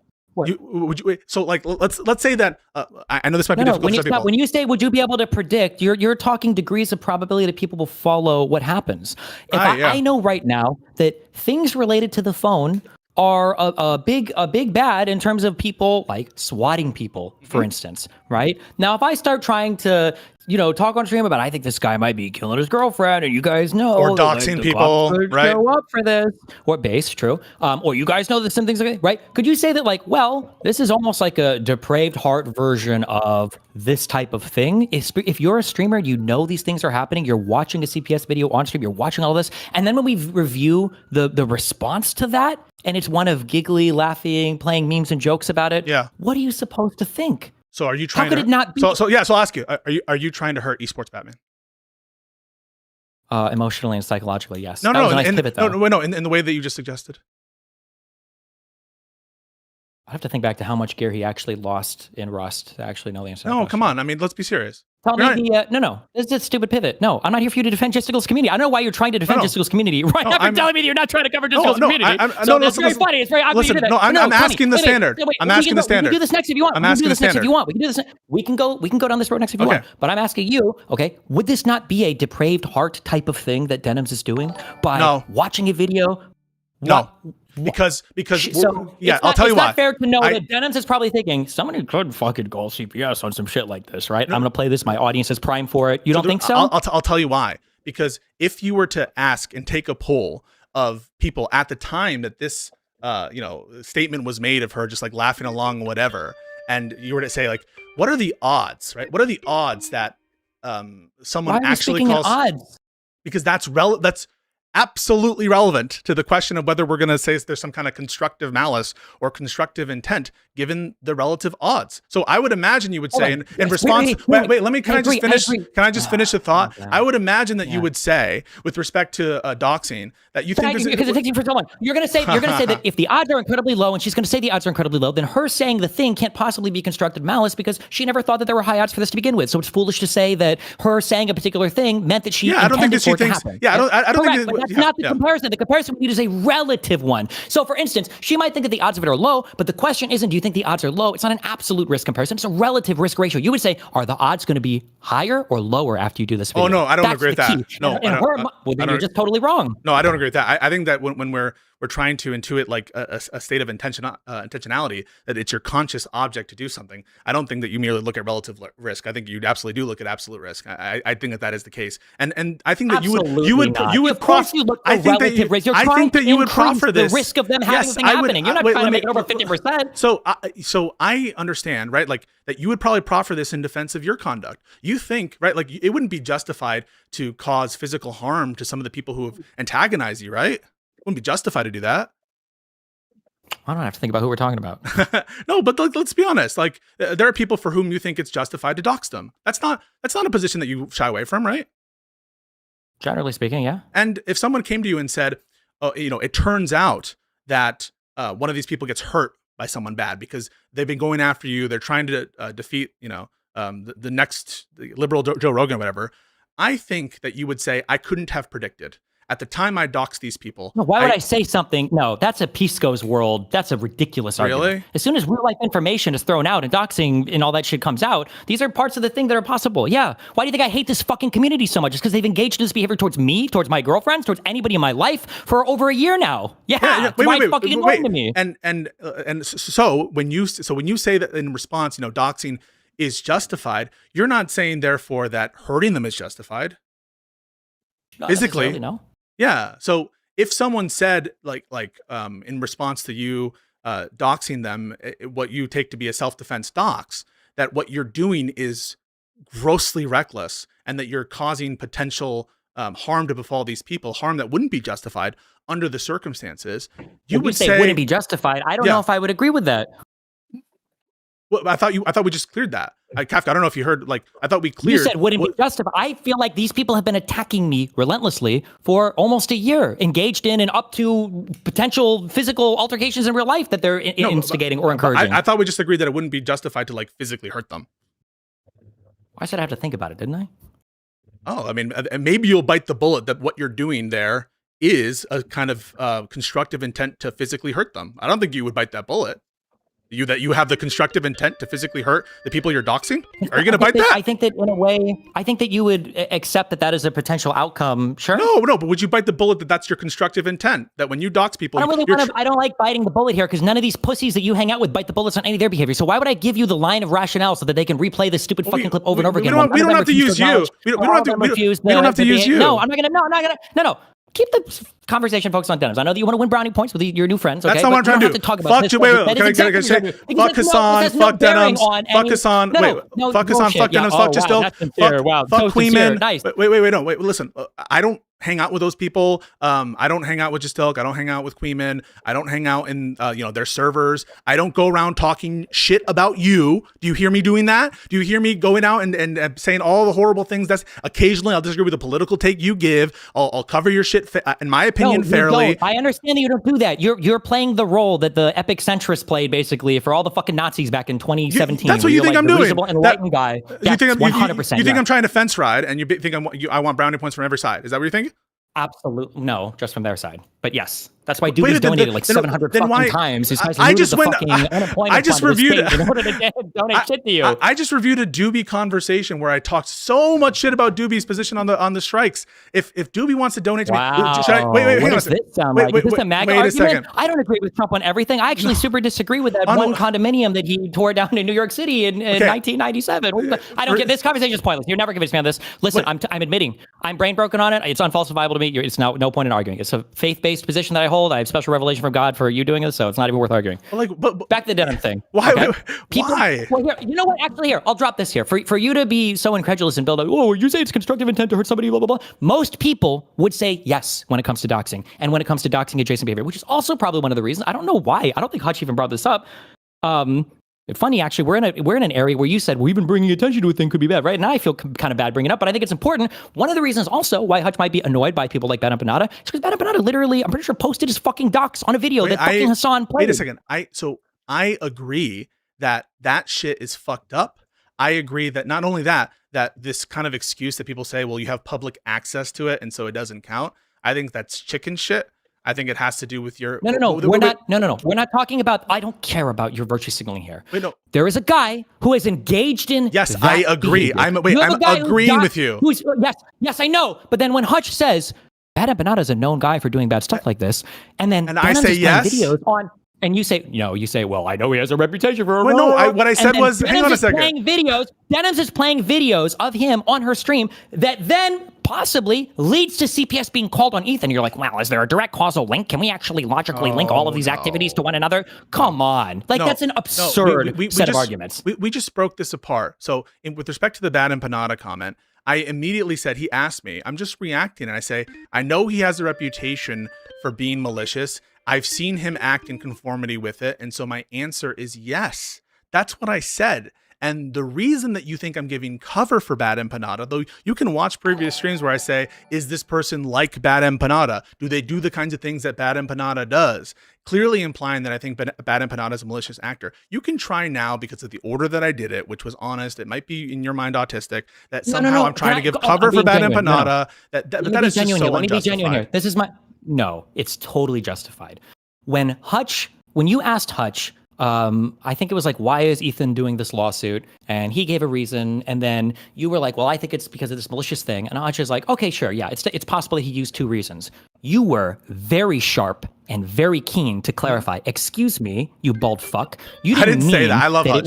You didn't mean that it was logically possible that they could have these 2 positions. Because when you say that now, it gives you the ability to weasel out of it later. You were like, I need you to say they have 2 motivations at least. And you forced him to take that position. But when you say, when somebody says that, it absolutely I'll tell you exactly what happened. When you say, people can compare. I listened to what it. Okay. I was there too. Like, why do you think that, like, I'm not allowed to contest your rendition of that conversation? So he asked me, I just think that it's like that he could have had 2 motives. And I'm like, I'm just clarifying by that. Do you mean that there's like some good reason to believe he had a second motive? Or do you just mean the bare question that I wouldn't like disagree with is that he could have it? And the reason why I'm doing that is simply because people have asked that of me. And I've said, yeah, of course he could have 2 motives.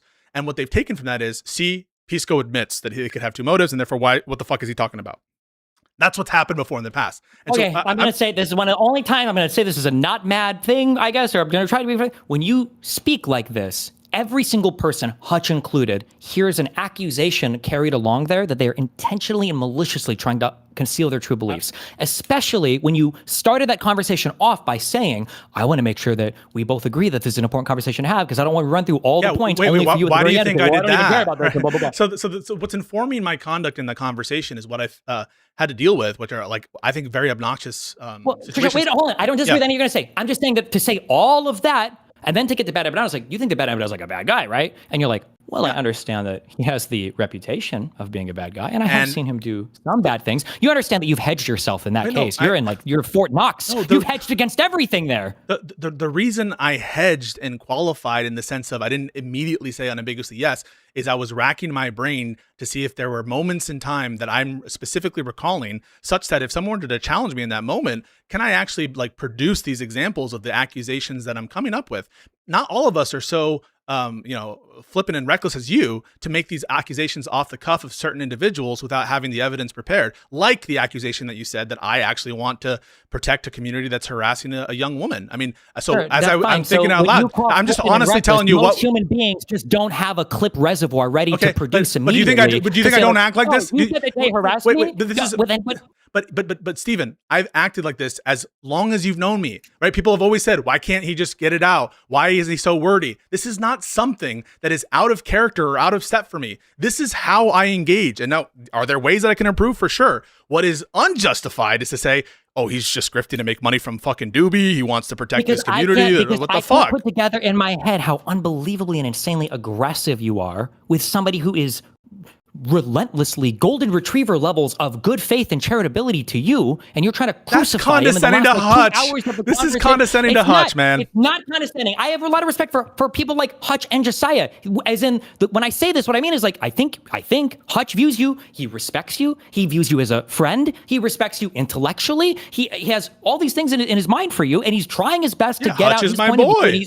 Yeah, and you're trying to run these ridiculous did I do this with you? Wait, did I do this with you back in the day? I like that. We enjoy this. This is fun for us. But it's different. Like with you and Rob Noor. Do you have the same conversation with your mom that you do with Rob Noor? You should ask my mom, man.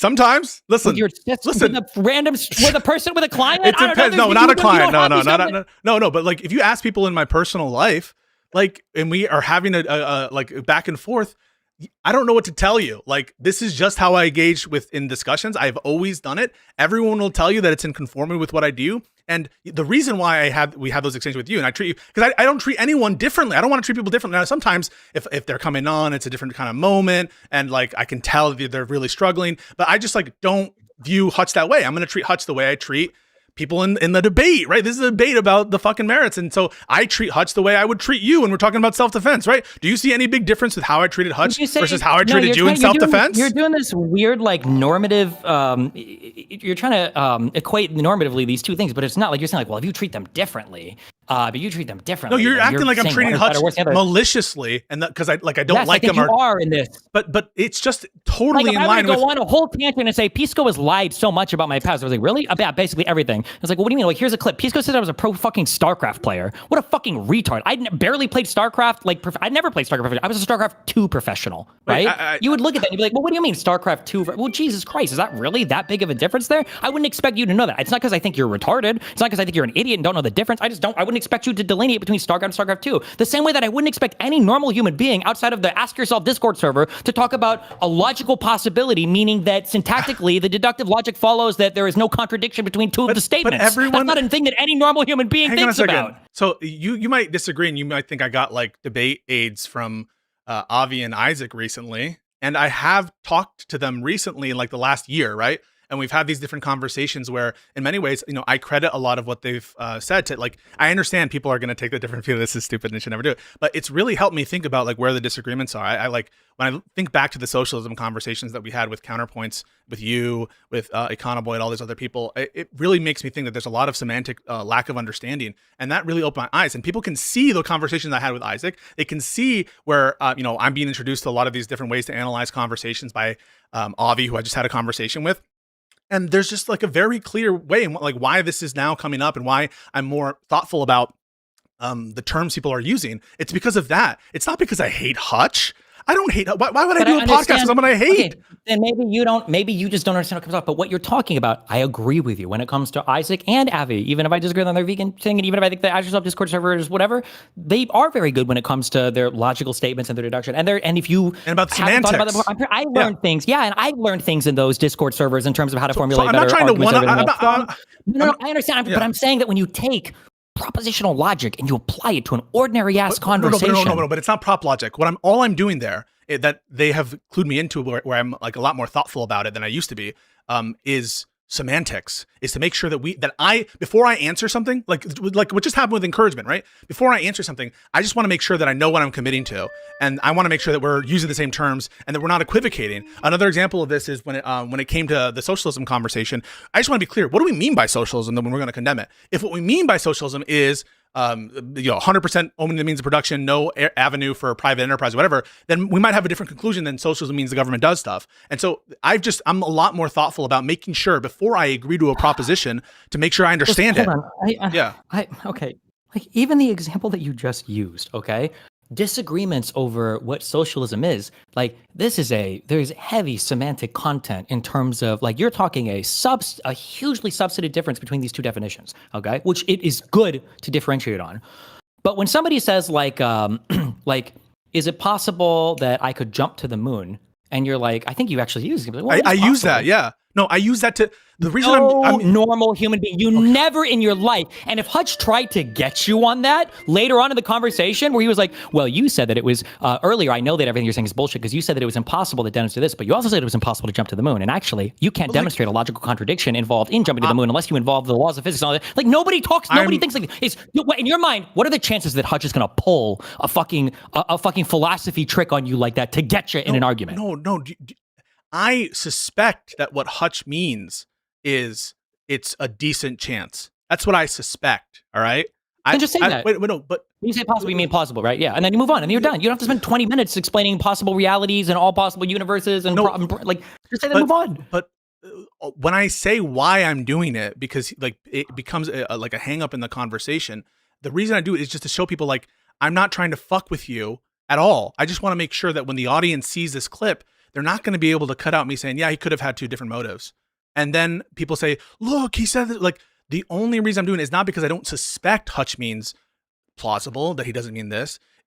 And when I say that, like, I'm just trying to take this moment to get people to appreciate why I'm doing it in good faith.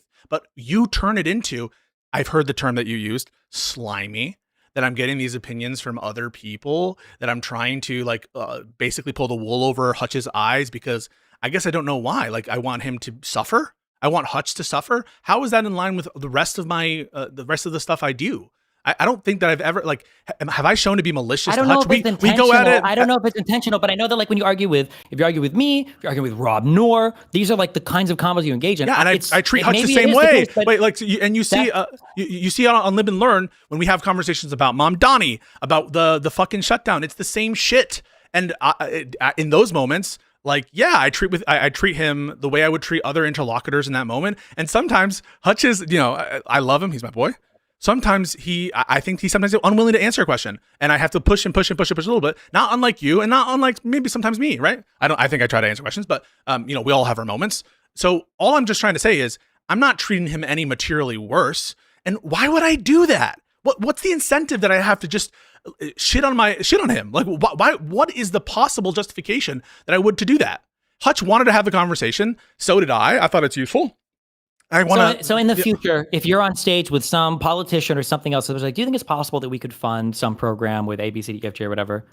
You're just going to say yes or no? Well, I think it's likely. Are you going to say, well, when you say possible, do you mean does it entail logically a contradiction or not? I think there's respond that way listen, on stage. Listen, I think there is a more clean way you can say it. I don't know about possible. I do mean likely or something like that. Maybe there's a faster way to say it, but that is an advice like maybe I'll accept in terms of like saying it in a less, I don't know, a less annoying fashion. But the thing is, it doesn't show I'm malicious. It doesn't show that I'm trying to. It might not show it, but it feels that way. It feels that way when you fucking say it, dude. It feels that way when you basically say that everything I'm doing in that context is to try to fucking like mind fuck Hutch. It seems condescending to Hutch. How do you think? I'm curious. Yeah. I'm curious. No, stop doing this. It feels like you're saying that Hutch is stupid. It's not that. It's a different thing. We have different skill sets. We excel in different areas, and we do different things. It's not like I don't think that Hutch spends all of his time doing a fucking hardcore. I'm a fucking debate lord. Blah blah blah. Like I don't think he just does that. I don't think Josiah does that. I think both these people are very intelligent people. I respect their political. Hutch is like the only fucking guy in the whole gaming world that's not a fucking political retard. I have a ton of respect for him. So it's not. Don't stop doing this weird thing where it's like, oh, are you saying I need to treat him like a fucking retard? No, I don't treat him differently. Saying that. I treat him like a smart person. Okay. Who I debate with. You said you made the claim. You made the claim that when you say it is that way. How do you think Hutch felt at the end of your conversation? I think he felt great. I think he felt fine. Why would he feel bad? Really? Okay, yeah. But then one of us is super artistic. Because my takeaway was I think that there's a feeling that you get sometimes where you have a very blue ball, unsatisfied feeling where you're like, I feel like I just argued for 4 hours and I feel like we didn't actually cover anything. Which I don't even think you guys got to the central point of. I don't think we did either. Wait, no, I don't think we did. I agree with that. 4 hours, you barely got through the meta conversation. I would be surprised, and I could be wrong. I would be surprised if Hutch came away from that conversation like, man, that was a really good argument. I think it was probably like, fuck, that was so unsatisfying. I feel like we didn't get to talk about anything. Well, I'm not sure, but did you see us like do the aftercare there, where I'm like, I love him, nobody attack him? Why would I do that? Is that you think that that's also performative, so that I don't get like the notion that I'm just trying to like fuck with Hutch? And maybe, what do you think aftercare means? What is aftercare for? Yeah. Oh, come on. You're making a joke. You know what I'm talking about. Yeah. No, I'm after not. You fuck someone. After you fuck someone. Yes, no, but exactly. No, but you're but that's oh my god. You're being fast and loose. You're being fast and loose. No, you're being you're being fast and loose. That's not at all what I fucking meant. What I meant is I made sure after that, right? I'm not saying like go fuck yourself. He's such a bad faith piece of shit. What I said was, by the way, guys, I love Hutch. Hutch is my boy. I'm not just saying that facetiously. I like Hutch a lot. I do a fucking podcast with them. I'm not saying you're saying it facetiously, but I'm saying that like the conversation was probably deeply unsatisfying. Well, there are aspects about it that were unsatisfying to me too, but that I don't think the whole thing was unsatisfying. Okay. Nothing of substance was spoken about. It was like a debate with Rob Noor, Andrew Wilson, where it's like, I don't even know what the fuck I just debated for 4 hours. The way I can tell you my impression. Said, like, 3 hours in, Hutch was like, I think I'm tired of this combo. And you're like, are you? You know what you serious? did? You know what you did? Tired? No, I can just tell you my impression if you want to hear it. That? Do you think Hutch was actually like sleepy? I don't know. I mean, like, I think he was probably like frustrated with the conversation. I don't think that he's. Yes, but I don't think. Frustrated. I don't think that he's like sad or angry about it. I just think he's fine after. No, but there are different types of frustrations. There can be frustrations like, fuck, like I didn't have like the information here, or like, oh fuck, he got me on this point. And then there's a frustration of like, I feel like my intuitions are being twisted around and I'm being yoinked around to all these different topics of discussion. Really? I don't even really know what. Yes. Have 100%. you ever felt that way talking to me? Sometimes, yeah, but not. So just because that's a feeling that exists doesn't. Usually, though, because both of no. Because usually both of us, generally speaking, well, no, I have felt that way after the fucking rage combo that we had, the time before last or whatever. But like generally speaking, we're both collaboratively trying to build towards some end, and you're not usually trying to like sneak away from things. Like I feel like actually you kind of have in this conversation, which we'll go back to. But I do feel that way when I debate with Andrew Wilson, or when I watch every Jordan Peterson debate. Well, no, these are never debates that feel good because they're constantly trying to form away. Hopefully, that people can understand a difference between me and Andrew Wilson. The difference is, and I hope that people remember my conduct when it was reacting to the insurrection debate that you had with Andrew Wilson, when I felt that people that, for example, this is exactly where I defended you, right? Do you remember when he said something like, it's not my burden to show whatever. Remember when he said that?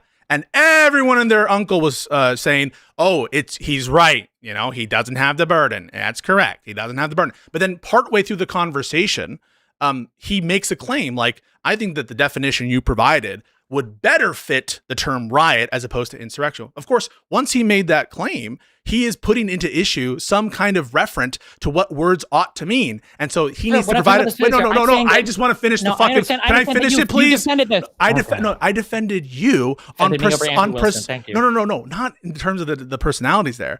I defended it from his tactic trying to hide his relative burden in that context on the same grounds where I was saying that it actually is Hutch's burden now with respect to whatever point he was making about Denham's intent. I was defending you when you were correctly stated to Andrew Wilson, and he was using a slimy, insincere debate tactic that he didn't have a burden anymore. So that's precisely what I'm not trying to do. I'm open. I have calls to have people come in so they can chat about stuff.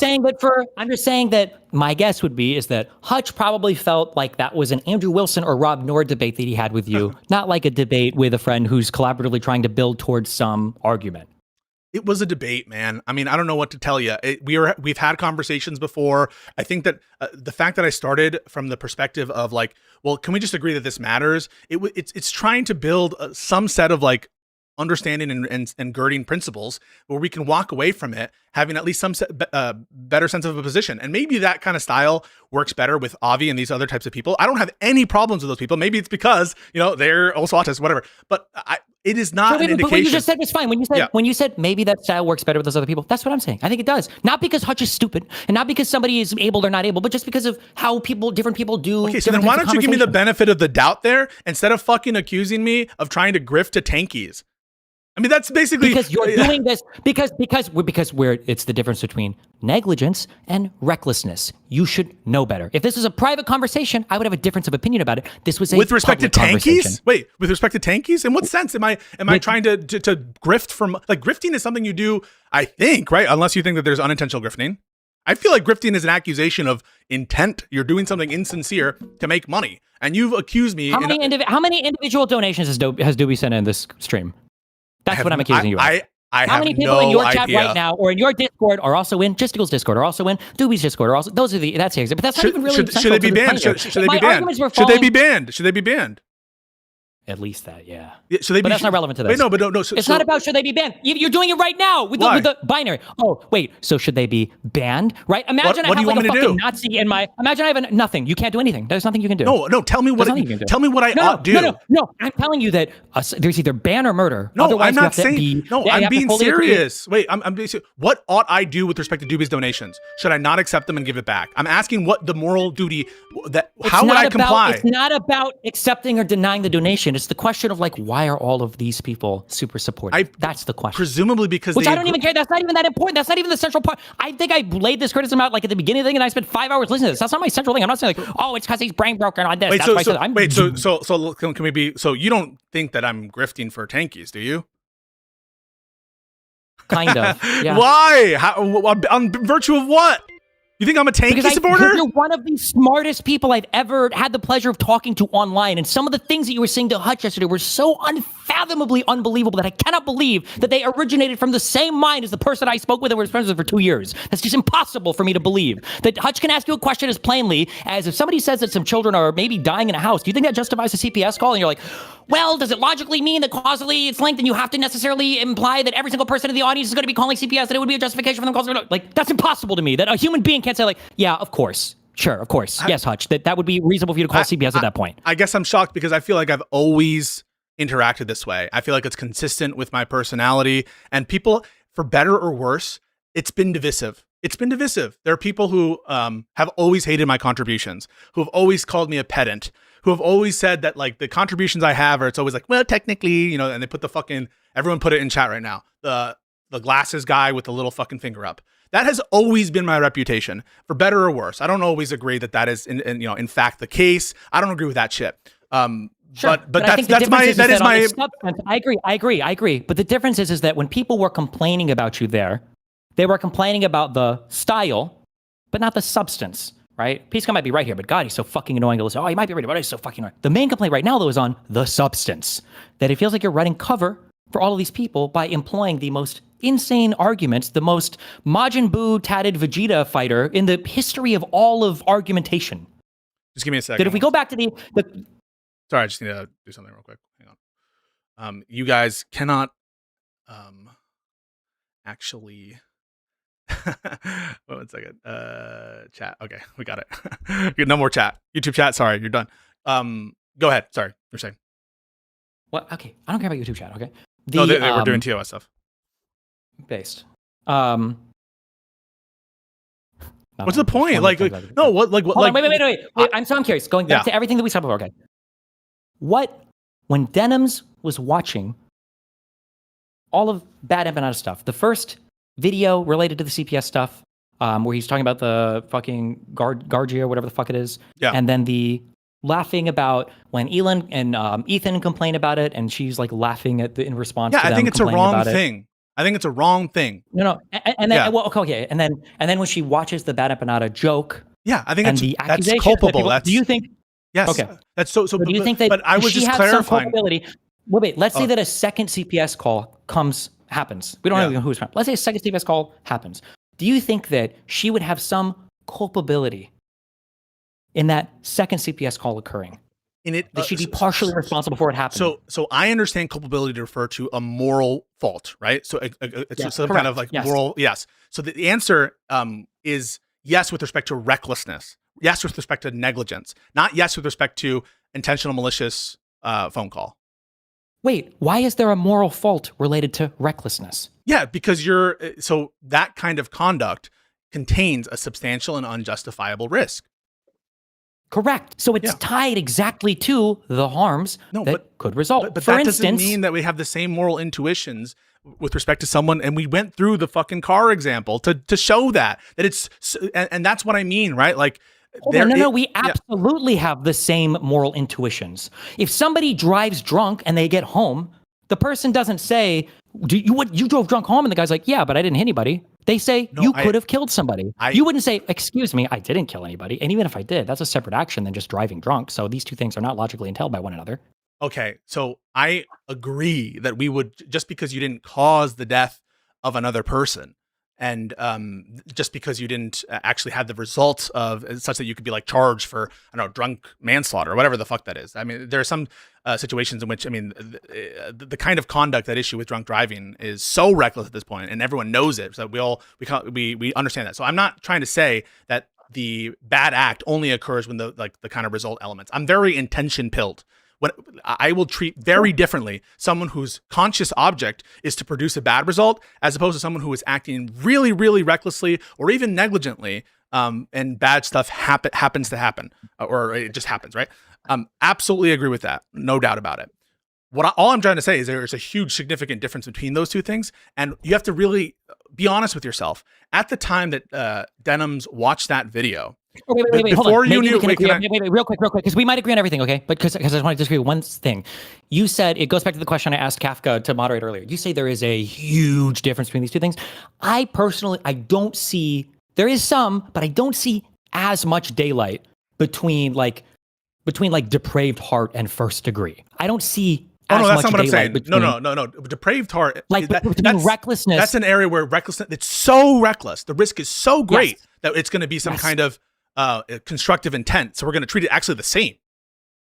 I don't think, isn't depraved heart used as a second degree murder justification generally? No, but like essentially, you're fulfilling the malice aspect of murder. The thing that makes it the worst is you're so reckless that we're going to treat you like you basically try to kill him. Yes.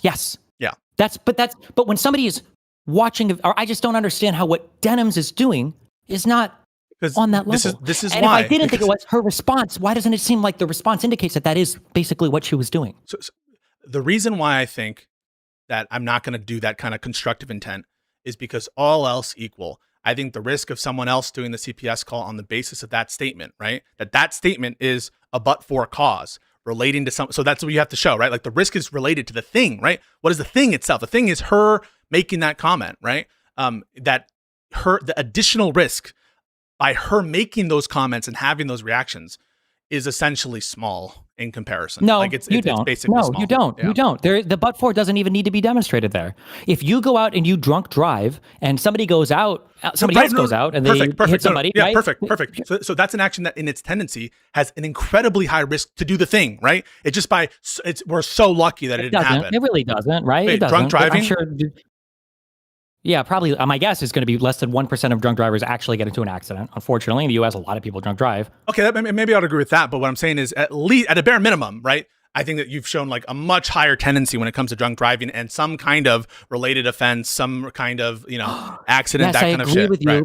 But can you clarify for me? Because it feels like you just stumbled into that argument I made before, which is it's not about absolute risk. It's about relative risk. It's that you're taking an action that's going to significantly increase the chance of something happening, not just that the absolute risk of it happening is high. No, I don't think that's true. So like suppose that, for example, that you have the tiniest little sip, or so I won't say that, a medium sip of wine, okay? You have now just significantly increased the risk of a crash, right?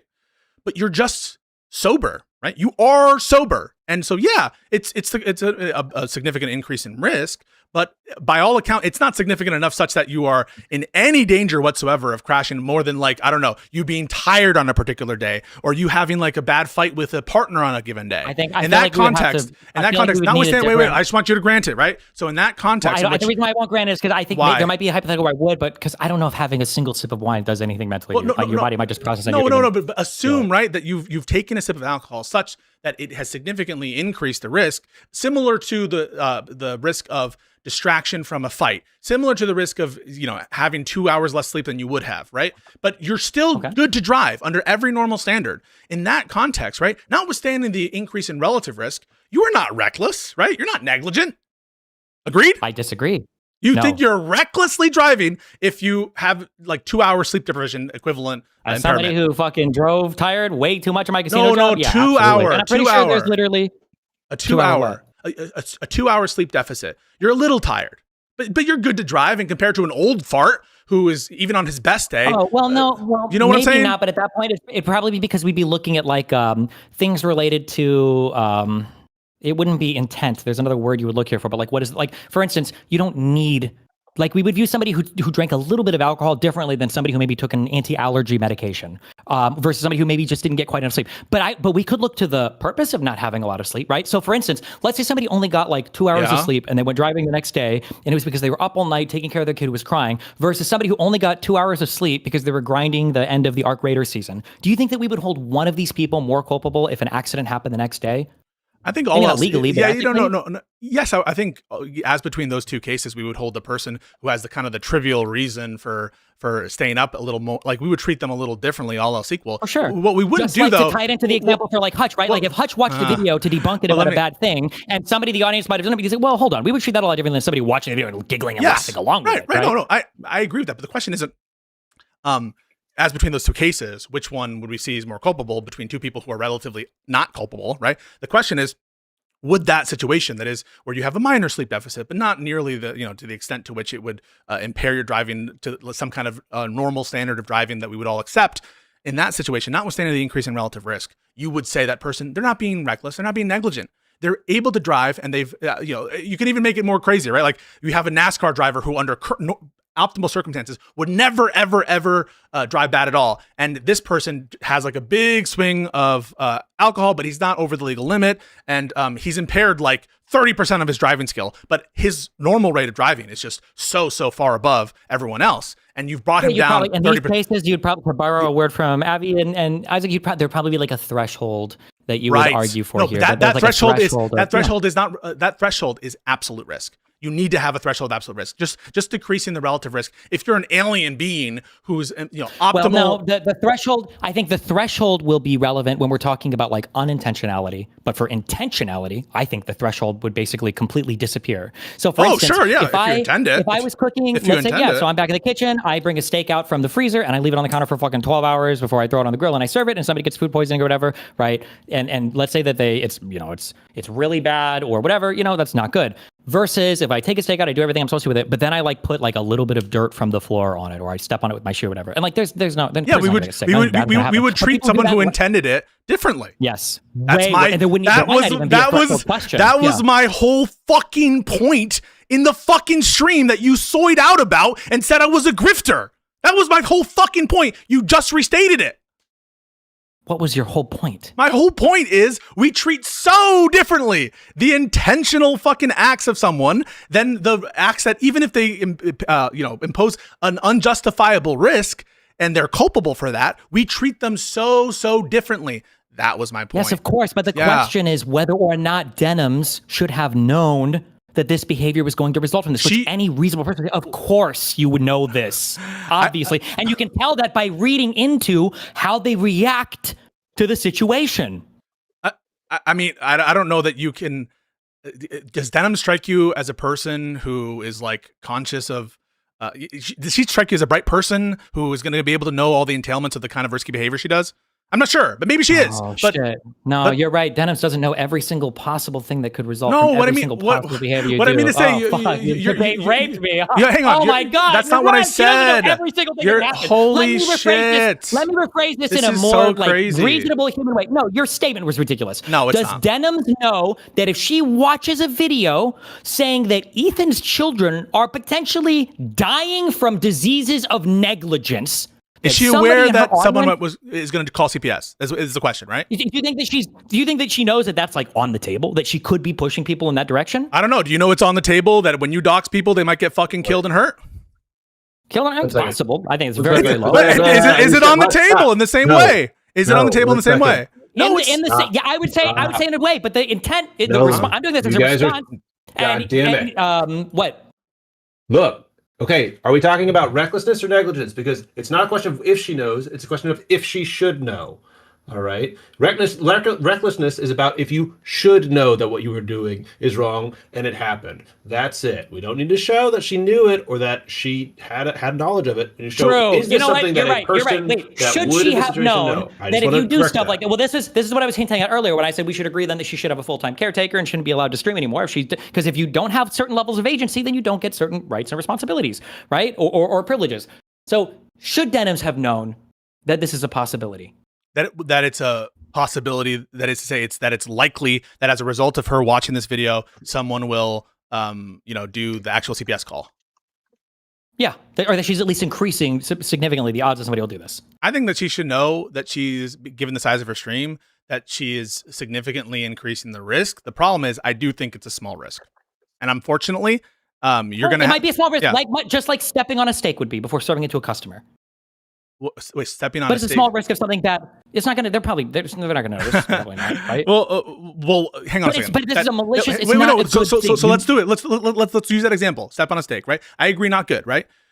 The person, so it's a prank, and they're stepping on the steak because they're like rude to the service or whatever. Step on the steak, they get a parasite and die. Okay, holy fuck! And all of the fucking servers are looking around themselves, and they're like, "What the fuck?" And the guy who did the stepping raises his hand weakly, and he's like, "Hi." And then the question is, in that moment, you agree, low risk of really, really, really, really bad event it happened. All right. Mm-hmm. How do you assess that person? Their culpability, right? Now, it was absolutely the culpable for them to do that conduct. But in reality, the risk of the result happening was in absolute terms low. That's the comparison I'm trying to make. Yes, but the thing that you keep missing is that we tie our moral culpability that you have for failing your moral responsibilities, your moral obligations, your professional obligations. We tie the harm that results from the worst cases of people not following these responsibilities to the failure to follow the responsibility. That's why when you get a DUI, it's a big charge. But why? I You didn't hurt agree. anybody. You can drive home from wherever and not hurt a single soul. Why do you get a DUI? You might not even break any traffic laws. I totally agree that we should be like that. There are certain reckless conduct that are felonies, right? Manslaughter is not like a minor thing. Manslaughter is a felony. All right. So there are absolutely states of mind that are reckless that there's some things that you could do that are reckless that are worse than other things you could do that are intentional, right? I would say that intentionally trying to pickpocket someone is better than drunk driving, right? Now, in the case of the intentional act, wait, real quick. Yeah. Funnily enough, those things tie into where you have the greatest level of obligation, where you have the greatest level of responsibility. The greater the responsibility, the greater the obligation, probably the greater moral fault by not following said. So then maybe you would understand why when I'm talking to Hutch, I'm bringing up things like risk. Is this a significant risk? Is this an insignificant risk? But instead of you saying, and trying to think, maybe Pisco is getting at something here. Maybe it's actually relevant to talk about the amount of risk, and that will play into how we factor about the ethical obligations. You took that as yet another slimy debate tactic. But of course, the amount of risk bears on the ethical question. It's not about the amount of risk. It's about the amount of unnecessary risk, and especially the intentionality of the violation of the obligation. Even if you know, like, I could right now give like orders to my chat to go and kill some fucking person, and chances are that of anybody following through, it's probably less than 0.00001%. But just the fact that you could issue the order like that is already really because that's a huge failure of a massive obligation. So let me give Denim has a chat. She has obligations to the chat to not be engaging in behavior that's going to get people swatted or CPS called. Let me give you a perfect example. I think sandwich thrower. You know the sandwich thrower? He got let off. All right, whatever. But the sandwich thrower, he threw something at ICE or National Guard or whatever. Let's say that he's throwing that sandwich with the intent to kill the fucking guy. All right. You can prove that he threw that. Now he's like a deluded asshole, or he is like so incompetent that he has no comprehension that his sandwich has exactly zero chance of killing this person. He does it anyway. I'm going to treat that person as like an attempted murderer. Okay. So, or at a bare minimum, it's going to be some significant penalty. Yeah, you didn't have a gun there, but the only reason you weren't successful in killing them is because you're a stupid person that tried to use a sandwich because you had like some notion that they might be allergic to something or whatever. So I absolutely take the view that intentional conduct, I'm an intention cuck. I've said it always, that intention to me is the most important thing. That is why I was making this point. So absolutely, if you could show that Denim's conscious object was to make the CPS call happen, I think that's a lot easier case than the kind of statements that have been shown. Those statements absolutely downplaying. Those statements absolutely unjustifiable. Those in the same way, by the way, I think that some of your jokes and other people's jokes sometimes are unjustified. I'm not saying that they're the same thing. I'm not saying they're the exact same thing, but I will take issue with certain things. But like, I don't think when you're calling, making certain jokes about Corey Compouture, making certain jokes about victims, I don't think that you want them to die, right? I would defend you, and I have defended people like Rob Moore who have accused you of saying that you want Republicans to die, right? You don't want Republicans to die, do you? Hello? No, but what's the difference? The difference is it's not your conscious object to make them die. Now, someone might look at your conduct and say, no. Okay. We're also not, if somebody called CPS on Ethan and like Denims and Caseytron and all them, it's hard to separate because these communities are so fucking toxic. But if they just laughed at that fact, then it would be gross, disgusting, or whatever. Mm-hmm.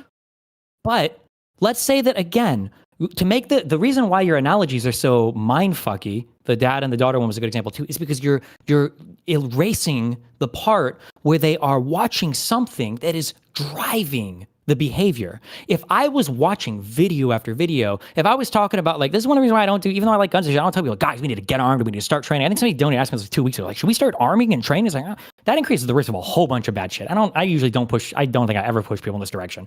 But like, if we were watching videos on like best ways to assassinate conservatives, best ways to intervene so 911 can't get to people in time. But if I was watching the video and then a conservative got shot and killed, and then I started laughing and making jokes about it, Like, would you not look at me and go like, are you like hoping that somebody in your community, would you not look at me? And even if I would treat you 100% differently. like- Listen, I would treat you differently if that versus current facts. All right. So I'm just giving you what you want. Sure. I would treat. I think intuitively, I think Hutch, but I think Hutch would also do differently as well, right? So Hutch is somebody who's very critical of my jokes and all this bullshit because he's a soy fuck liberal, whatever. That's fine, okay? He's critical, but I think, I could be wrong, but I think that Hutch would have a much more negative view of me if I was in my chat saying like, okay, guys, how are we getting the next conservative? Like, let's theory craft. Like, what are the best guns, the best loadouts? Like, how do we not go? Like, it would be way worse. But the thing is, like, I agree that to the extent that there's no facetiousness there, because there's edgy jokes and there's kind of like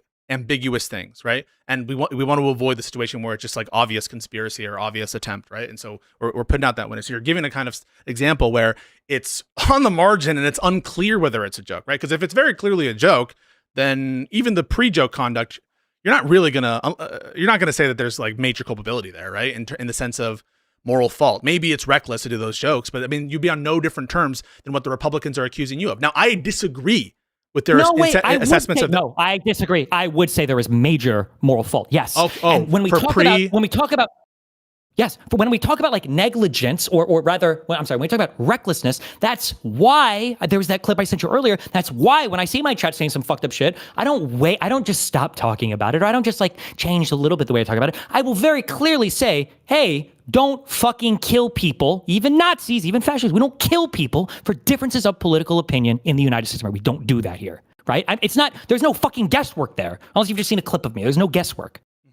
No, I mean, like, I understand that there are distinctions between different kinds of conduct that could be at issue, and the examples that you're providing, again, these are distinctions that I think do matter in terms of how we assess the relative risk of them. The only thing I'm saying is that someone pointing to an increase in risk and awareness of risk, right? You would grant that, like, you calling these people fascists, you calling these people, fucking crazy people who want to take over the country, that does increase the risk, right? It's mitigated by some of the things that you're saying, right? But it can increase the risk. I accept all the increase of risk as long as my analysis is accurate and my positions have been made clear. If it's the case that, for example, you made everything you said, but you didn't have the condemnations of violence, let's say, and someone ends up, killing someone else, you're going to perhaps take culpability for failure to moderate.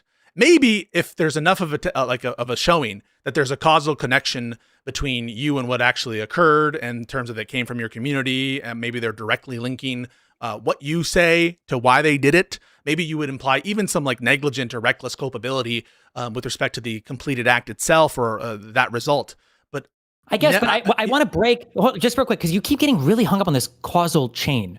I don't care about necessarily the causal chain. I care about the factors and if they would transfer or not. So for instance, let's say somebody killed somebody, and like you said, they mentioned things you said, but let's say they didn't. But let's say that all of them, they killed somebody, and let's say that they did a whole manifesto and they pointed at a whole bunch of stuff that Josiah said, right? I think that we're pretty in alignment on a lot of things, right?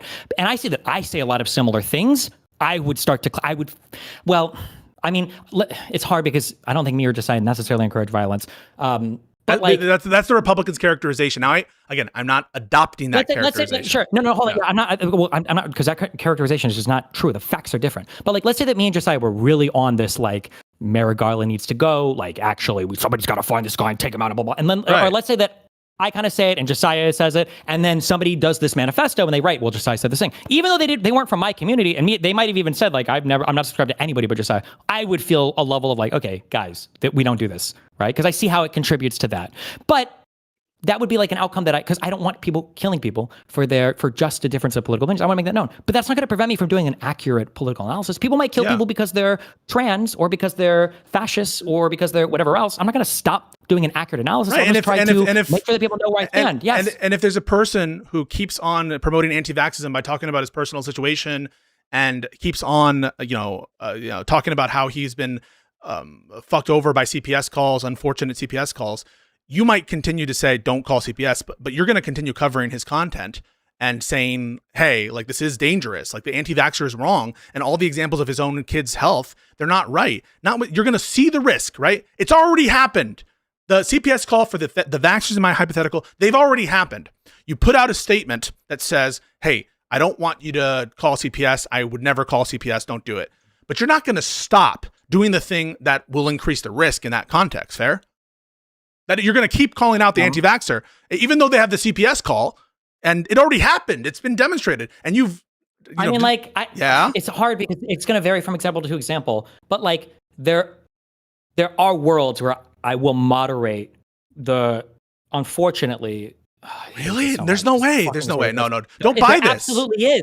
No, I absolutely do, because especially because my community is 90-10 men, and a lot of the communities that for politicals are 90-10 men. There are a lot of criticisms that I don't necessarily lean into as hard on when it comes to certain dating things or women things or whatever the fuck, because I know that the community will take it a certain way. Or back in the gaming days, I think there was a lot of really cringe, like booby streamer, whatever bullshit. But like, if I make any of these comments known publicly, there's 90 million fucking incels in my comments that are like alongside me. And no matter how much I hedge, and no matter how much I try to like cut that shit out, they're always going to show up and weaponize those arguments. So at some point, I'm like, fuck it, I don't think I will. Unfortunately, I think even in that sense, but I would say that maybe that's going too far. Or I just, for whatever reason, I don't necessarily need to do that. But you acknowledge we're like levels and levels and levels away from Denham's behavior. Well, I mean, like, I don't know, man. I think that it's not a big risk. These kinds of like reactions to all else equal, they don't seem very risky. And you can show me evidence of. It's not about risk; it's about intent. Is there a single time? I'm just curious, and maybe there's clips. Is there a single time where Denham says, "Seriously, guys, the CPS stuff, we don't do this. This is not cool here."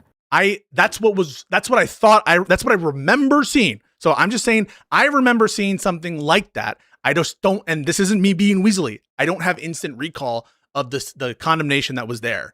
I thought I remember seeing that. I will say earlier you were saying things like, "Well, you need to be able to justify your assertions," blah blah. But my assertion isn't that I know her conduct to to be a thing or not. I'm just saying what I've been seeing so far doesn't justify the lawsuits. And that's a separate. We haven't even reached that. But all I'm trying to say is, regardless of your thoughts about this, and you seem to take a view which, I mean, I guess is like more protective of your, more responsible for your community. And in some ways, I think that's in line with stuff you said before. In some ways, I think people could argue that it's maybe inconsistent, but I'm not going to get into that right now. Regardless of your thoughts about who's right here, do you actually get the culpability in the way that, Steven says, or in the way I say?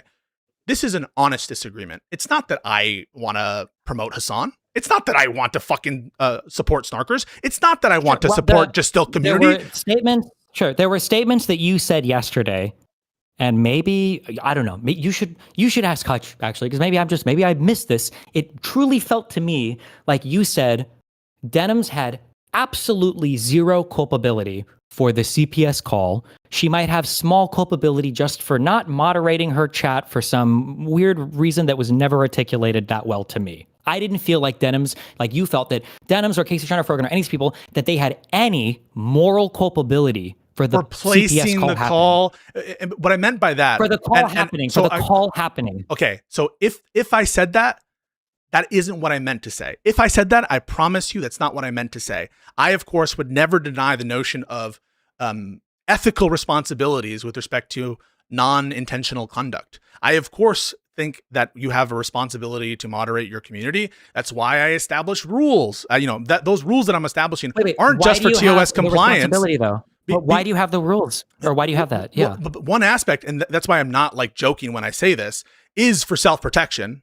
I was just being honest when I say forget like, that, though. Forget that. I know, but so you would acknowledge like one of the first rationales of why I do it is to protect myself, to make sure that no one can make the accusation that I'm not doing anything because, and then you're giving like a preference statement. We're asking for the morals. No, but hang on a second. I think that protecting yourself from things where you don't intend it, that actually is an ethical obligation you have to yourself. I think one can have ethical obligations to themselves. Pisco, nobody thinks like this. Okay. Nobody's. I do. I fucking do. My point is that is not indication of bad faith. Just to be clear, you do not think like this. If somebody were to ask you why, or maybe you can bite the bullet on this. If somebody say, why shouldn't you rape somebody? Would you say, as part of the first thing you say, well, you don't want to get arrested, right? Okay. In that example, no, I wouldn't. In that example, I would lead with the harm done to others. Correct. Yes. Okay. But I can't explain to you why my mind in one situation comes up with the rationales for something first or another. And I'm asking you, please, because you don't think what she did is that bad. That's why. No. So you're saying that because the first thing that comes in my head, you're reading into that to say that I'm trying to protect Denham's from her conduct, whatever it is. Yes. Okay. Yes. And the evidence of that is because if I didn't, I would have brought up the harm and potential risks to others. Even though I acknowledge that before that statement is made, I acknowledge the risk fact. That's what's so absurd about this whole thing, is the notion that I was ever establishing or my view that like somehow there are no norms in moderation, that there are no such things as obligations with respect to negligent or reckless conduct. It's just bizarre that you think that I would have thought that, and that you didn't hear me making this point. Maybe I didn't do it as clearly, whatever, but I'm asking people to have some amount of grace in when I'm making these arguments. And I'm not going out there to say the only thing that's ever bad are things that are intentional. I mean, did you really think I thought that?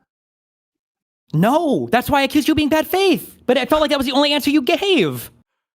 Okay. Can somebody link me the clip? I really want to hear. I wish I could remember the exact word you used. It was like when there's like a non-trivial hurdle to moderation. This is what I said. To avoid actionable things. This is what I recall. So what I recall was Hutch asked a question like, "Do you have a duty to moderate when people basically say to call CPS?" Right? And I thought about it for a little bit. I'm like, I think that you should moderate calls for CPS. I do agree with that. But I'll ask you. Do you think you should moderate when someone... No, hold on. I just want to be clear. We can say this, but I just want to be clear. That's not what I was referring to. You gave an answer that was the most syntactically crafty answer I've ever heard to avoid committing yourself to any sort of moral obligation. That was essentially just saying that, like, as long as it's not a big deal or not too difficult, you should moderate bad shit so that you don't get banned. That was the substance of your answer. If somebody finds a clip of it later, but we can move on to the next thing. Go ahead. Okay. I mean, like, what I'm trying to do is essentially these accusations are made that I'm adopting arguments that I don't really believe, that I'm being influenced into becoming, one thing or the other, that I'm specifically with bad intent trying to do one thing. And listen, y'all can have the opinion that you want. What I want to say, though, is it's totally unjustified. I have been a lib capitalist through and through. I'm on a show called... No, because you say that I'm appealing to tanky audiences. That's what you say to your audience. So where's the responsibility for that? Where's the responsibility for that? Your statement here doesn't do anything to vindicate you, right? Of course you're going to say that you don't do these things. It doesn't mean anything, right? But do you believe that I'm trying to appeal to snarkers? You believe it? Yes. Okay. And that's based on your divine revelation. Well, it's based on the unfathomable logic that you employed in your conversation explained last it, night. but I just explained it. Do you not believe my explanation? I mean, this doesn't seem like I'm curious. Well, can you tell me? Because I didn't remember hearing an answer at all yesterday. It was low cost of compliance. That was the phrase you used. Yeah. So why is it bad? Yeah. Why do you have a duty to moderate your chat? So a duty of reasonable care, which is what negligence is sort of pinned to. The reasonableness relates both to the sense of the risk and the cost of mitigation. All right. So there are things that you can always do to reduce risk. All right. You could pad yourself up in a million different pillows and walk through and like make sure. We're not talking about this. Yes. So when I said cost of compliance, yes. when I say compliance cost, you might not believe me, but explicitly what I'm invoking is the notion that part of the assessment of what constitutes reasonable risk relates to how much it costs for a person. Like, you would never say that Denham's the start of a stream. You say, I condemn this, I condemn that, I condemn Hassan, I condemn Bada Banana, I condemn, like, you would never say that she has to run through 1,000 trillion throat clearers and it's an infinite amount of things, right? Well, here, wait, I'm just curious. Can you watch somebody like this? This is where you get this answer. Okay. I'll just see if is Kafka still in here? Yeah. I am, yes. Okay, here, pass this along. What is the point of moderation then? I can hear it. So I just want to make sure. Can you answer that question? I will. Yes, I heard you. Yes, I heard you. Okay. What's the point of moderation?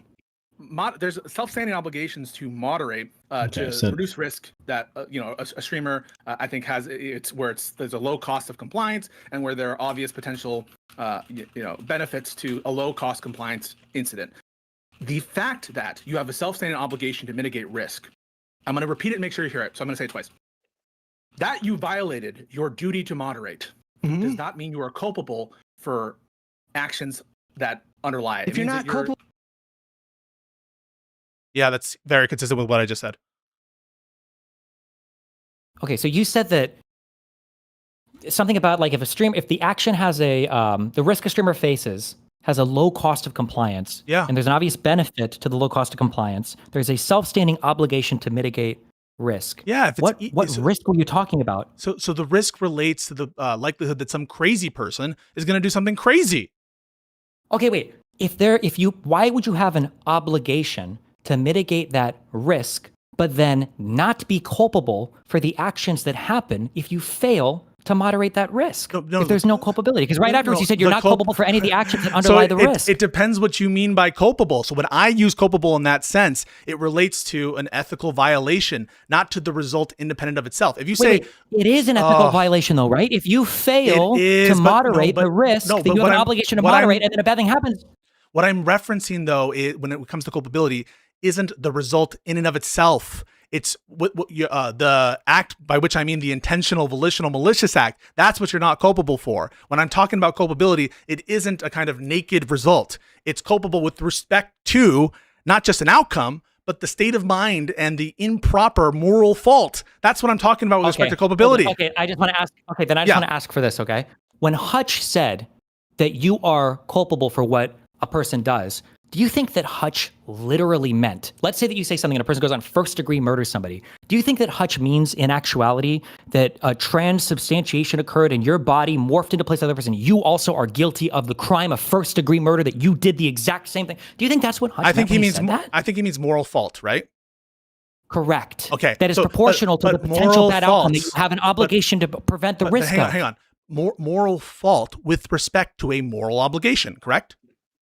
Yes, but the moral obligation is tied to the potential risk. Sure, no. But it doesn't exist independent of the mindset. That's what I'm saying. The moral obligation exists not just in the result, but in the actual. It must, by necessity, include the state of mind. Otherwise, it might not even be a moral obligation, right? You don't have a moral obligation independent of the state of mind, right? So that's what I meant. That's what I meant. You said it might, sure, but you said it might exist out there somewhere. I'm glad you clarified. You said it might exist out there somewhere.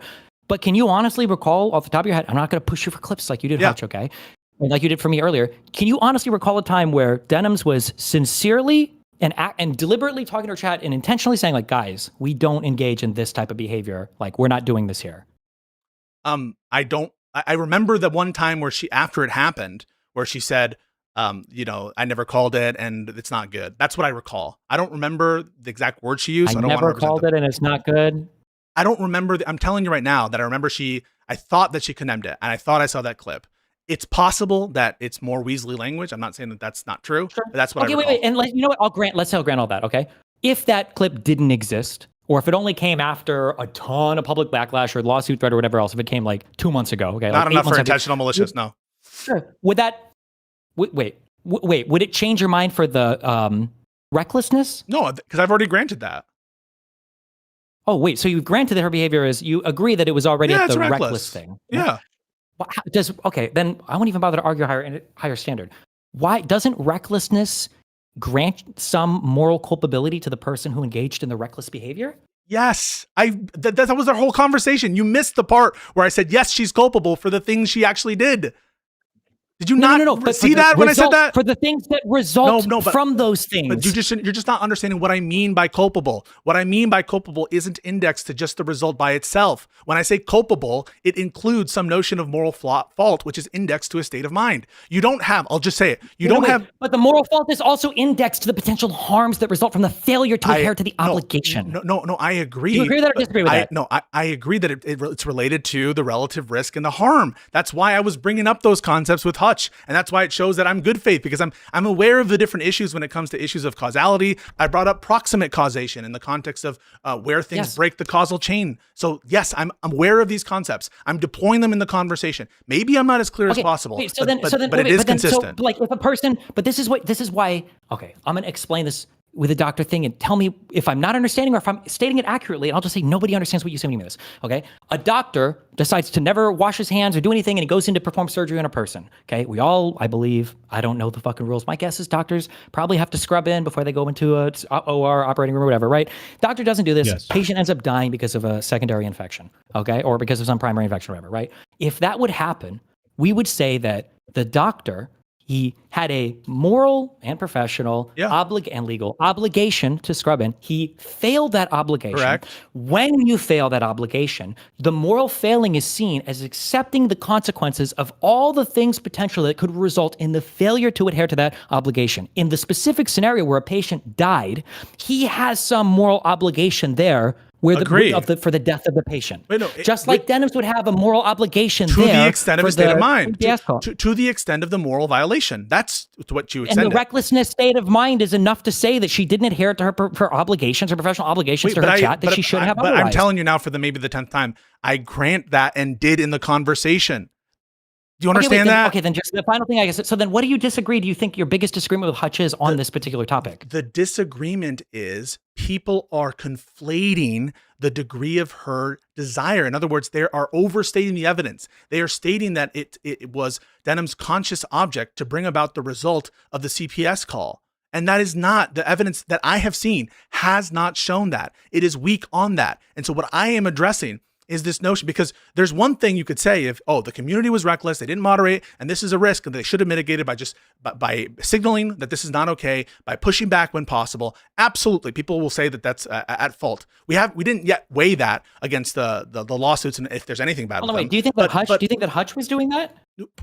I'm not sure. What was your main disagreement with Hutch? You had a 7-hour conversation about what was your main disagreement with Hutch? I'm not sure. We spent most of it trying to get him to understand this concept that I was trying to show. That like I'm not sure that what he would say in response to. Wait, understand what concept? The concept that one's that multiple ethical obligations exist, and each one of them has an index state of mind, and one's violation of one does not entail the other. That was anyone who watches that fairly knows that I was struggling for hours to come to that and to suggest that there are different different implications from that. And yet you could say, for example, well, because the struggle was because it took you a long time to get to the point that culpability wasn't a binary yes or no. There are contributory negligences, or there are other factors at play that the foreseeability of certain actions and responsibilities and all those things. And Hutch kept saying things like that. Like sometimes Hutch would even say a phrase. I don't even know if he realized this, but he was intuiting when he was saying things like, well, didn't this contribute to? And then you would switch immediately to like, well, she's not culpable for. And it took you like 2 hours to get to that. Like, isn't the better culpability? Isn't the better inference instead that I think that there's no moral obligation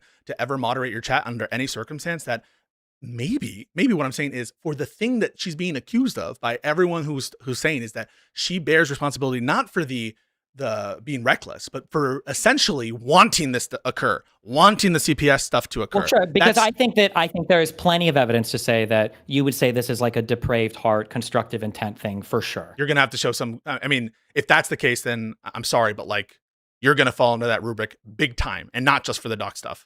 And I don't think that you deserve it on that stuff. Hold on.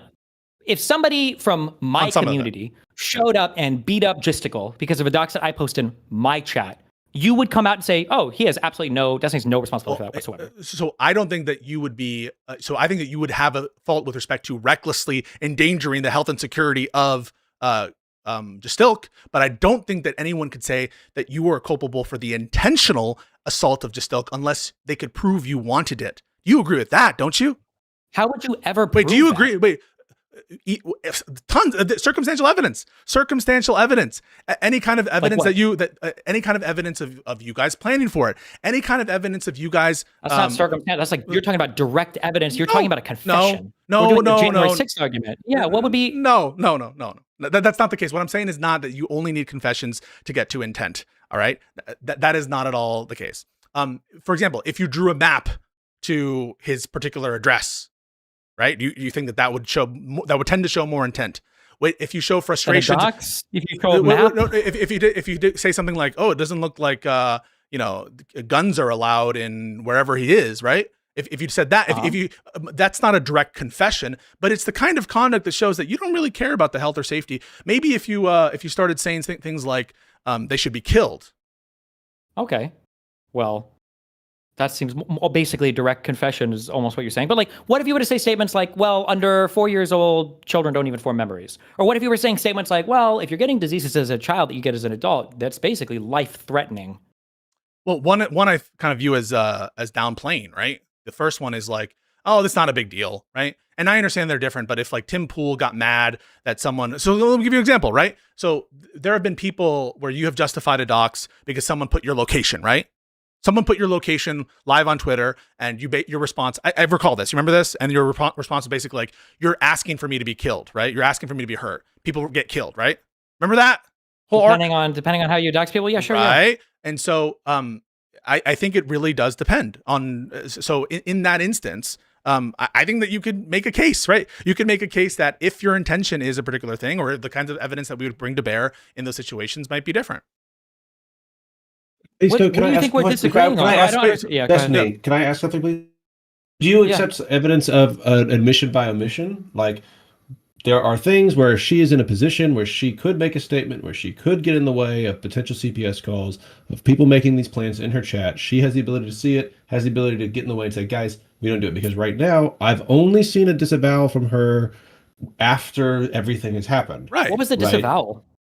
There was some video that someone shared that showed her saying, like, guys, I never condoned the CPS thing.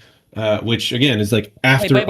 Happened. That's not a disavowal, though. That's not a disavowal, though. Well, isn't it? I'm being generous. What would it be? No, what else would it be? What it would be?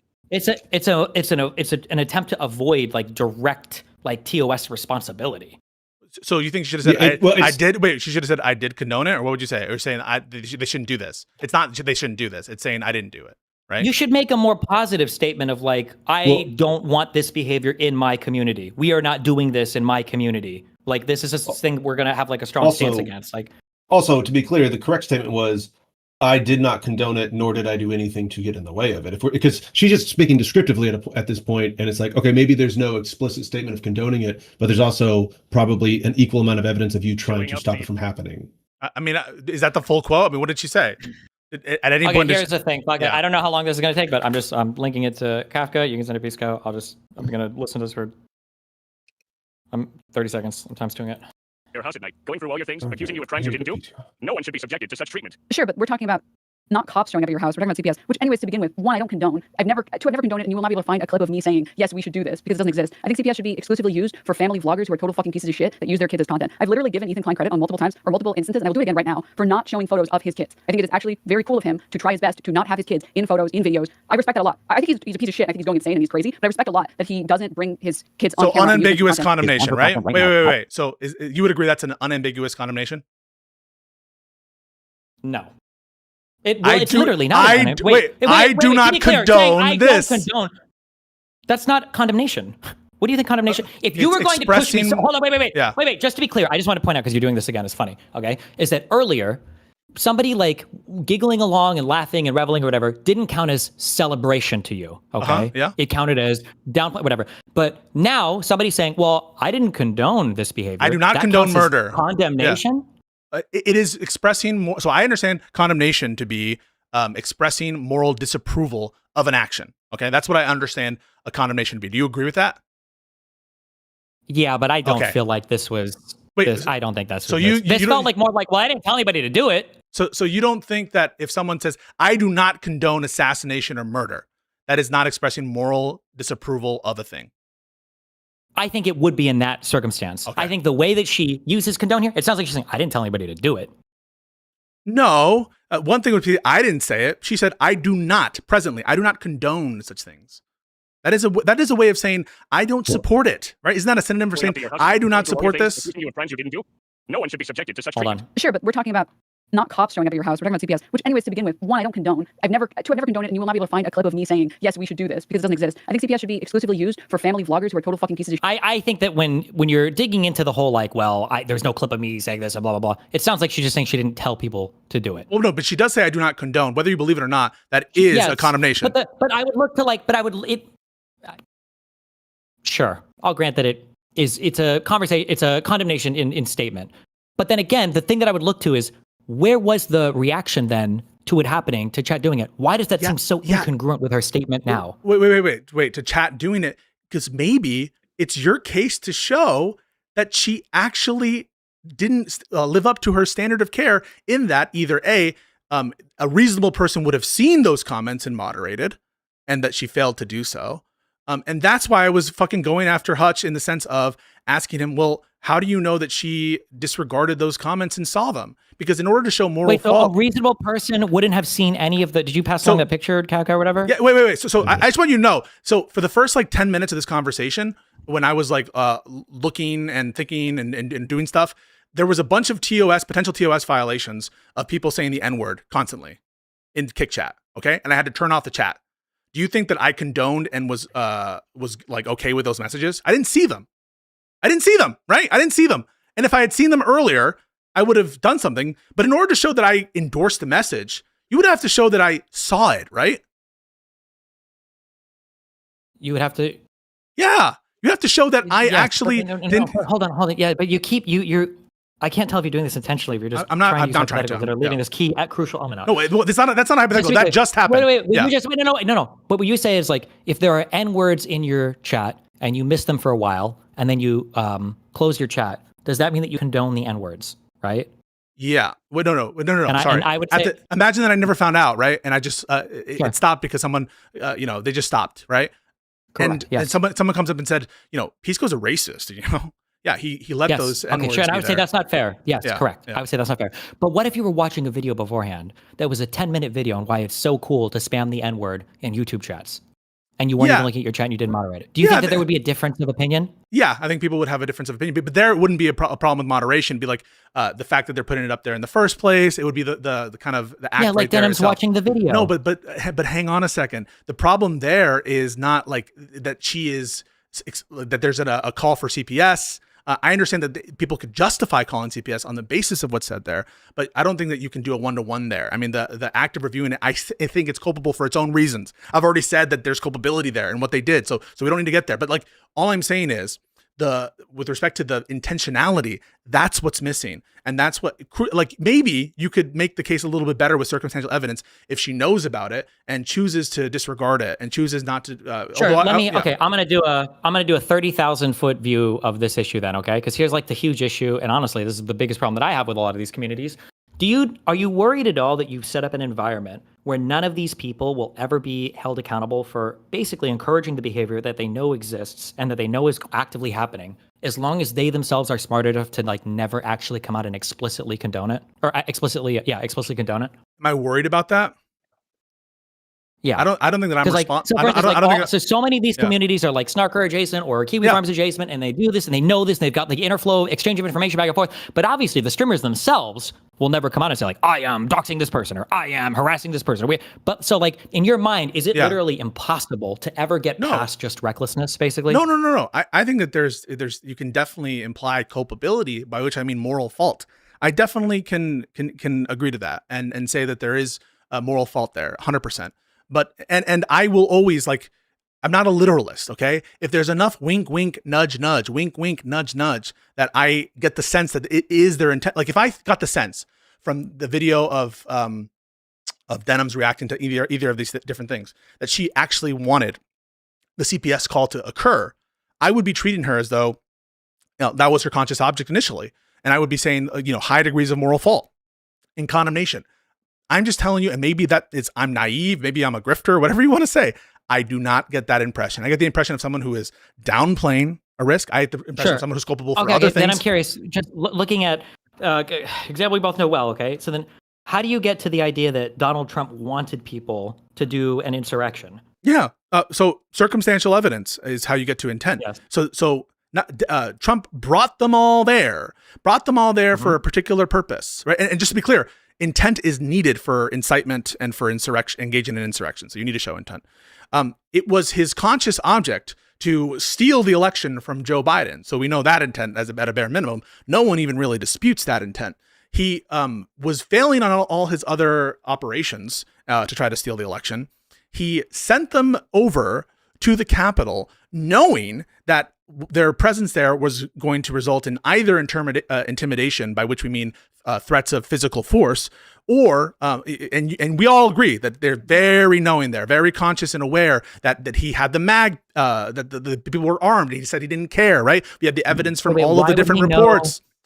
Why would he know that sending them to the Capitol would cause that intimidation? Yeah, because there's a substantial and unjustifiable risk with respect to sending them there. But we are intuiting his intent based on all this huge amount of circumstantial evidence. Look at what we have here. Yeah. We have his knowledge level that they're armed, his knowledge level that they're angry, his knowledge level that the anger is particularized to a group, the presence there, their immediate presence right there, the clear purpose, a clear objective to stop the steal, a clear objective to prevent the certification, one that's been explicit and stated that that's the clear objective, not just an observation, not just disposition, but one where it's their goal, right? The goal is to stop. And then in addition to all that, when it actually happens, when the violence actually occurs, and when he's updated about the fact that they've breached the Capitol, the fact that they're minutes away from the lawmakers. This is all in the reports.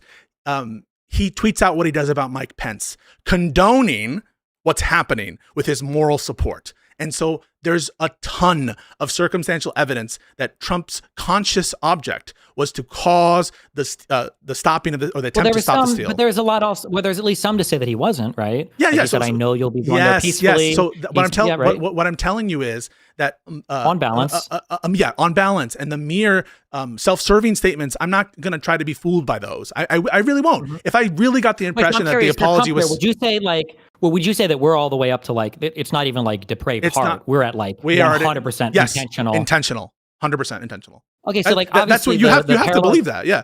Otherwise it's like, So then, but then the parallels I'm obviously drawing here are that like Denims has a chat gathered. They obviously all super fucking hate Ethan and Hila. You've got them watching videos claiming that Ethan's children are basically being negligently abused and are potentially dying of these horrible fucking diseases that Denims goes out of her way to state could be lethal to children. They downplay the calling of CPS, just like how MAGA downplays, the actual riot itself. Like she's doing all of these things that seem to have easy parallels. I'm not even asking for like a first degree 100% intended. I just don't know how you're not at like at the very least like this, like basically whatever another word would be for the depraved heart thing that like she is playing into this as much as she possibly can without basically calling for it. So let me give you an example, right? In that specific context, Rob Noor, all right? Rob Noor absolutely was reckless, I think, in the statements that he was making regarding election theft in pre-2020. He wasn't saying that the election was explicitly stolen, right? He was saying that he did say that it was stolen, but that was because of like the Hunter Biden Twitter file stuff, okay? So he did say that. And he was supporting in practice a lot of the efforts made by Trump in the legal cases, and he was trying to so in other words, he didn't support violence, and I'm never going to say that he directly said that he supported violence, but I do think that his kinds of statements contributed to an air of like feeling that things were unfair, feeling like they were getting fucked over, and he literally did take the view that the election was stolen. So in that context, you're not. But immediately when the insurrection happened, he condemned the violence immediately. Okay. So that's a clear case where you wouldn't. I'll also say a difference too. As much as I hate fucking Rob Noor, I feel like I've heard and I don't even watch any. I don't think I watch barely any of his content. Yes. I feel like I've heard Rob Noor say a billion times, no violence. Political violence is unacceptable. No. Like that's an unambiguous position. Yes. And I don't think if I go into his chat, I'll see people do it. I know that. Yeah. So I'm trying to give you an easy case of someone who definitely, I think you could say, contributed to risk of people feeling disenfranchised. But there's no world in which this guy is going to be. You're going to say that he is. Directly intending what's happening on January 6th, right? Take someone like Ted Cruz, all right? Ted Cruz was launching objections in the Senate, right? To slates of electors, all right? Ted Cruz, before January 6th, he was basically lockstep. He supported the the Pennsylvania versus Texas case that went all the way that went to the Supreme Court on the original jurisdiction. Do you hold Ted Cruz that he intended the insurrection to happen? That was his intent for the insurrection to happen, not to steal in the sense of the procedural coup, in the sense of the insurrection. Do you have evidence that you think that you could prove Ted Cruz wanted the insurrection? Probably not. Yeah, I don't think I agree. I think it's hard because he's culpable. It would change if I knew, because you can have a legal coup. So technically the Senate's allowed to do their objections as per the ECA or whatever. I don't know what Ted Cruz knew insofar as the whole Eastman plot and the whole fake electors bullshit. How about Tucker Carlson? Had knowledge of Tucker Carlson spread lies he knew to be lies, right? He knew they were lies. And we have that from the Dominion case. With respect to the particular insurrection thing, I would have to know. Yes. I would have to know about the ECA violations and the fake elector bullshit. So, anybody that was involved in that, I would say 100% knew. 100 billion percent, yeah. We're going to hold Tucker Carlson accountable for some stuff. We're going to hold Ted Cruz accountable for some stuff. But I don't think it's fair to say that we're going to charge Ted Cruz with insurrection, that we're going to say that he actually did, as his conscious object, have for the specific insurrection to happen. Now, you again, this is just a way to demonstrate what I'm talking about here, and that I'm in good faith. Sure. Again, that's what this conversation is about. But the problem I have with this is that, like, this is a once in a lifetime. Well, I guess no, we had a civil war, so twice, whatever. This is an incredibly rare event that. We have to talk about the foreseeability aspect here, right? Like, does Ted Cruz really think that it's foreseeable that he's engaged in actions that's increasing the risk of an actual violent insurrection happening? Like if Ted Cruz would have been, there are other actions I would have to see to like push me in that let me give you an direction. example. So do you think that Hassan, with his coverage of stuff, that he is intentional? If there's some sort of communist violence that occurs, would you apply culpability to someone like Hassan for that violence? Yes. And that's because you think that his rhetoric has a high degree of connection between potential violence.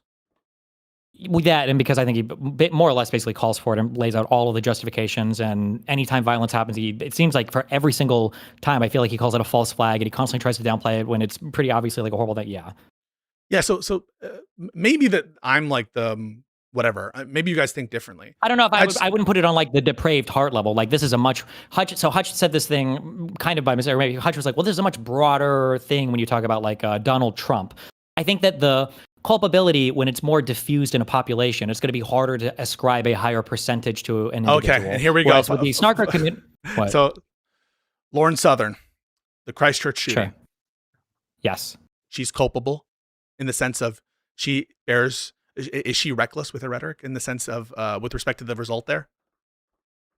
At least, yeah. Her whole thing was basically that white people are literally being violently replaced by immigrating people. Didn't the Christchurch shooter literally cite her in his manifesto, or am I making that up? They did, yeah. They did, yeah. And she took real life actions violating international law, literally in the Mediterranean, shooting flares in the direction of immigrants. This standard is going to apply to basically all of MAGA. Wait, what standard? The standard of holding accountable, by which we mean in the degree of risk. Oh, sure. Analysis. I mean, I almost am there for almost every elected person. Yes. That's why people. I half jokingly say that, like, basically all of them should be barred from holding future office if you're like a MAGA Republican right now. Yes. Okay. That's just a different in terms of how I think we see the balance of evidence in terms of what goes into intent. I think that some people like want these attacks to happen. Like, I don't think someone like Alyssa Slotkin or Mark Kelly, when they say the National Guard person, like, we think they're all unhinged, right? When they say Slotkin wanted the National Guard member to be shot or members to be shot, we all think that they're unhinged. Do you think, for example, why are we saying that? Wait. But why are we saying that they wanted them to be shot? Why are they saying it? We're not saying it. Or wait, what do you mean when you're saying they wanted them to be shot? I'm sorry, can you clarify that? The Republican state, Alyssa Slotkin and Mark Kelly, they wanted the National Guard's people to be shot. That's why they said this thing about don't follow illegal orders. Yeah, sure. Okay. Because and we don't agree with that. Do we think that for the Hortman murders, do you think that Ted Cruz or average Republican wanted the Hortmans to be killed? They intended it. Wanted to? No, but I don't know if there's another word for this fucking depraved heart standard that would be above recklessness or gross recklessness. I know gross, but like I would say that all of their behavior has gotten to that level. Yes. To the point of them it's almost, of a constructive intent, that you think that basically all of these Republicans have a constructive intent to have them Hortmans be killed. Yes, I know that we're like, because everything is so normalized and fucking crazy in this country right now, and people lib shits like fucking Hutch think we're all going back to normal and everything. But like, I think that in any world where half the country doesn't believe in the results of the 2020 election, when you've contributed that in almost any manner, I think the culpability is so much fucking higher than where we're placing it right now. The Republicans have just gotten away with being treated like children. It shouldn't be surprising to you that people are murdering politicians when you're telling people that their country is being stolen by Jewish whether it's surprising or not isn't the question. Else. The question is whether they. It is the question, because the surprising has to do with the foreseeability of it. And if it is easily foreseeable that people are going to start to get violent and murder people and do crazy shit as a result of your rhetoric, then yeah, I'm going to start to hold you at a very high level. But it wouldn't apply to the fascist rhetoric. What? Because it's true. Yeah, the fascist rhetoric is true. Well, yeah, wait. Yeah, it's true because hold on, because I've said this before. Yeah. If they were right, I think maybe the GA6, the murders, everything, maybe they are justified. I think you would agree with that. We have to agree with that. If it was the case that people in Congress were stealing the fucking election and people wanted to revolt against that, I think we would think that's justified, right? Even through our people say that about January 6th, Gore, Bush v. Gore, that it was stolen. Sure. Would it be justified to launch an insurrection to unseat George Bush? I think for George Bush, I think that gets trickier because you're bogged down in more procedural stuff that's not such a clear wrong. I think it gets Okay, a little bit. I think maybe I would grant that at some level of clear. I think that hard Supreme Court decisions suck because the Supreme Court is the fucking god of all fucking things. But when there's so much, no, I hear you. behavior. But I don't really buy that like truth is a defense here on the violent stuff. Like it could be true that they're fascist, but some violence is be careful. I'm not saying that they wouldn't be culpable for the violence. I'm saying in that case the violence would be justified, right? Really? Like Is it? Wait. So the question is, since you think violence is justified against fascists, is it justified to kill Charlie Kirk? I never said violence is justified against fascists, though. Oh, but I thought you just in the did. United States we shouldn't kill people. What do you mean? Well, I thought you had just said that. Well, it's okay. No, wait. No, yeah. I'm not saying it'd be justified because they're fascists. It'd be justified because they're literally stealing all of your elections and literally destroying. Oh your no, but literally. Right now, people are saying that by calling them fascists, whether it's true or not, you're just increasing the likelihood that they're going to be killed by crazy people. And in fact, you have. I mean, I don't agree with the entailments here, but you do have someone who had a bullet that said "catch fascists." I know whether he fired that one or not. Who cares? So there's a plausible case there, right? That the fascist rhetoric, some crazy people could use it. If the analysis is accurate and true, it's a different form of analysis than if you're just lying. Why? Right? Why does truth? Because when you're lying, it doesn't seem like you're trying to make an accurate analysis. It seems like there is an intentionality to invoking violence. If I were to tell you, if I genuinely believe that in the next room, John is killing Sam. Okay, and you run into that next room, and I genuinely believe that, and you run into that next room and John's not killing Sam, and you end up killing John anyway, okay, well, fuck, that's really tragic for a variety of reasons. But if I say John is killing Sam, and I know for a fact that he's not, how can you read that beyond me trying to get you to do something horrible to John? Yeah, I think that it's a much different thing. I think the deception, all else equal, probably plays a role in the evidentiary case that someone has. Wait, no. It doesn't play a role. It makes it a fundamentally different action. Well, no, but it makes it a fundamentally different type of action. So if I mean, I know, but like if I lie to you and say, hey, can you go pick up my mail over to the right? And like, there's actually, I think that there's going to be a surprise party for you right there, right? But I'm lying to you, and it turns out instead of a surprise party where there's like a clown it's a murderous clown and it kills you, right? In that situation, the lie, right, doesn't bear on my intent there. I lied to you for sure. I lied to get you into the other room, but it just happens to be the case that I had no intent to do the bad thing for which we're all criticizing, which is the clown murder of my friend. Sure, but this ties back to the earlier thing where my question was, what else would you expect people to do when you tell them that children are dying because of parental negligence? It seems like that's the only thing. I think the average person. I think the average person would just be like, let them. I'm just be honest with you. I think the average person would watch. No. I think the average person would expect that their audience would do the same thing they see when they say a bunch of fucked up shit in the news, right? Which is to take no action at all. That is the expectation. When that is always like the question. Yeah. Sure, let's test the intuitions in the other direction. Let's say that CPS was called, and then let's say that they showed up and they actually found out the children were being severely neglected. Do you think in that case Dennis would be taking credit for bringing light to the issue, and that everybody would be celebrating all these people for publicizing the issue as much as they did, and all of them would feel some moral credit, goodness, responsibility, virtue for bringing such a horrible situation to light? I think it's possible that she's not beneath that. No, but I'm not saying that. Not beneath it. You don't think she'd be worth giving a little bit of congratulations to? Like you were calling this out. You were saying these children. Yeah, so I think that she would raise her eyebrow, and she would certainly be like, "This is really bad," and she might even take credit. I'm not saying that she'd be on that. I don't know perfectly that she would do that, but I think that there's a decent chance that she would do that. The question is, it doesn't really bear on the conduct. It doesn't bear on the conduct. But what I'm saying is, even if I grant it, it doesn't bear on whether or not the action itself reaches the threshold of conscious object of the CPS call. Even if they would have in bad faith afterwards taking credit for something that in retrospect the call was unjustified, but the claims are true, doesn't mean that the conduct here is the same level of culpability as one whose conscious object is to do a certain thing, right? Like Trump probably didn't intend for some things to happen. He probably didn't intend for the bipartisan infrastructure bill to get passed, but he bet his bottom ass he's going to take credit for a lot of these projects, and there's nothing inconsistent with that. Sure, I know that when people lie about a thing, it lets you read into their intent a lot more than if they just tell you. That's why I said it's relevant to the evidentiary case, but not dispositive. That's what I'm saying. Sure, but either way, this is all. Everything we're saying is reasonable discourse. People, one mind can go one way, one mind can go the other. What it's not is, and this is what I want an acknowledgement on is, oh my God, this is so crazy. What happened to him? He fucking lost his marbles. All of a sudden he went into Jastilk's fucking penumbra, and all of a sudden he's coming out and saying all crazy shit that he would never ever believe. That shit pisses me off. And you might say who cares, but whatever. Figure this out. This is you, and maybe I just play too many video games, so my mind is rotted. But right now, our disagreement seems to be: I'm pushing for depraved heart, and you're content with recklessness. And in my mind, there's not very much daylight between those two positions. I disagree. My feeling is, okay, that's fine. My feeling is that Hutch and other people seem like they're pushing for at least depraved heart, and you're at zero moral culpability whatsoever.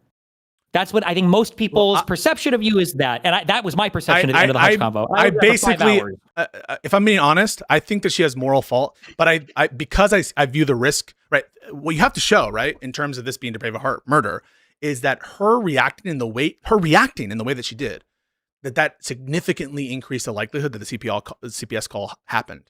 And I'm just like, no, you don't. What? Why do you keep repeating this? You do, in order to have, for you to consciously disregard a substantial unjustifiable risk.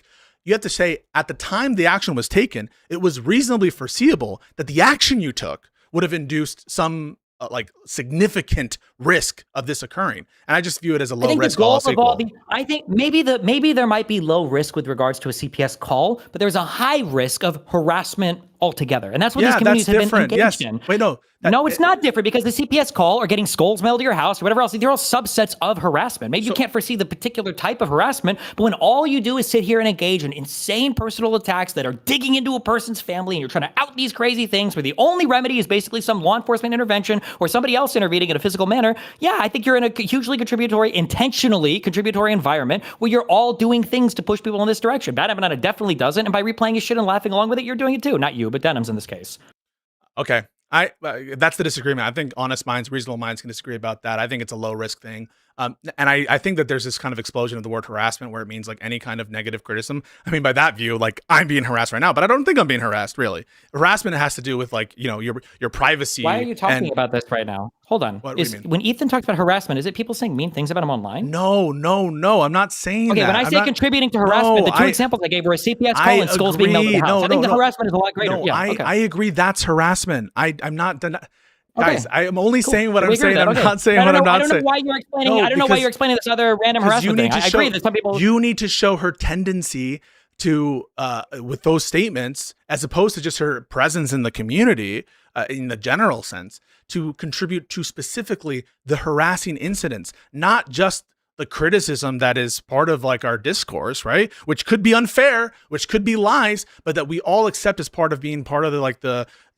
marketplace of ideas. Do you think that if you were part of the Klan and you didn't directly participate in a lynching of a black person, do you think you share some culpability for being part of the organization? Say you pay your dues and you help in other ways. You weren't directly involved in a lynching. Yeah, I think you could be culpable with respect to your participation in the community for sure. But what's you're not necessarily So like her participation in the community, I think, bears on her, increasing risk in the ways that we've talked about for sure at some level of abstraction. And absolutely, like I could grant that, just like you would grant, right? Being a part of the Destiny community, do you think there's any risk involved in there? And there's some culpability for what Destiny DGG does? Do you grant that for yourself and for your community members being part of the Destiny community? For what actions? For the kinds of actions which, listen, you agree your community doxes, right? No, usually it's just me, unfortunately. My community sucks at doxing, so I have to do it all myself. But that's usually because I've hardcore like fucking edited most of this shit out of my community. I had to fucking post everything myself. What do you mean? My community doesn't even do this shit anymore. Where's my community actively doxing people? Oh, sorry. I thought that. So you're saying to the extent that there are doxes coming from you, it's you doing it? Yeah, it's me. Yeah, what the fuck? My community doesn't even do this shit anymore. So Dan doesn't do it, right? I don't know. Dan is on his own fucking thing against Ethan or with Ethan and all that bullshit. Do you know whether Dan has doxed? I just want to ask a question. Do you know whether Dan has doxed anybody? Yes or no? No. You don't know? No. Okay. I think nobody will believe me on this, but that's fine because you probably heard differently from Joe Steele's server. Me and Dan, I don't talk about his shit. I think it's cringe. We argued about this basically every fucking anything else episode, and it even carries over to fucking Moon and Dan doing things and talking about us on. I don't give a fuck. His shit, that's his bullshit. That's his thing, doing whatever. I have basically nothing to do with it. I think I've exchanged all of 2 text messages DMs with Ethan in my entire fucking life.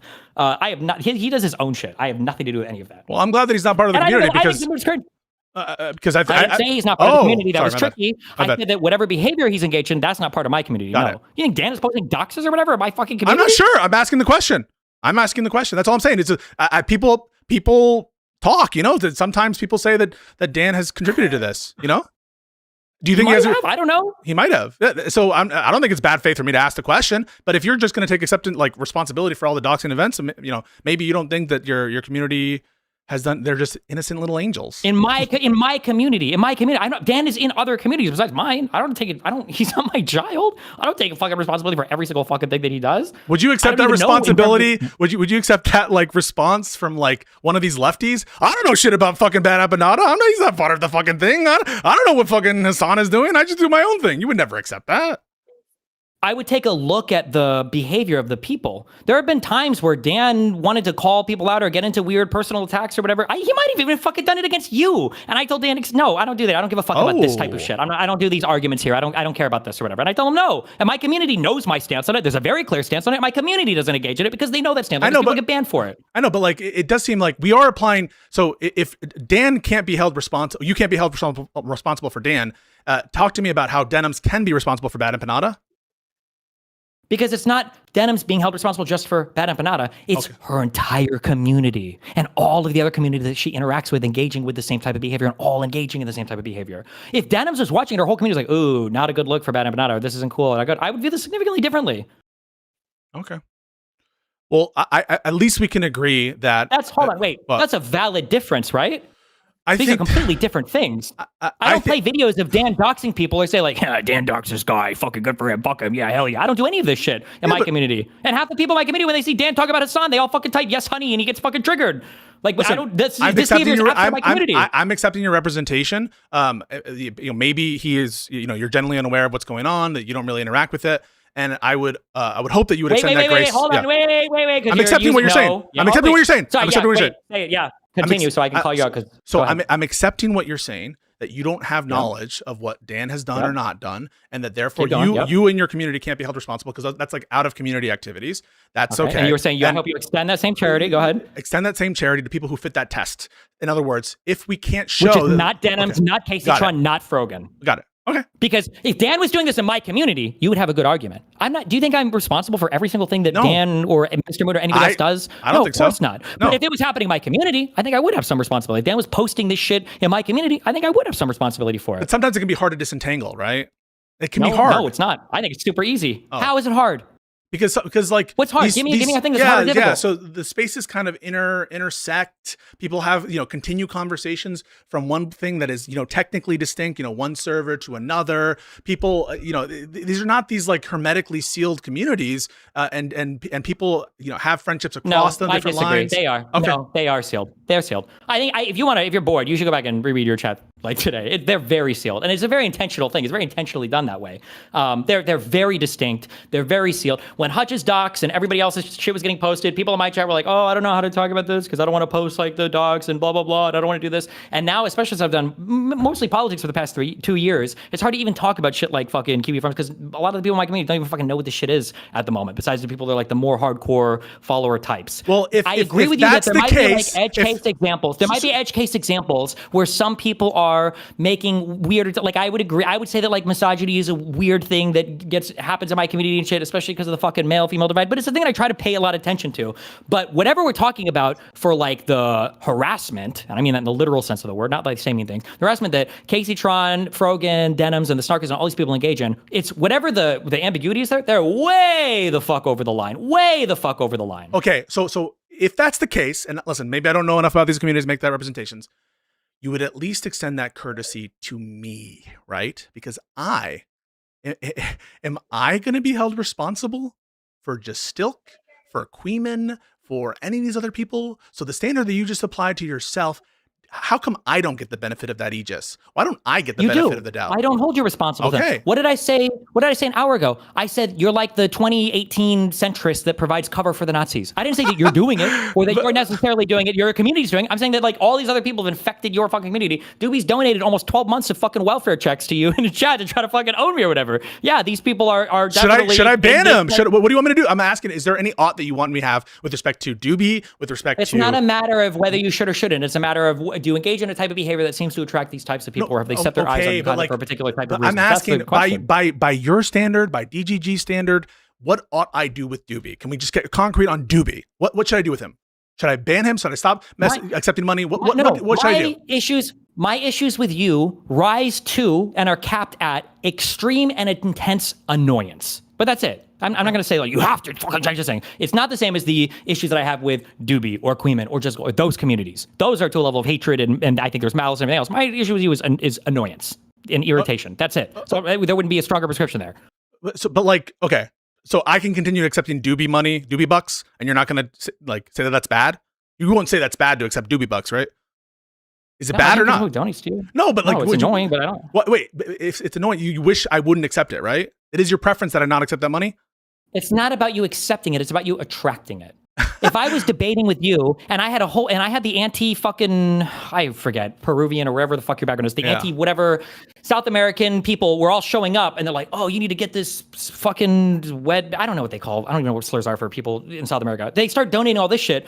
My question would be, why the fuck are these people, my fucking community, donating? But isn't the answer like obvious? The answer is because I've taken some kind of takes on exactly two issues, where people think that we disagree with DGG. Issue number one, yes, Hassan Global Entry Detainment, sure. And issue number two, Ethan Klein lawsuits. But if I were to never address that and were to become bedfellows with all these people, I think people start to look at me, and I think they would rightfully say, "Well, hold on, do you like support everything these communities do?" No, or because you're giving them a pass? I talk shit to Doobie. I talk shit to these other people in the chat when I see them when I disagree with them on the same grounds that I disagree on some. But like if you think that there's something else I ought do.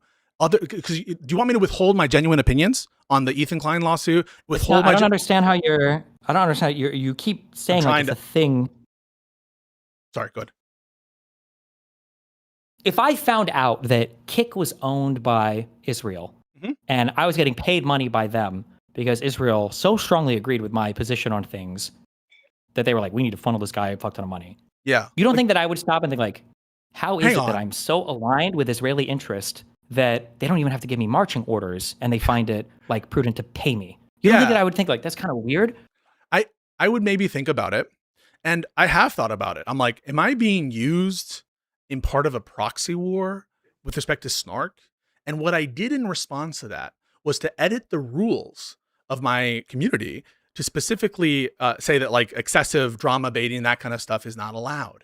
And that was, I thought, a reasonable response to some of the quote unquote turf wars that were happening in my Discord and in my community to make it clear that, hey, I don't want to talk about this lawsuit for reasons I've already stated, the one that you're involved in. And I don't want this to be a turf war where that happens. And by the way, there's a lot of criticisms from both sides on that. I think I've taken a reasonable position. There are a lot of reasons that you guys will never know about that position. And it is not because of what some people think, although I have stated some actual public reasons why I do it. But that was the actions I took so that to make sure that my community, which has a lot of Destiny supporters in it, which I have never said is not okay, which I have continued to when there are public issues that are of like national importance or where you do a good debate, I have signaled that I'm willing to praise you. That is not something consistent with one of these snarky, like, are these snarker people like taking opportunities I don't understand. You're like, you're missing. I just don't understand substantively how you're missing the point. If my community were to start, we're up full of a bunch of people and they were like spamming all these crazy slurs at you and everything. And I said, my response is, okay, guys, you guys are like super racist against Pisco. You're spamming all these slurs. We're going to ban racial slurs now from my chat. Would that be adequate to address that behavior, do you think? Using the racial slurs, banning the slurs themselves? Sorry, I want to make sure I understand it, as opposed to banning the people who were saying the slurs, right? No, I'm not even, I'm just saying that we ban all the slurs. No more slurs in chat. So it depends, right? If the people are, the problematic people are indicating like a future tendency in my spaces, both my chat and my Discord, to violate the rules, then the mere fact of like the rule change wouldn't be enough, right? I would have to remove the members. Yes, correct. Yeah. But you've stopped short of saying that would be justified. And I think that it's not. Go for it. It's not so much removing the members. It's like, why are these particular people attracted? Because first of all, I have known Doobie for years, right? So Doobie and I, even though like, I don't know him personally, right? Like, you're personalizing this so much. It's not like me and Ethan hate each other now, okay? Because I think he did weird shit and I countered him, so fuck it, okay? That being said, my community's never turned into an Ethan snarker community, okay? I just think he's retarded. That's it. And But, my like, community, if my community was my trying to community attract, if my community was trying to attract snarkers, I wouldn't just say we're going to ban this type of conversation. I'd be like, well, fuck, what kind of content am I doing, or what am I engaging in that's like fostering this type of community? I think that Frogan, Denims, and Caseytron maybe should have asked that question way before it got to all of their communities basically laughing along with CPS calls. I think you're way over the fucking line at that point. Okay, so let me go cut ahead. in real quick. I'm sorry. Okay, real quick, guys. I have a family that wants to see me today, so I'm not leaving. Keep this going. I've already tapped Wick. Well, I have to leave in like 2 minutes because I fucking have to stream it to work today too. So Wick is ready to come in. Pisco, if you want to invite him in, just so we can finish this out for you guys. Just so you have a third. I don't think we need a mod. I think we're finishing out. But I appreciate that you being here. So like, no worries. Yeah, and I appreciate you. Good luck with your family. Hope your daughter's okay. Feels better. Okay. Thanks. Appreciate it. Everybody, go read the Pragmatic Papers. Bye. Yeah. So the final thing I'll say is there's plenty of Destiny supporters in my community. You know, I started on Prime Kai, but I really got a lot of followers after my consistent appearances on your stream. That is true. And so I'm sure there's always going to be crossover. And I have never said you can't talk about Destiny. You can't praise Destiny in my community. I continue to, not exclude that. And I don't want to make my subreddit a Destiny hate subreddit. And it's not. A lot of my mods really support you. Some of the people who are helping me with like my channel stuff, they are Destiny fans, and they have been, and they continue to be. So this whole notion that I'm, just because I take this opinion, I'm sure if you like ask my audience, probably 60% of them disagree with my take on at a bare minimum on the global entry detainment issue. It's just like me and like 2 other people in my Discord who stay on that topic. And so it's just not the case that I'm fostering a community to antagonize you, to antagonize DGG. I'm doing what I've always done, which is say what I believe, say it loudly. Maybe there's an ego thing where I'm like myopic, or maybe I'm arrogant or whatever. But what I'm not doing is being insincere. You can guarantee I'm being sincere, and I'm not fucking grifting. Because if I was trying to grift, I would read the room and say, fuck Denims, fuck Hassan, these lawsuits are based, and do what everyone else is doing and do it better than them. But I'm not doing that because I don't think it's right. And I think that there's additional insight I can provide, and it's not my view. And so I'm not doing the thing that would get me the most money. Whenever I do one of these videos, one of the reasons I don't post them anymore, they get fucking review bombed because everyone in that community hates them. So I think that I'm aware of that, but I'm not stopping because of money. And I'm certainly not going on this crusade to the extent that it is based on like, trying to be a grifter. And I'll say one other thing, right? Ethan made a malicious lie about me, right? Ethan said that I LARP as an attorney. I'm like Mike from PA. That's basically suggesting that I don't have any, that I was never admitted to practice in any state. That's what he suggested. Never taken that back. So on this entire Hold thing, on, right? wait. Yeah. Did Ethan really? No, mate. Yes, First of all, fuck Ethan, because he's retarded half the time. Wait. Yes. What did Ethan say? Yes. So I'll bring up the quote. Do you know what I'm about to ask? No, I don't know what you're about to ask. Okay. Well, I just want to see the thing. Bring up the quote.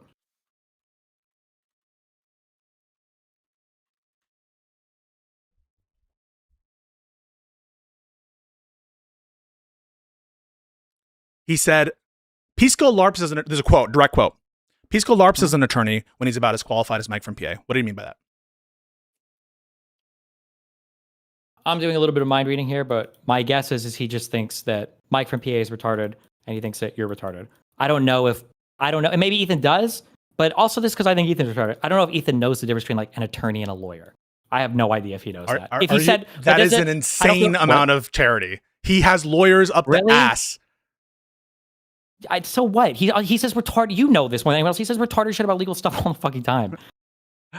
Okay. Now, but listen, I'm not. Baby I'm not Ethan, no standards, Ethan. You could show me one of a million quotes or whatever, and I'd be like, okay, yeah, he knew that. That's probably what he was implying, I guess. But I actually, if I had to put money on it, 1-to-1 odds, my guess is Ethan probably doesn't know the difference between an attorney and a lawyer. That'd be my guess. I don't even think there is. People say lawyer versus attorney. I don't think that that's like a consistent distinction. But the what people know about Mike from PA is he's never admitted to practice. That's what people know from Mike from PA. He's talking about qualification as Mike from PA. What is Mike from PA known for? Wait, is that what he's known for? I feel like he's known for being a with respect to legal stuff. Shit all with the legal time. With respect to legal opinions, the whole thing about it, is that he was never admitted to practice.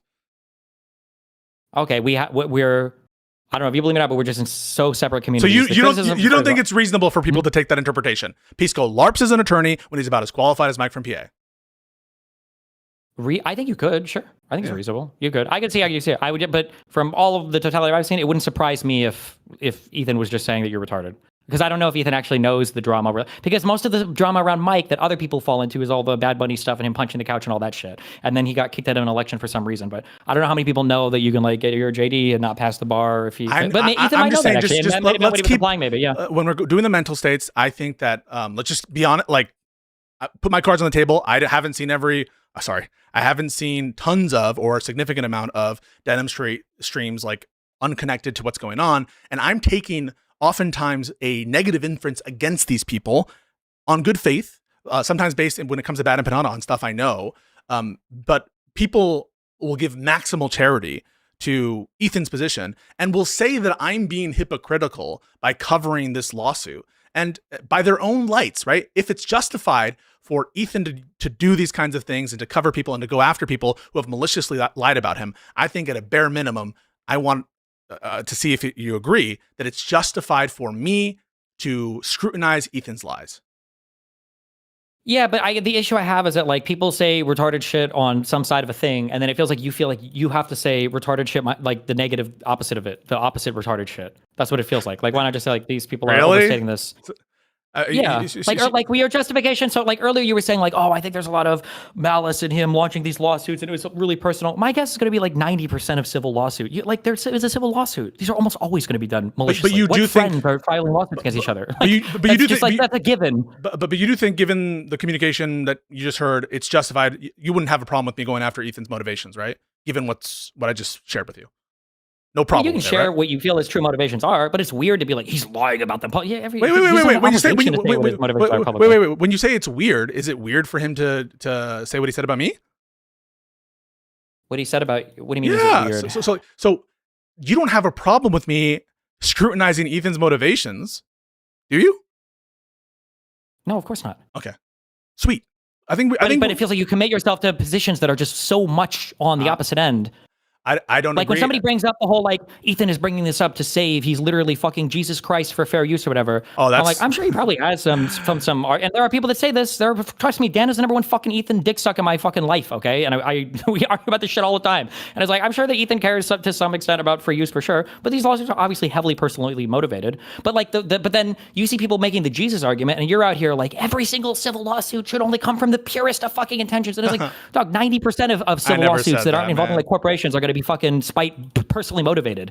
You didn't quite get there on Hutch's lawsuit stuff, but when you were talking to Hutch, but it sounded like you were saying like, well, if people are launching lawsuits for personal motivations and not the actual underlying civil cause of action, that's probably not a good thing. I have an opinion about what when lawsuits are justified and when they're not. That might differ from like what's legally acceptable or what's acceptable under the rules of ethics. And just because a lawsuit is legal to file, you're never going to be in favor, right? Like, for example, an easy case is, I'm not saying this is like Ethan's lawsuit. Okay, I'm not saying they're exactly the same, but I'm just saying that you do apply an ethical standard to bring lawsuits. For example, Trump bringing his lawsuits against the fucking pollster. He's legally allowed to do it. Trump bringing a lawsuit against, to try to steal the election. We are going to apply a standard to whether or not we think that that's justified, even if it's motivated by a bunch of spite. And I'm grappling, I think, honestly, in front of everybody, with what are the factors that go into whether or not I'm going to like think that a lawsuit is okay. And there's nothing wrong with that. I don't like that comparison because the biggest issue with Trump bringing the lawsuit, I would argue, is quasi procedural. It's the fact that he is the chief executive and he is the president of the United States. Like nobody has a problem with Macron filing a lawsuit, I don't think, against like Candace Owens, right? I would have an issue with Trump filing a lawsuit against Candace Owens. No, but like you can think of unhinged lawsuits between private people that you would be like, this is a bad lawsuit. I'm sure you can think of such lawsuits, can't you? Yes, right. It depends on what you mean by bad lawsuits. Ones that you think are ethically wrong to bring. You don't think that? If there are some lawsuits out there that are ethically wrong to bring? I guess we'd have to define what we even mean by what we ought do, what they ought do. Examples of it. I'm sure we could. No, but like, what makes it like? If you got into a personal fight with a friend and you knew that like his mom was dying of cancer and he's paying for it out of pocket, you know that if you sue him, he'll kill his mom or something. Like, maybe theoretically, possibly. Not just that, right? Man, we also have to get into like really hard. So for example, if you thought that a lawsuit was like totally baseless and not worth the court's time and was just done for an improper purpose, you would probably be against it, right? Yeah, but that's not a question to the motivation. That's a question to the actual facts of the case. If you knew, for example, that someone was filing a lawsuit only to fuck with you, to take your time, take your money, and basically do things out of malice, you wouldn't think that would bear on the ethics of the lawsuit? It would be personally annoying, but if they have a valid cause of action and they're not lying about any underlying evidence, people have a right to fucking file lawsuits. Right, but that's what I mean. Like, you're going to apply an ethical standard. No one's questioning your right to bring it. No, that's not an ethical standard. It's annoying. It would be annoying, but I wouldn't say it's necessarily wrong or you're in a moral wrong to do it. Wait, right? they ought not do it. They ought not file it, right? My issue related to Pixie is that she's lying about a lot of the evidence. That's my issue there. But does she have a right to file the lawsuit? I literally told her at the end, listen, if you want to sue me, then fucking sue me. You have the right to do it. I'm not going to sit here and say they don't. Without getting into merits, should she have sued you? Sure. You think she should have sued you? If she genuinely believed that the evidence that she had in the beginning was correct and true, then yeah, I think she had a right to, and I think she should have. If she felt like, I'm not saying should have is weird, but like she wouldn't be in the moral wrong for doing it. So another way of saying that is she ought have sued you, given that that is her belief. If you assume it is, it's when you say ought, you're implying like a moral compulsion. I don't know if I would use ought here. By which I mean it is morally good. It's fine. It's not morally bad. Okay, I have a different view. I think we can be scrutinizing towards lawsuits, their motivations, why they're being brought, the purposes behind them. It might be some area where we think that like there's reasonable minds can disagree on a particular thing, and I'm honestly trying to grapple with our intuitions that some lawsuits we don't agree with, and so I don't think I should be blamed for that. I'm curious. Sure, I'm curious then, because this is my issue. I don't know how much you listen to me scream at you over this, but like my issue is that the standard that you're using, I feel like there might be. I feel like 90% of certain types of lawsuits are almost exclusively going to be motivated by personal spite. So like contract law, maybe not. Maybe certain torts or whatever, maybe not. But like when you get into things like defamation or intentional infliction of emotional stress or whatever, any of these, I feel like almost because what are we saying? What if they don't care about the property right underneath it? Like I'm giving you a stylized example, which is a simplified example. What if it's the case that we know for certain, it's a hypothetical, that they're suing, they don't give a shit about the property infringement at issue. They don't care about it. In fact, they like that it was infringed, and they're suing over that. Would you support such a lawsuit? Absent some overriding social concern, I can imagine where impact litigation mattered, so absent those kinds of, or where, it's kind of futile, no matter what lawsuit's going to happen. So absent those things. I think if there might be a world maybe where if I could maybe perfectly ascertain it, I would say no, that would be unethical. Yeah. But I think this would get I think it would be on the border of like, should you deny people who are not vaccinated access to medical treatment related to the disease that they didn't get vaccinated against? And I think it's an easy yes for people to say, but as soon as you start to push a little bit, it's like, well, what about if you're fat and you have an obesity or like heart-related disease? What if you smoke cigarettes and you got lung cancer? What if your parents smoked, right? Then it's like, okay, fuck, actually, there's no way to draw a line here. Right, so do you agree that like the vast majority of certain types of civil litigation it's motivated by spite? No, otherwise, they would just solve it out of court, right? I basically think that you're correct. I just want to say that you are correct that in litigation, almost always there is some human story of emotion, spite, anger, betrayal. These stories are oftentimes lost by the legal formalism. And I should never have, no one should interpret me as to say that I think that legal lawsuits are all formalistic. All I'm saying is there are certain purposes that I think are proper, certain that I think are improper. So the mere presence of malice or a spite to me isn't going to be sufficient to say I don't care about a lawsuit. I just want to be clear about that. So the presence of spite, I've never represented that that's sufficient for me to say a lawsuit's not justified. I have a view about when lawsuits are justified, and it's not that. But I'm just saying, like, we all are trying to honestly grapple with when that is the case and when it's not the case, and that's what I'm trying to do. You might disagree with me. This is my issue. I don't like when you keep saying it's honest disagreement. I agree with you. You do this thing where there are a particularized, Hutch was running this too. There's a particularized example where it feels like you're so far beyond the pale. And then you back it up to like, well, aren't there times where, like, for instance, we could say that, like, aren't there times where, like, consent is hazy when two people have had maybe a little bit too much to drink, but they, like, have had sex before and they had sex, and you're like, okay, sure. But the particular case you're talking about is, like, a guy who roofied some girl and fucking ran a train on her with his entire fucking family. It's like, I don't know why we're bringing up that, like, reasonable minds can disagree. Like, we're so far beyond the pale at this point. I feel like with regards to the Ethan lawsuits, we have like very clear and obvious copyright infringement. It was so obvious that he literally set it up in advance of this happening. I agree. The copyright infringement was being used to further the other harms that were being done to Ethan. I think that it feels like, I could be wrong, but it feels like sometimes civil litigation is used to recoup or attack somebody for other harms. Like, for instance, if people don't get a criminal conviction, there might be civil litigation that follows where somebody's trying to be made whole again. So I feel like in terms of like a vehicle for Ethan's spite, this copyright-related lawsuit is kind of the perfect vehicle. Yeah, I don't agree with that. And for reasons that I've stated in those other situations, I think I can give you an example where I think your intuition would be flipped. And the one I keep going back to is the Tim Pool example. Let's say that, same facts, Tim Pool sets a trap for me because I had said something about him taking Russian money, which he didn't find totally good or whatever. And he actually wants me to infringe that copyright.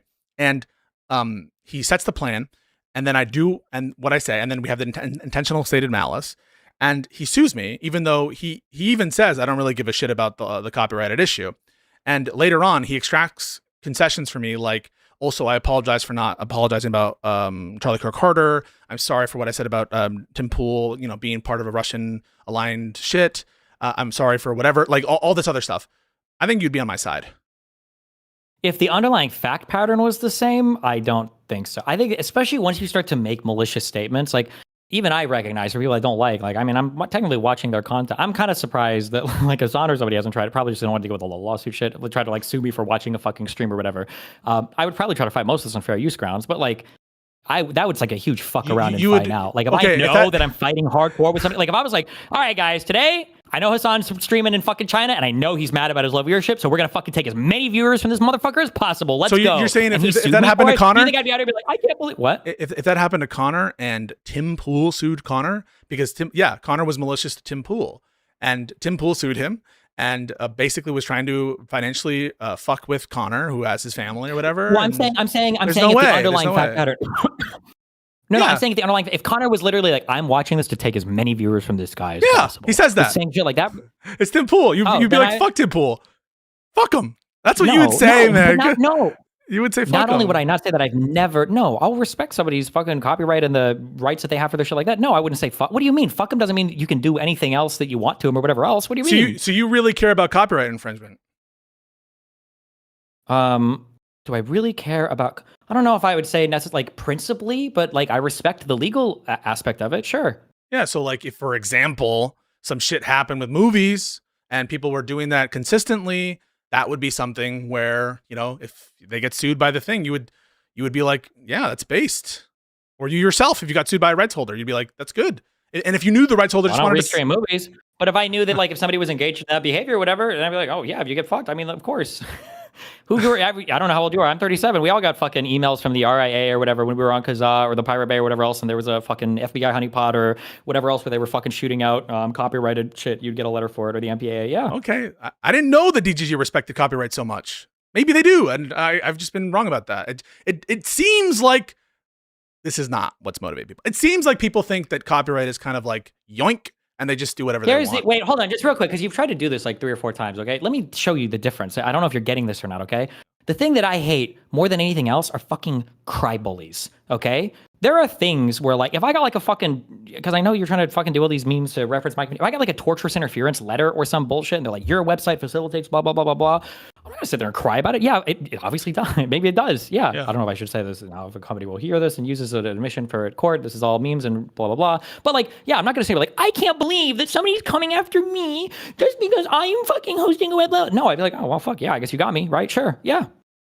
Okay, but if you had a sense... Like, you own it. You own your actions. Own your behavior. If somebody... earlier, you tried to do it the doxing thing. What if somebody harassed just to go blah, blah, blah? You know, it's like, I don't want people to do that. What if they trapped you? What if they try to do this? You think I'm going to pearl clutch and be like, I never intended for anybody to be mean or harass anybody, blah, blah. No, of course I'm not going to pearl clutch like that. This is serious shit. I'm doing it in response to serious shit, though. Just don't pearl clutch like these other communities are doing. Own the responsibility. Own the outcomes of your actions. So if Hassan sues you for copyright infringement, you're going to be like, based? I deserve to be sued. Well, no, because I think all of my stuff for Hassan is fair use. That's why I said if the underlying fact pattern is assuming you just play. Okay, but if you assuming you play it, and so do you actually believe this line about intentional stated malice? That should be the line. That should be the standard. You don't believe that? XQC is fine. Should it be the line? Yeah, it shouldn't be the line. So you're not going to uphold that line. That's like a made up thing. So that's like made up. Hold on. It's absolutely not a made up thing. Okay, it's not a line that people care about. It's absolutely a line that people care about. Attorneys and judges would probably care about it. Intentionally stated. If you're literally saying like, "I'm doing this because fuck the other person." No, for copyright, as a line, and no, as a line for copyright, is that even one that you copyright? I think people are going to care about that. If you intentionally state malice, I think people. Do you want that to be the threshold? That beyond anything before that, good to go? No, I don't think. I don't think that's a threshold question. I don't think it's just positive one way or another. But I'm saying that like I definitely wouldn't complain at that point. Like Jesus Christ. Like, how could you, right? Like, you're expecting it. Like, if I'm watching Hassan's shit, I'm commenting or whatever, that's fine. But if I watch it, I'm like, this motherfucker, I'm taking as many views as possible. And he sued me. How am I going to sue him? Like, I can't believe that he blah, blah, blah, blah, blah. I think if your community got the impression that one of the motives of the the people who were suing you was because you had said something about Russia or other political grievance, they would harp on that and they would call it improper purpose. If they got the sense, they might. Yeah, yes. I agree with you. They probably would. Sure, I think a lot of, but I think you would say, you know what? That's a good point. Good point. That's fine, but the thing is, you can say that because you're intuiting it. Maybe because of things Dewey and Jisk will tell you, but I don't say things like that. I am the number one fuck around and find out person on the internet. Where if something happens, I always say, "What did the other person do? What did they do first? Why did this person do that?" I'm like, I have the highest reputation in the entire fucking world for asking that question when it comes to the guy. Always ask that other question. Okay. Hey, you made me tired, and I do want to say I think that we can have people in communities have their disagreements. Y'all can say whatever you want, but I'm going to defend myself in terms of my ethics, and I think that what I've done is nothing but stay true to like my sincere opinions. And if that pisses people off and that causes people to think that like I'm taking a side with the lefties, so be it. I'm going to keep saying what I want to say and what I actually believe. I'm not a tanky. I'm not a socialist. I'm not trying to withhold opinions for one reason or another. But if people take that impression from me, that's their impression to take. I will try to rebut it. I will try to defend myself. But it's not the case that I'm stealing talking points or opinions from someone else and that I don't genuinely hold them. To the extent that people have presented information to me and I find it convincing, it's because it's on the grounds that I find it convincing. And I'm not like in these, private DMs or private groups with snarker communities whose whole intention is to destroy you or your community. That's not what I'm doing. I'm trying to keep it to stuff that I'm interested in, and that's all I can do. Well, to be clear, that's not all you can do. That's the bare minimum. Well, what else do you want me to do? Do you want me to ban them? Yeah, I want you to ban every single anti-Destiny fan. I need you to pull people. I want you to go Pisco, Cash Patel, okay? And I need you to do a loyalty test. And if anybody was involved in any shit talking to me, ban all of them. Okay, but if that's insincere, if that's facetious, if there's some actual ought that people think that I should do, present it to me. Send it to me in a DM. Say it it's just all I'll say. Listen, my whole chat, I've been watching the whole time, okay, are blowing up. They are super pissed at you. They think your position is disingenuous. They think you're lying about this thing or whatever. They think your arguments are blah, blah, blah. Your chat the entire time has been saying I'm a pedophile, I have child porn, I fuck kids, I do all this. That's the difference. In terms of you asking like, well, should I ban that person saying that? No, but like, why is there a difference there? I don't know. Why is there a difference between my community, Ethan's community, and Casey Tron Frogan and the other bitch's community or whatever, right? I think at the end of the day, it's good to ask questions like this and not pretend like all of it is a random chance, an accident, and a big bang, and who knows how anything could happen. And if you want to disingenuously present it as like, well, who should I fucking ban? Who should Trump have arrested to make it so he's not guilty for J6? It's not a simple matter at that point, right? Like you quoting Sotomayor in the Warhol case where just because you say a thing is a thing doesn't make the thing itself the thing. So, so there you go. You think I was disingenuous with my citations to Warhol? Probably, but I have to go read it because the way you cited it made me think it was disingenuous. The citation sounded like you were making it sound like she said that just because somebody says a thing is fair use or whatever.